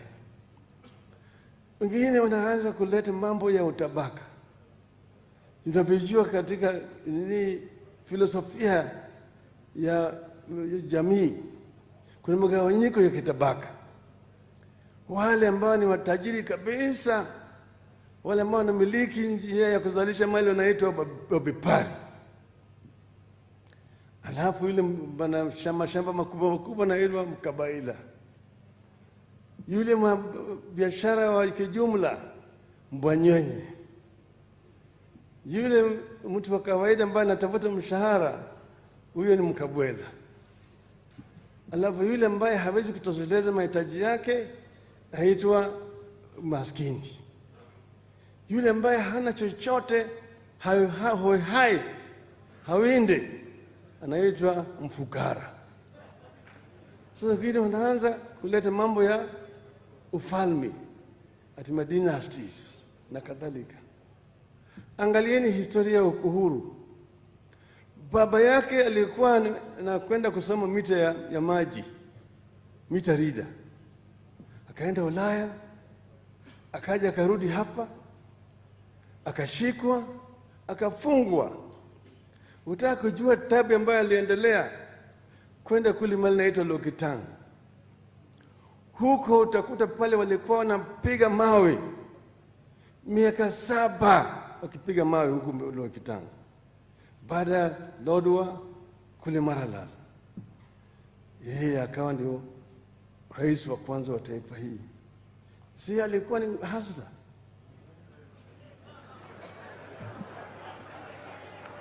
Nyayo alitoka kule Sacho, angalieni huko juu kule mlimani, ufukara tupu. Akachukuliwa na wamishonari, akaenda akasoma. Baadaye akaja akawa kama rais wa taifa hii. Sio ni mfukara, sio ni hasla.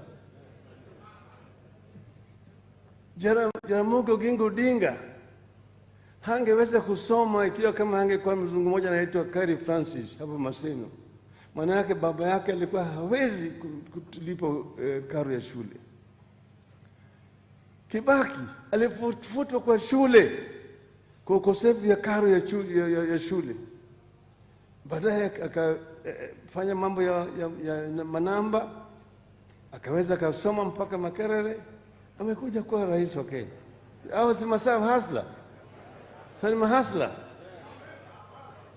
Yours truly huyu. Wakati ingine nilipokuwa kule ndani, nilikuwa najulikana kama namba 15423. 15,425. Hiyo ndio ilikuwa jina yangu ndani huko ndani. Na saa kama hii tayari ulikuwa umefungwa kitambo sana. Mara nyingine unafungiliwa saa 12 kwenda kumwaga choo yako kwa choo. Alafu narudishwa huko ndani. Natoa uji. Saa 6 ugali na sukuma. Jioni ugali na maragwe. Saa 10 wewe umeshalala. Mwaka moja, miaka 2, miaka 7, miaka 8. Alafu nikatoka kule nikawa waziri mkuu wa taifa hii. So it is possible to come from nothing and be something. Kwa nini naambiwa ati mimi hasa mimi nitoka kwa ufukara? Hiyo ni nini? Takataka.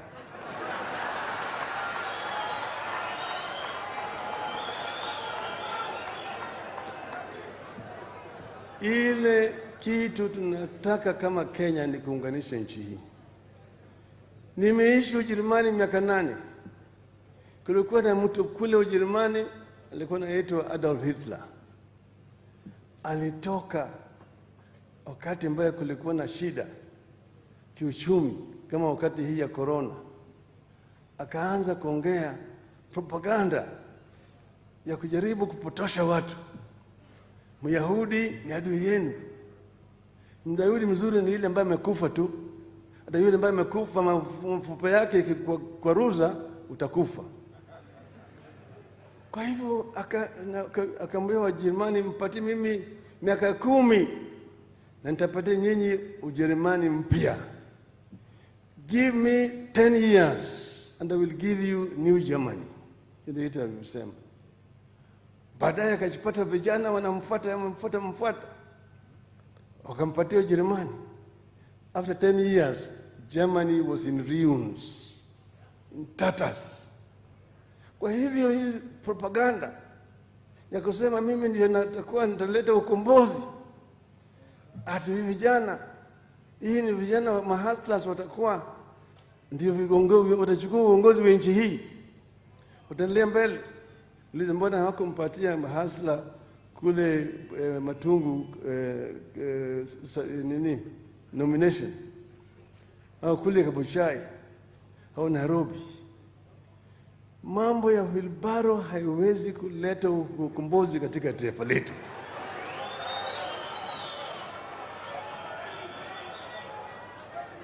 Nchi hii itasimama pamoja ikiwa kama watu watakuja kama Wakenya pamoja. Let us come to Kenya together as Kenyans. Let somebody not come there representing the Luo nation, representing the Kisi nation, the Luhya nation, representing the Kamba nation, the Kikuyu nation. Let us come as Kenyans and talk as Kenyans. That is what will deliver the dreams of the founding fathers of our nation. We'll be able to build a united Kenya where plenty is found within our borders. Hiyo ndio tunataka, na hiyo ndio mimi na ndugu yangu Uhuru Kenyatta tunasimamia. One united Kenya, not a Kenya that consists of compartments of tribes and ethnic groups. Hiyo peke yake. May the Lord rest Mama Anna's soul in eternal peace.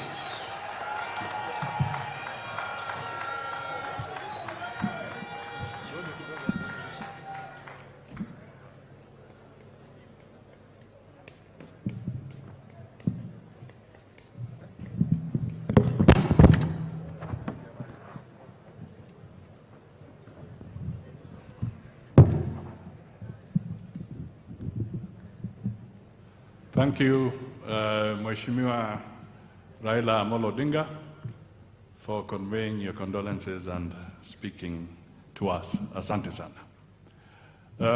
Before I call His Excellency the President, I'll request my wife Tessie to come and stand here. And where is Kelvin Lunani? Can I recognize you? Thank you. That is the chairman of ANC. He has given special communication that in view of how we have talked, tuachie hapo, but he's with us. Thank you, Chairman. Ours will be very brief. Tessie will convey a vote of thanks. I will then make very brief remarks, and then we shall have the opportunity to listen to His Excellency, the President. Thank you.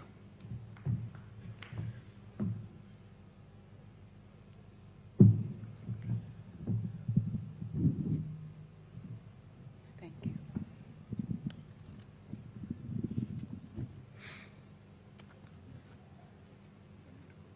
No, I'm okay. Thank you. I thank you all for taking your precious time. I thank you all for taking your precious time off to join us in our home as we celebrate our mother's life. Before I read the vote of thanks, I would like to share a snippet of my relationship with my mother-in-law who lies here today. A 30-year relationship is very hard to cram into a minute. But the 30 years I was with my mama, there was no altercation, there was no bad eye exchange between us, there was no bad word said between us. It was indeed a unique relationship. My last conversation with her, my mother always used to call me Khana Wanje, which means my girl in our language. But my last conversation, when she talked to me, she called me Mwana Wanje, my child. I felt like I had graduated with so many PhDs. Anyway, our vote of thanks is a tad long because we have received so much goodwill from people across the board. I would first like to thank the doctors and all the staff who looked after Mama while she was at the Nairobi hospital, and all other doctors and staff who have looked after her for the whole time she was sick. All friends who called, visited, or prayed with her family while Mama was sick. We all would have wished to see her stay with us on this part of life for a little longer, but we believe that she has gone to a better place as one who knew God. Her work here on earth is over. Her spiritual leaders, especially the leadership of the family of the Friends Church, that provided Mama Hannah with spiritual nourishment and foundation, which influenced her focus on priorities in life as she related with others and raised her children. All through her sickness, she remained strong and steadfast in her faith. All her friends, far and wide, who have sent in tributes, called or visited the family members in Nairobi, upcountry, and everywhere else where family members are present, expressing support to the family and joining them in celebrating a life well lived. We shall forever treasure your acts of kindness and pray for God's favor upon your lives. Thank you. The funeral committee members who came together to provide leadership, both at home here in Mululu and in Nairobi, in organizing the final send-off of Mama. You have stood with us during our moment of weakness, and we pray that God stands with you in your moment of need.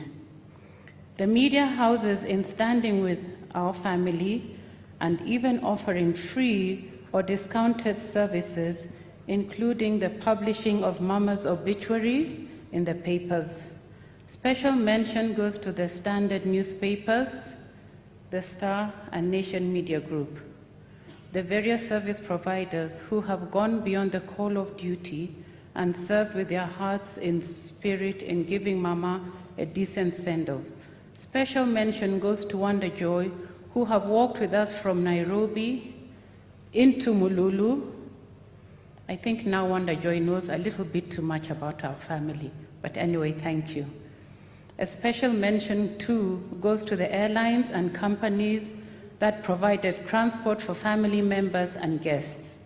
Appreciation goes to the security who managed in maintaining order in both our Nairobi and our rural home.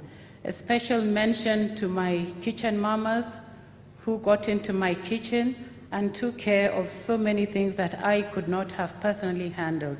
And here I would like to mention a few ladies who marched into my kitchen, even here in rural Kenya, and took charge.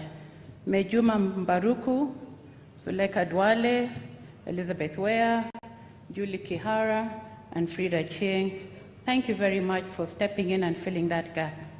The political leadership of this country that has stood with the family from across the political divide in the real spirit of building bridges.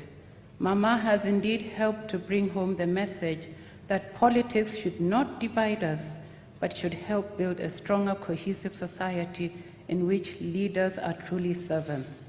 The county government of Vihiga, under the leadership of Governors Wilbur Otichilo, thank you for the great support in ensuring that appropriate infrastructure is put in place to receive visitors under COVID-19 pandemic guidelines and protocols.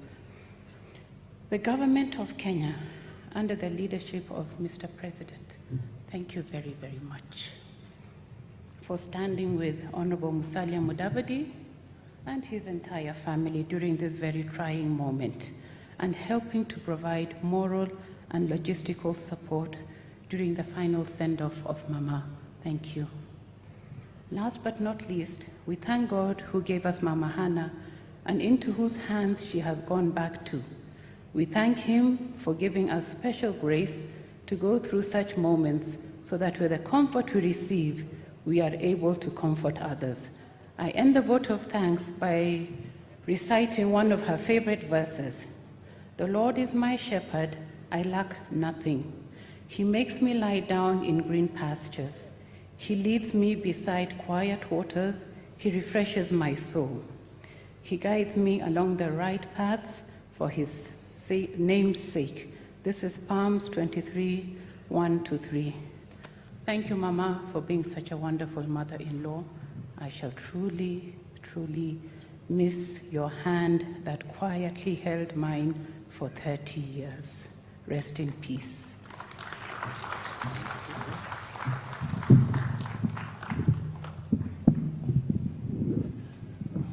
Okay.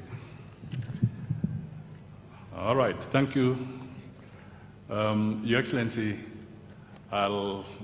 before I invite you, let me also take this opportunity to say that we did also get a message of condolence from the third President of the Republic of Kenya, His Excellency President Kibaki.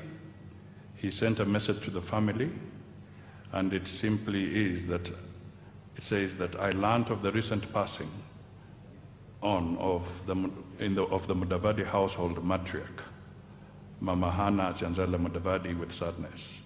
My prayer is that the Almighty God will comfort you and grant the Mudavadi family peace only He can afford at such a moment of loss.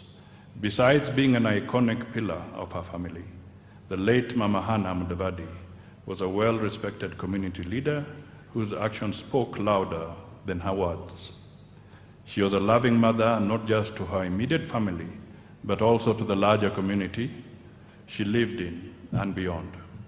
To her credit, Mama Hannah rendered a helping hand to many in need, effectively transforming lives and changing destinies. Her readiness to help others is an attribute to be emulated.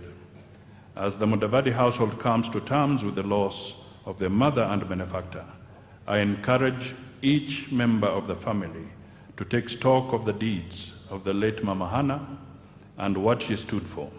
And as we celebrate her life, I urge the Mudavadis to propagate the legacy, a worthy progenitor whose thoughtful deeds will certainly outlive her. May Mama Hannah Mudavadi's soul rest in eternal peace. Signed, Mwai Kibaki. Your Excellency, there is a niece of mine who came in when my son was introducing. She's called Sabina. She's the daughter of Sarah. I think she had delayed, but she came in when the introduction had been done. Thank you. I will be very brief. Mine is to, first of all, singularly thank God for having given us a great mother. I also want to thank my family members, for we all stood together during this time, held out each other's hands, supported each other, and prayed together. But God's will is above us all. I also wish to take this opportunity to single out His Excellency the President Uhuru Kenyatta. He took this very personally indeed. In fact, we were overwhelmed, and his being here is testimony to the fact that he felt just as deep as we had felt. When the president was in his campaign in 2002, and this is the interesting thing about politics, the same propaganda machine that said Kioni did not vote for me when I stood was also in action and at work when I stood behind Uhuru Kenyatta, and they said I had become a project. But with time, maybe now you ask yourself, perhaps I was way ahead of other people. I knew somewhere along the line that destiny would give Uhuru a chance to lead this country. So, ladies and gentlemen, sometimes we are ahead of our time. And indeed, Uhuru has become president of the Republic of Kenya. I do not know whether the project tag still holds.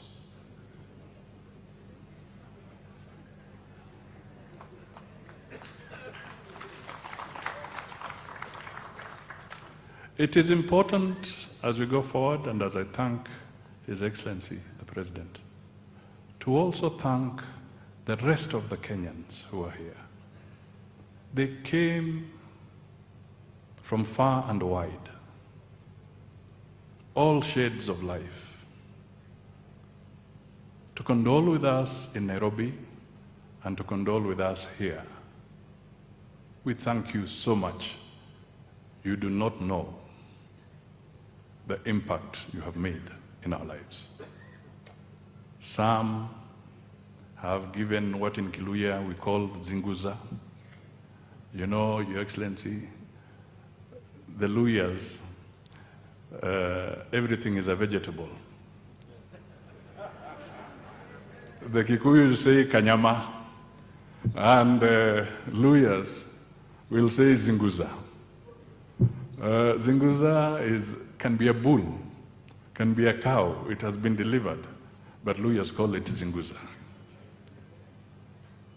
We thank all of you. You have been with us.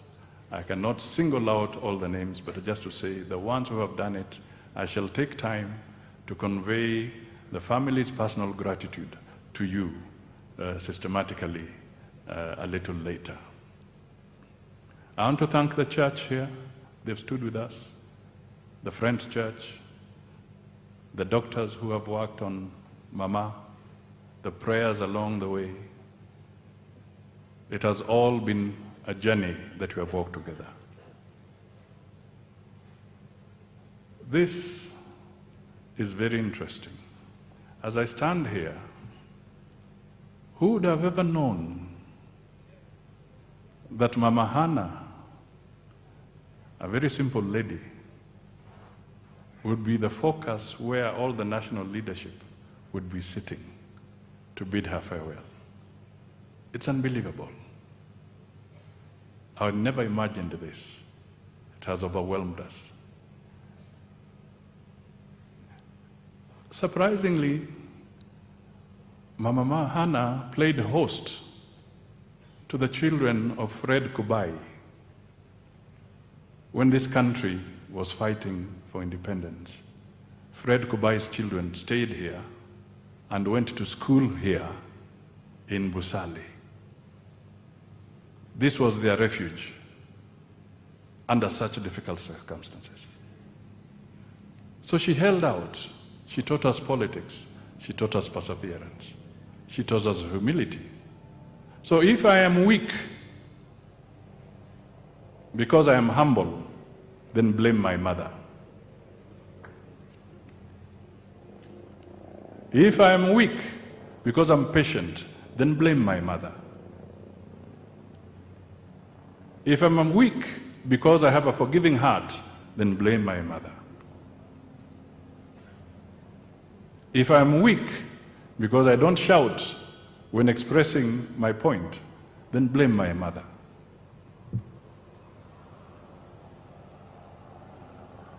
And if I have wronged you and have failed to apologize, then don't blame my mother. So in this life, these are people who matter and who change our lives. She has, in my view, with all this constellation of leadership, Mama has come out as one of the mamas of the nation. Your Excellency, this tribute could not have come out without your help. You have done us proud. Umetujenga. Tunashukuru sana, sana, sana. The hidden hands, everybody, my colleagues, the ones who are here, tunasema asante. God bless you all. And let Mama's legacy and this moment be a moment of getting us to unite and reflect on issues so that we don't antagonize unnecessarily, but let us work together. This country is great. It can be built further. I don't think the foundation of our forefathers was on quicksand. It was a foundation built on solid rock. It is us to know how to take the next steps. Finally, Your Excellency, it would be good for me to let you know that your colleague, the President of Uganda, President Museveni, also sent a message of goodwill.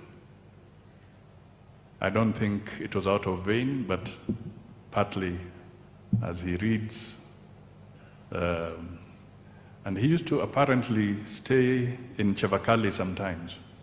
When things were hard in Uganda, President Museveni would sometimes hibernate in Chevakali. So he knows this terrain quite well. And when he got to know about this, he conveyed that message. So it is done. Now, ladies and gentlemen, the President has shown extreme patience to sit here right through. I would strongly invite that we all clap for him. It's Matanga, but for him, for being with us up to this time. Your Excellency, come and address these people and address the nation. Thank you so much, and God bless you.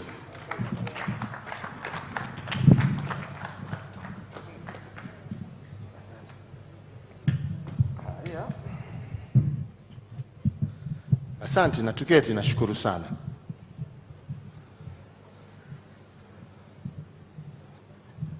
Ndugu yangu Mheshimiwa Musalia Mudavadi na familia yote ya marehemu Mama Hana Mudavadi, viongozi wenzangu, wananchi wote ambao wamesanyana hapa siku ya leo kumsindikiza mama, hamjambo nyote. Hamjambo tena. Yangu ya kwanza ni kulete rambirambi zangu na za familia yangu kwa ndugu yangu Musalia Mudavadi, familia yake yote, kwa kumpoteza mama ambaye walimpenda na hata sisi tukampenda. Sio kitu rahisi kupoteza mama, na ndivyo nilikuwa naambia ndugu yangu siku ingine, hata ikiwa amefika miaka ngapi na wewe umefika miaka ngapi, kumpoteza mama is very, very difficult and a very difficult moment for any person.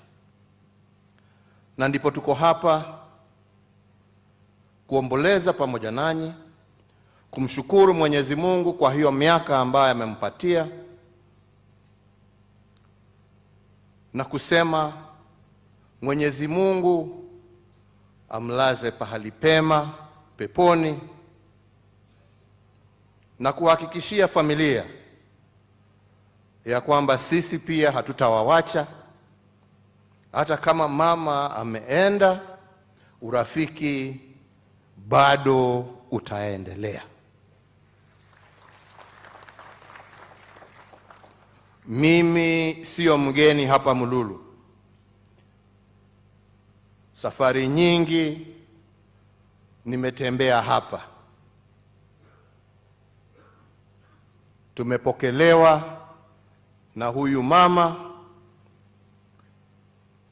tumelishwa na huyu mama, na hata wakati mwingine na mwingine tukichelewa, hata kitanda ya kulala tulikuwa naye.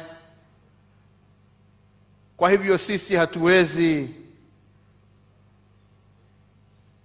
kumsahau yale yote ambaye amesemwa. Mtu mkarimu, mpenda watu, mpole. Hiyo ni kionesho ya kiongozi, sio mwanasiasa lakini kiongozi. Na tunashukuru Mungu kwa sababu tunaona mambo haya ambaye mama alikuwa naye haijapotelea bure, kwa sababu tunaiona katika maisha ya ndugu yetu Musalia Mudavadi.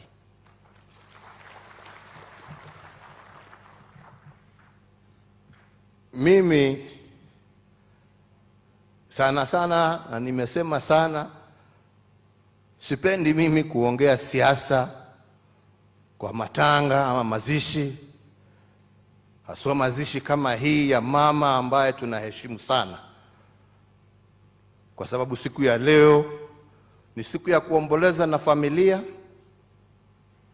na kuwapatia moyo. Lakini jameni, nimekaa hapa masaa karibu 6 na hakuna kitu nimesikia isipokuwa siasa. Na ni sawa, ni haki yenu. Lakini mimi nitataja tu mambo matatu, mengine tutaongea tukiwa huko mbele. Ya kwanza ni umuhimu wa umoja wetu sisi kama Wakenya, kwa sababu bila umoja hatuwezi timiza lolote la kudumu katika taifa letu la Kenya. Na ndipo wakati tulimaliza uchaguzi wa 2017, barabara zilikuwa mbili. Moja, uendelee na useme nimechaguliwa na nitatawala na nimalize safari yangu nielekee nyumbani. Na hiyo pia nilikuwa na uwezo wa kufanya hivyo. Ya pili ni kuangalia vile taifa letu lilikuwa limegawanyika na kusema jameni, wacha tuje pamoja, kwa sababu Kenya hii hakuna mgeni.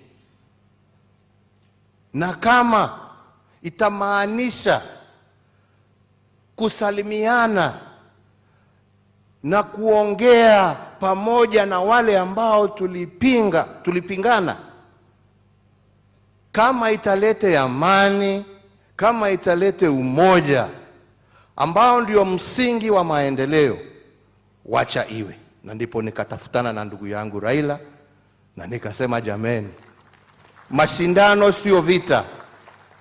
Njoo tushirikiane tujenge taifa letu pamoja. Na wakati tulikuwa tunafanya hivyo, hatukuwa na nia ya kusema tunafanya hivyo ndio tufukuze wengine.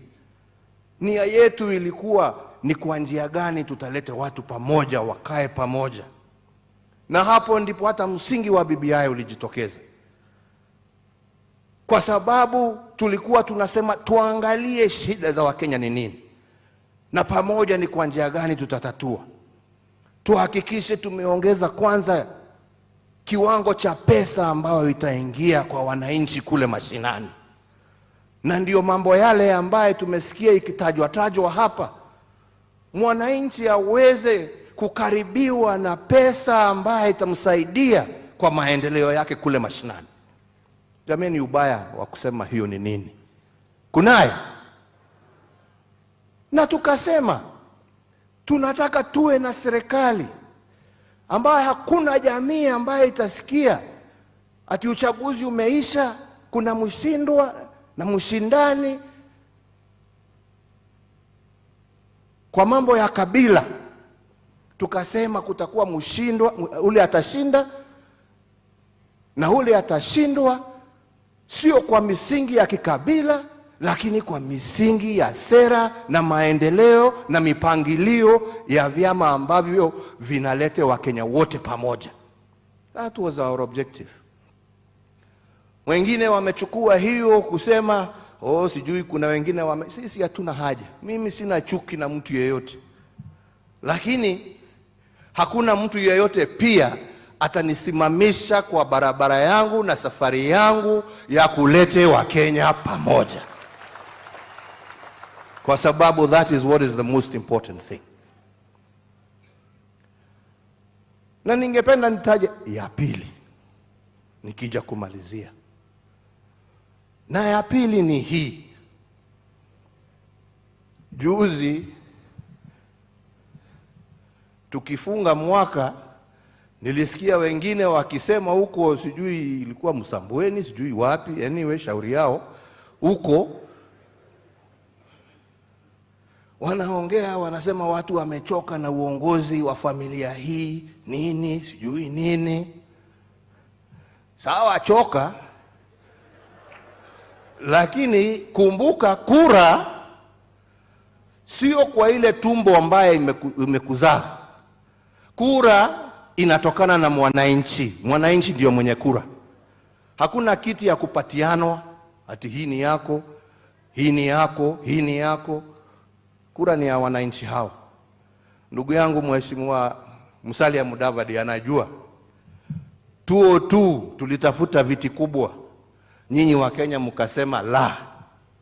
Kweli ama sio kweli? Si ni kweli? Kwa hivyo mtu kusema ya kwamba ati mtu anachoka, na ukichoka kwenda kwa debe upige kura. Na wengine ambao wanaongea hata kura yao na viti ambavyo wako navyo ni kwa sababu ya kura yangu. Wenyewe hawako kupata hata kura moja, ni kura yangu. Jameni, tuheshimiane, kwa sababu nchi ambaye haina heshima na viongozi wake na wananchi wake sio nchi ambaye ni nchi ya kudumu. Na kama kwa ukweli wale ambao waliongea kama unachoka na familia hii, unachoka na familia hii, sasa ni nafasi sijui ya nani, basi kama hiyo ndio thinking ama logic, hata mimi naweza nisimame hapa basi niseme kuna jamii tu mbili za Kenya ambazo zimetawala, labda ni nafasi ya jamii nyingine pia kutawala. Au ni namna gani jameni? Au ni namna gani? Au ni namna gani? Au ni namna gani? Jamii za Kenya ni mingi. Sio tu kuja kutupatupa maneno huko na ujui ni nini unasema, kulete hasira na uhasima kati ya Wakenya. We want one strong united Kenya of 48 million people. That is the nation that we seek, that is the nation that we desire. Kwa hivyo, hiyo ndiyo barabara ambaye sisi tutatembea. La mwisho na nimalizie. Brother Atwoli na wewe Senator Malala, musione Simba amenyeshewa, mufikirie ni paka. Kila kitu na wakati wake. Sisi ni wana demokrasia. We believe in democracy. Watu wapiga ile wanataka kupiga, waandike ile mabarua wanataka kuandika. I am in charge of this government and I am in control of what we are doing. Tunaelewana wenzangu? Sitaki mtu akunilecture mimi. I know where I am and I am very clear about where I am going. Tunaelewana wenzangu? Kwa hayo machache na mengi nasema Mungu awabariki na awalinde. Asante.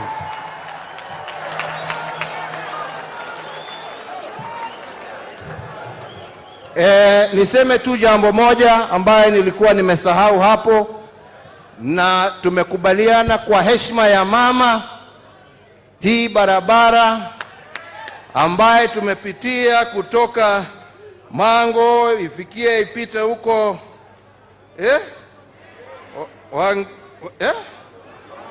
Wangulo mpaka Vokoli mpaka Lushi, 18 kilometers. Kazi hiyo itaanza baada ya miezi mitatu kuisha, tutakuwa tumeanza hiyo kazi. Asanteni na Mungu awabariki. Thank you very much.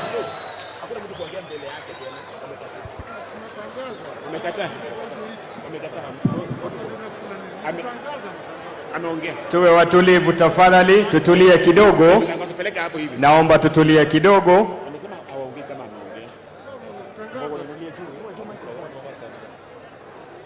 Asante.